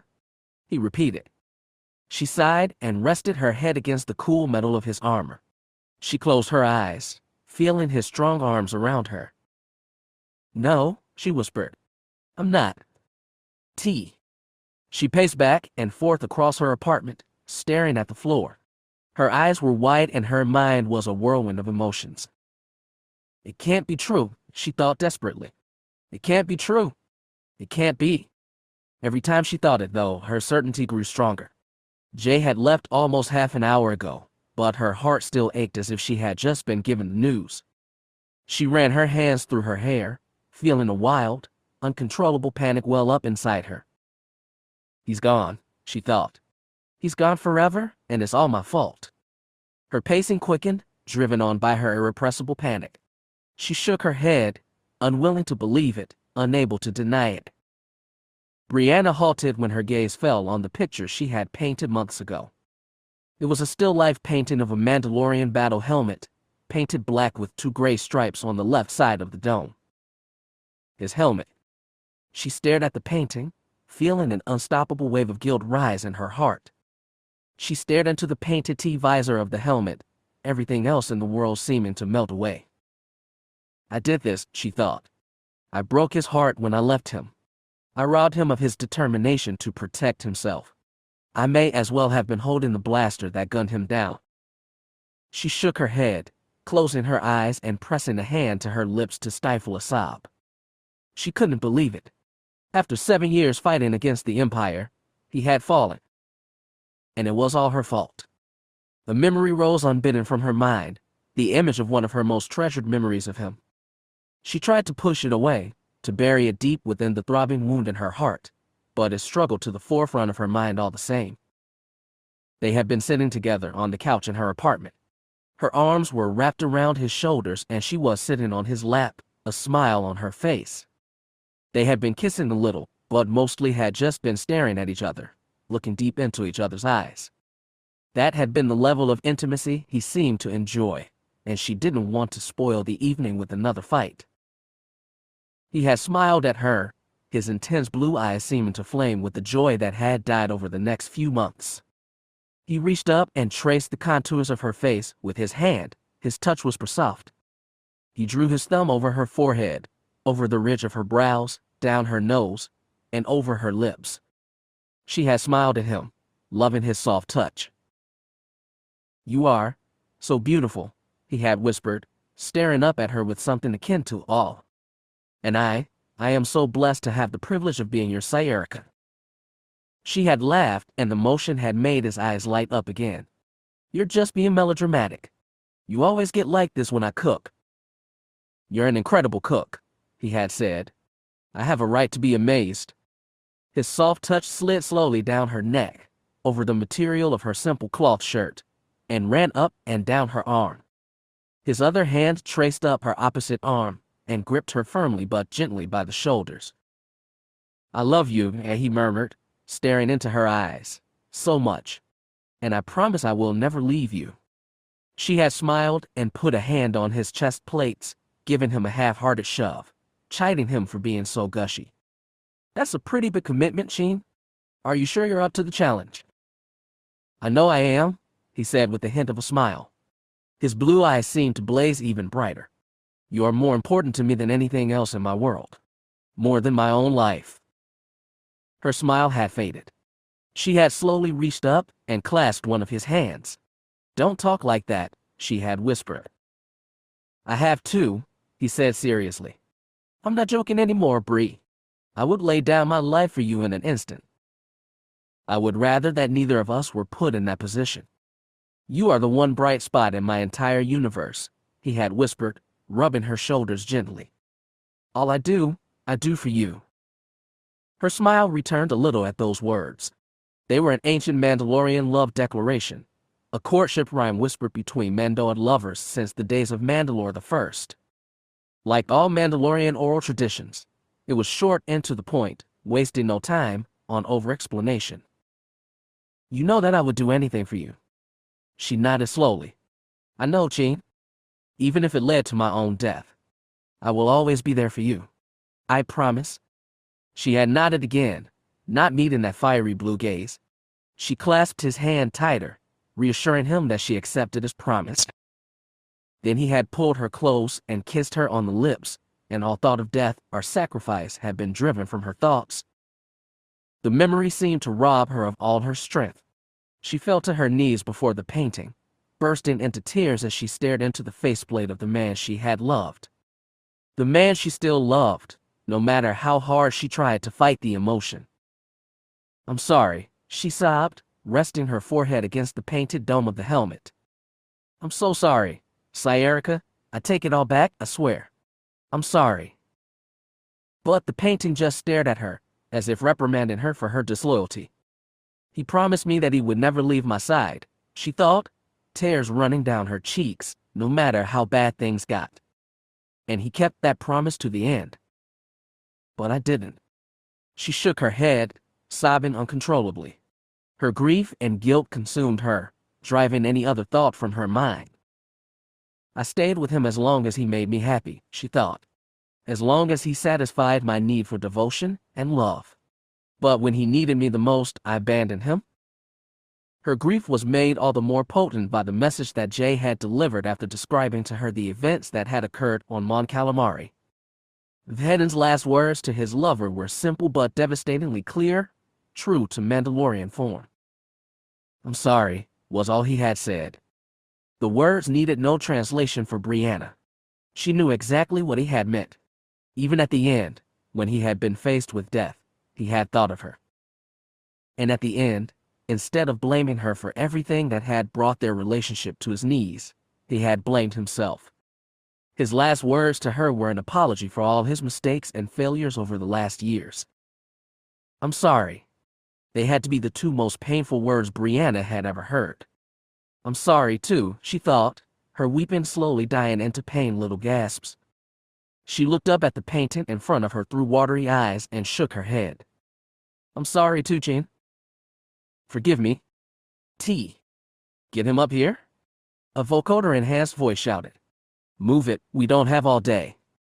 Vhetin was shoved up the ramp and into the facility. He stumbled over the heavy electroshock shackles that bound his arms to his neck and legs. He could barely shuffle along without losing his balance and electrocuting himself. It was a miracle he could even stand. The stormtrooper standing at the door to the isolation ward consulted a handheld datapad before saying, "All right, the prisoner's ready for processing. Get that armor off him so we can get him into the rest of his restraints." Vhetin barely moved as he felt hands ripping his helmet from his head, roughly yanking off the black face mask he wore beneath. They tore his jetpack from his back plate, tossing it carelessly aside. Someone took a vibroblade and slid his flak vest from armpit to hip and pulled it off him.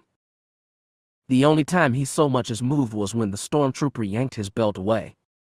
The white armored man began rifling through the various belt pouches, tossing equipment across the floor when he found it of no further interest. After a few moments, he hissed, "Oh, what have we here?" He slowly pulled out a jalopnik of Brianna, holding it in front of his faceplate. Vhetin's arms flashed out as he moved to grab it and his handler jabbed him in the back with the stun prod. He twitched uncontrollably, groaning in pain, and fell to his hands and knees. The stormtrooper hadn't moved, staring at the jalopnik intently. "Nice looking femme you got here. Girlfriend or wife?" Vhetin said nothing, eyes watering from the aftereffects of the stun prod. The trooper shrugged and tossed it to Vhetin's handler, who caught the pick easily and let out an appreciative whistle. "That's one hot bitch, Buckethead. Where can I get me one of those?" Vhetin rose to his feet, fury racing through him at the man's words. That was his Sayerica, not some nice-looking femme. He clenched his hands into fists, then drove his forehead into his handler's face. He ignored the shock that crackled out from his restraints, instead flipping around his handler and wrapping the chains binding his restraints together around the man's throat. He tightened his grip, savoring the way the man sputtered and clutched at his throat. "Guards!" Someone shouted. "Prisoner going wild." Two mid-power stun bolts slammed into Vhetin's back as the stormtrooper fired at him. He spasmed and fell onto his back, numbness robbing him of the ability to use his arms and legs. His handler staggered to his feet, coughing uncontrollably, then hissed a curse and drove his heavy boot into Vhetin's ribs. The man's boot connected purposely with the still fresh lightsaber burn on his side, and he cried out in pain.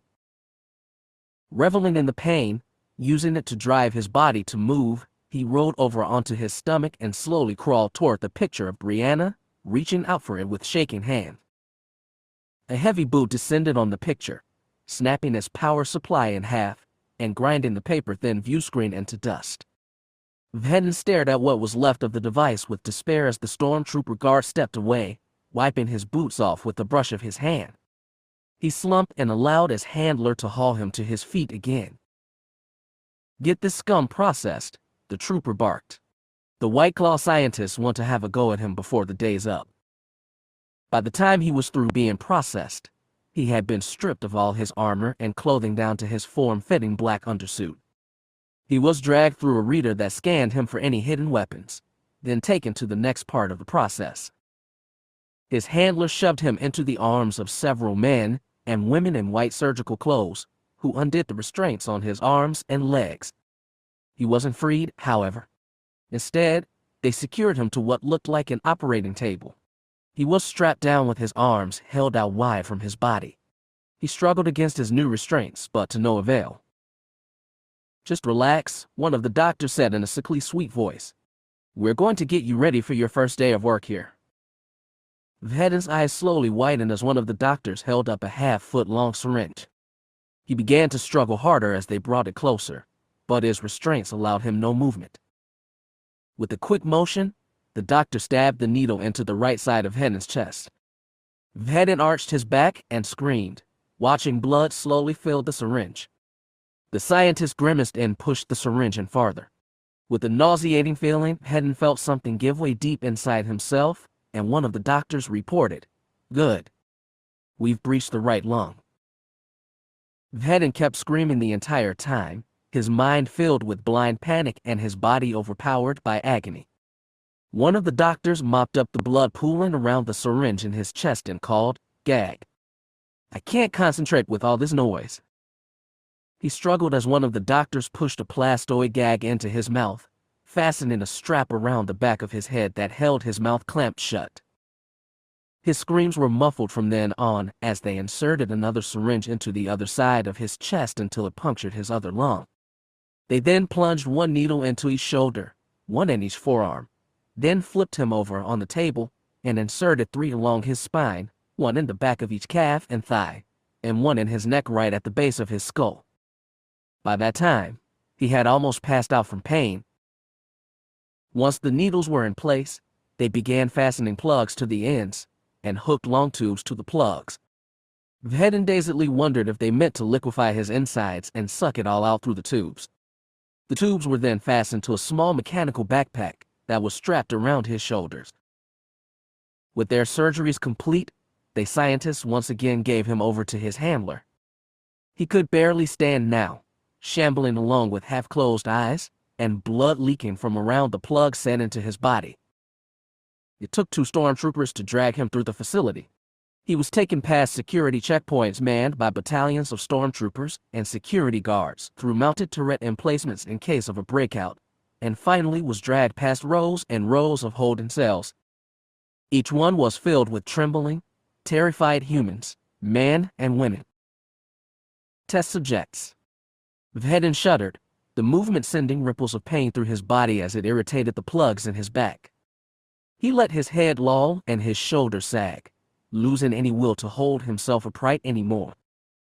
The troopers dragged him through yet another armored door, where a force cage was waiting for him. They hauled him up into the repulsor field. Then the cage's invisible gravity field finished the rest of the job. The beacons in the restraints on his wrists and ankles reacted with the energy field of the force cage, snapping his arms wide and holding his legs braced together. He floated in midair, watching the air between him and his guards shimmer from the effects of the force cage. Then the pain of his wounds and his recent surgeries overwhelmed him and his vision began to fade. He barely had the strength to summon up a final, despairing thought. It's over. The Tracker 1. Chapter 18. The Greatest Hunt. Coruscant Underworld, 2 weeks later. I can't believe I'm doing this, Kaelin Farmir thought. I can't believe I'm going to get myself killed for him. She made her way through the crowd massing in the underworld market, shouldering her way past humans, Twi'leks, and otherwise. She didn't even stop and try to blend in with the crowd. If her target suspected someone was after him, any amount of stealth wouldn't matter. He just gunned down everyone in the street. She turned her head discreetly toward her jacket collar and the comlink hidden there. You are so going to owe me for this. I'm paying you, aren't I? Moqena snapped. Just do your job. We can't have any mistakes this time. Farmir scowled deeper and slipped past a towering Wookiee who was arguing with his smuggler friend about some kind of shipping deal. This sector of the underworld was rife with crime. Kaylin could only imagine the bounties that some of these fear effects had on their heads. But for now, she had eyes only for the figure who was making his way slowly through the crowd ahead of her. He wasn't hard to miss once she knew what to look for.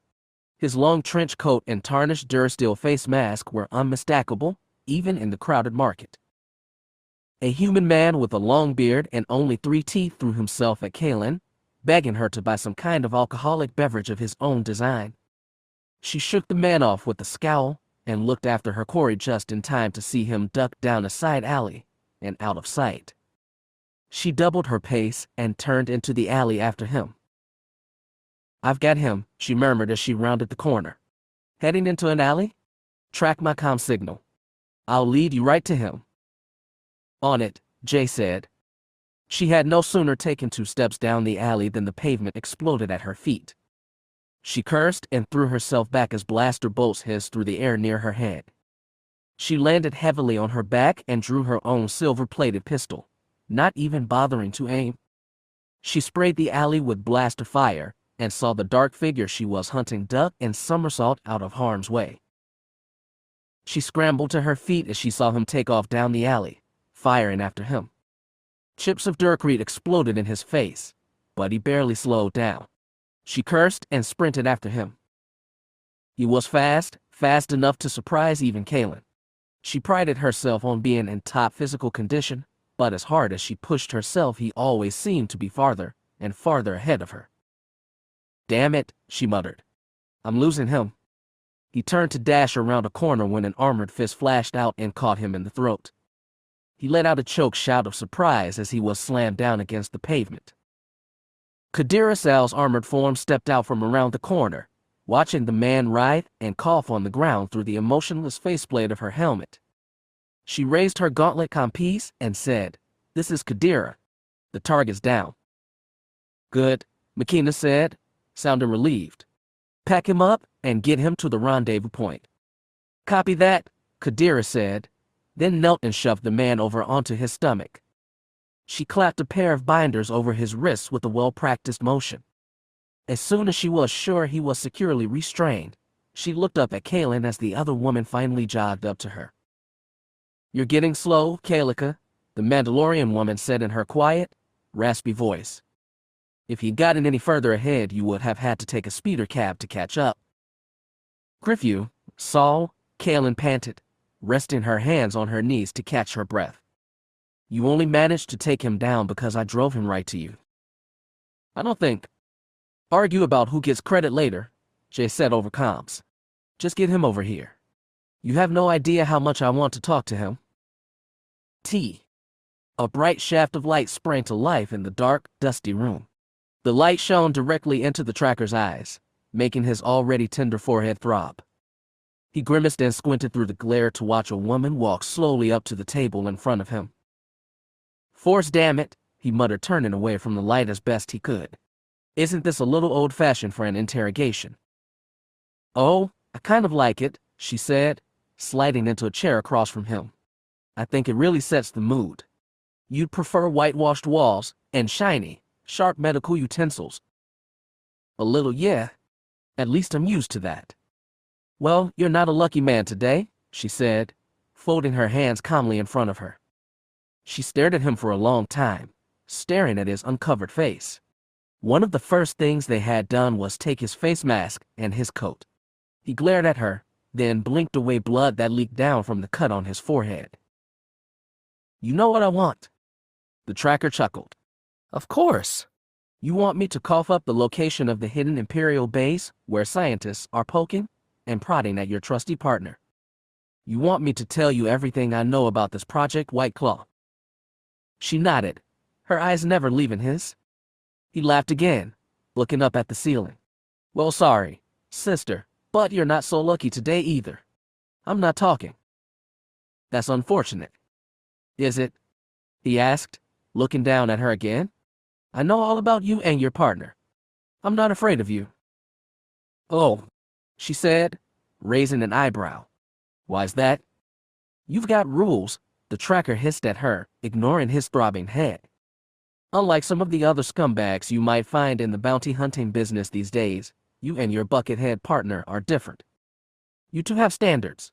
Morals. You care about right and wrong. Maybe, she murmured, not looking angry or put off in the least. But maybe you destroyed that part of me when you took my partner away. Oh, please. We both know that you're the only reason Vhetin's been behaving himself this past year. Without you, he would have been no better than any other street thug. That's one theory, Jay said, slowly standing. Let me offer my own. Vhetin's been behaving this past year because he's been too busy keeping me on a leash to worry about his own problems. What? Maybe he's been the only thing holding me back, she said, circling the table until she was standing behind him out of sight. He heard her bend over, felt her breath on his ear as she whispered, "This hunt with you made me realize something about myself." What's that? She stepped around the other side of the table, trailing her fingertips along the dulled, dirty surface. I realized that Vhetin's methods were all wrong. He was so concerned with creating more good than bad that he forgot to focus on getting the job done. She turned to him, resting her palms against the tabletop. Her face looked gaunt and ghostly in the pale light that washed over the table. The ends always justify the means, she said calmly. Whether those means are theft, bribery, or murder. What are you talking about? The tracker sighed, once again squinting into the light. Are you gonna kill me? Because if I die, you have no more leads. She didn't reply, only reached into her jacket and drew out a jalapik. She slapped it on the table, then stepped back into the shadows. The tracker stared at the darkness where she had vanished, then cautiously leaned forward to see what the pic showed. It showed a young man with dark skin, curly black hair, and brown eyes. The pic showed him walking down a crowded city street, waving to someone in greeting. The tracker narrowed his eyes, instantly recognizing the man displayed there. Fury burned in his heart as he noticed the most important detail of the image. It was taken through the viewpoint of a sniper scope. Where did you get this? He hissed, his voice barely audible. It surprised me at first, the woman's voice said from the darkness, that the Empire would allow someone with such strong family ties to work as a Black Ops agent. Usually they disqualify people like that from the start. Or didn't you tell them you had a brother? Where did you get this picture? He demanded, flexing his arms against his restraints. Your brother is currently on assignment with the Imperial Treasury Office on Volta, the woman said. He works in Cubicle 15 in his office, goes to lunch punctually every day at exactly 5 minutes before noon. He always eats in the same restaurant 2 blocks east from his work. Yesterday, I believe he ordered nutbush soup with extra spice. Is this your plan? The tracker said, trying to cover up his fear with arrogance. You're going to blackmail me into telling you. How do I know this is even a recent image? How do I know you haven't already killed him? Look at the timestamp on the holo tracker, the woman murmured. It was taken 15 minutes ago. And what good would a bargaining chip be if he was already dead? She appeared again, sliding into the seat across from him and folding her hands calmly like before. All I'm offering, she said, is a trade. Your brother's life for the information I want. Your info checks out. We leave your brother alone. Sounds fair enough, doesn't it? He narrowed his eyes at her and murmured, "You bitch." Come on, she said, frowning at him. There's no need to get rude. Besides, you started all this. You attacked Vhetin unprovoked, brought our attention to your presence. You brought this on yourself. She leaned across the table and stared into his pale blue eyes. I'm offering you the deal of a lifetime. Information for your brother's life. I'm sure you wouldn't want to refuse, would you? The tracker stared at her for a long time, holding her gaze, his blue eyes never leaving her brown ones. But eventually he sighed and slumped in his chair. Fine. I'll tell you what I know. She produced a handheld audio recorder from her pocket and clicked it on. Start talking. All I know, he said, still glaring at her, is what my field commander tells me. He ordered me to bring Vhetin in and he was the one I turned him over to. I had sporadic contact with Darth Vader, but 95% of my information came from my field commander. And what's his name? Jay pressed. Where can I find him? CB and Locks, the tracker muttered. Commander CB and Locks. He's stationed on Tental 7, in an Imperial outpost in the jungle. Anything else I should know? She asked, shaking the recorder for emphasis. We wouldn't want anything unfortunate to happen to your brother, now would we? The outpost operates with a skeleton crew to avoid outside attention, the tracker growled. 10, 15 stormtroopers at the most. Nothing you can't handle, I'm sure. I'm sure, she echoed. She clicked off the recorder and stood. Well, I have to thank you for your help, Tracker. Your intel should prove very helpful. Criff. She ignored his words, sliding her hands into her jacket pockets. There's just one more problem. What now? He said, narrowing his eyes at her. There's really no tactful way to put it, she said, so I'll just come out and say it.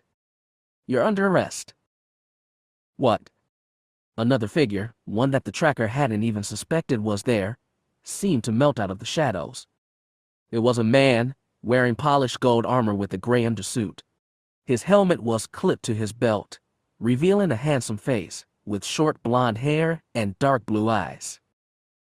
This new man folded his gauntleted arms across his chest and said, You attacked a Mandalorian civilian with intent to kill within Keldave city limits, buddy.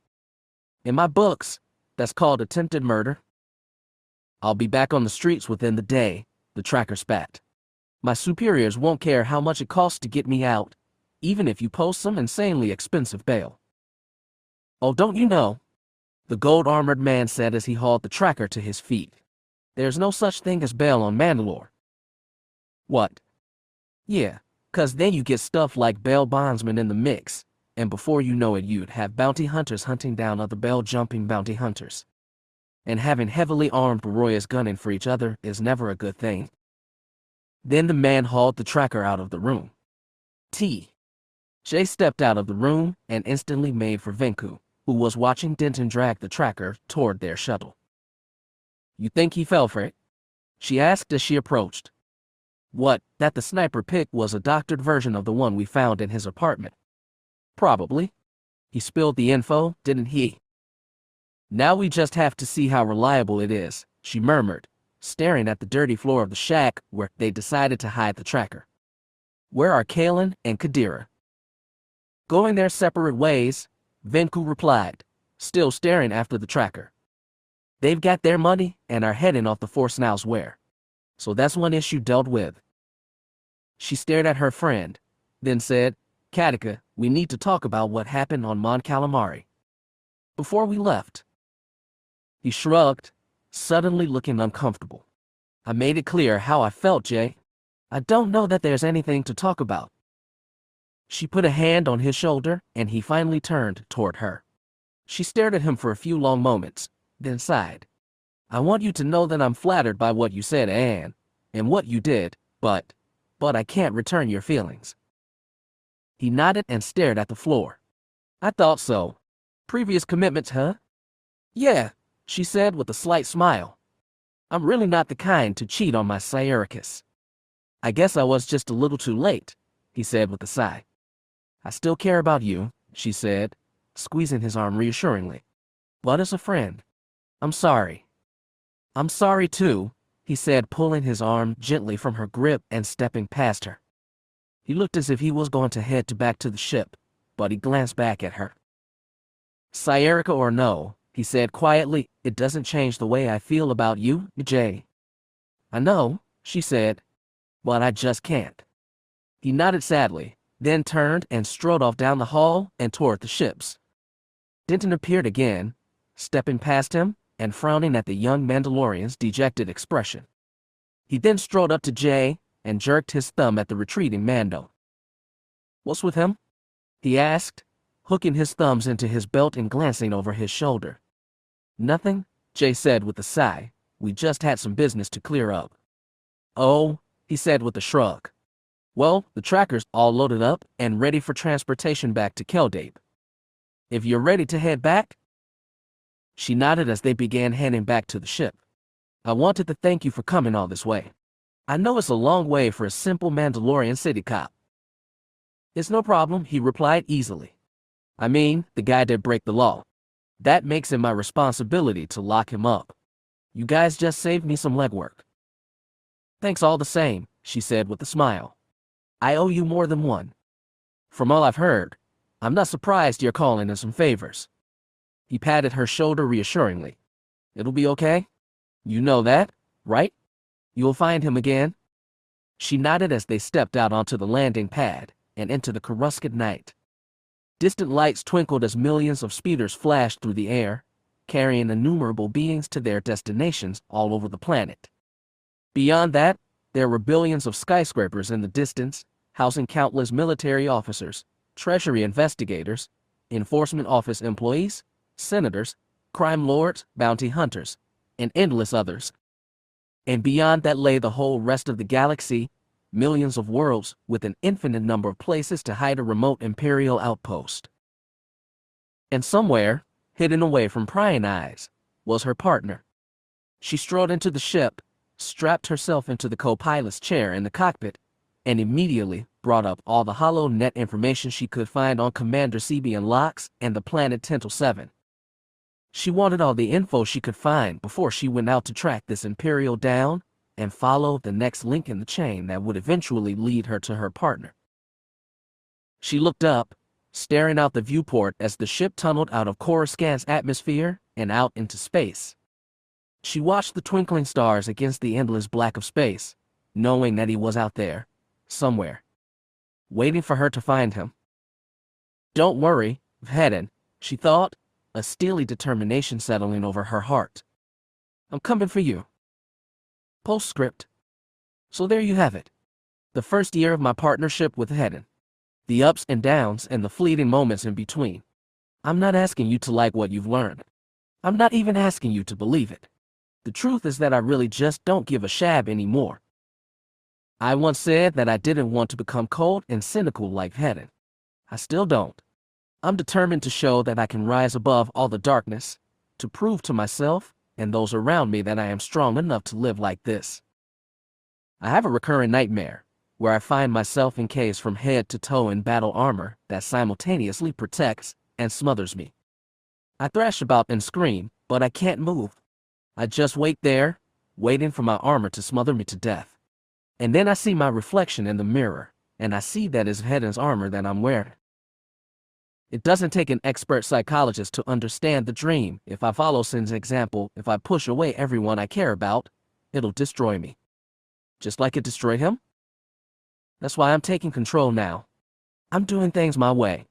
And no matter what people say, I will not believe that Vhetin is dead. He's out there somewhere, probably held captive by these White Claw scientists, but he is alive. In the end, all that matters is this. I won't believe he's dead. I won't stop looking for him, and I won't give up hope. I will keep searching. I will find him. And when I do, I will rescue him, like he rescued me, what seems like a lifetime ago, at Blue Sen Prison on Karulag. Retursai MHI. Those were the last words he said to me. Do you know what it means? It's a commando farewell. Maybe we'll meet again. My name is Jashia Elmiri Nerkolta. I am a bounty hunter, and I won't stop hunting until I prove just how fitting that farewell was. We will meet again. You just wait, and I'll show you. Oh yeah?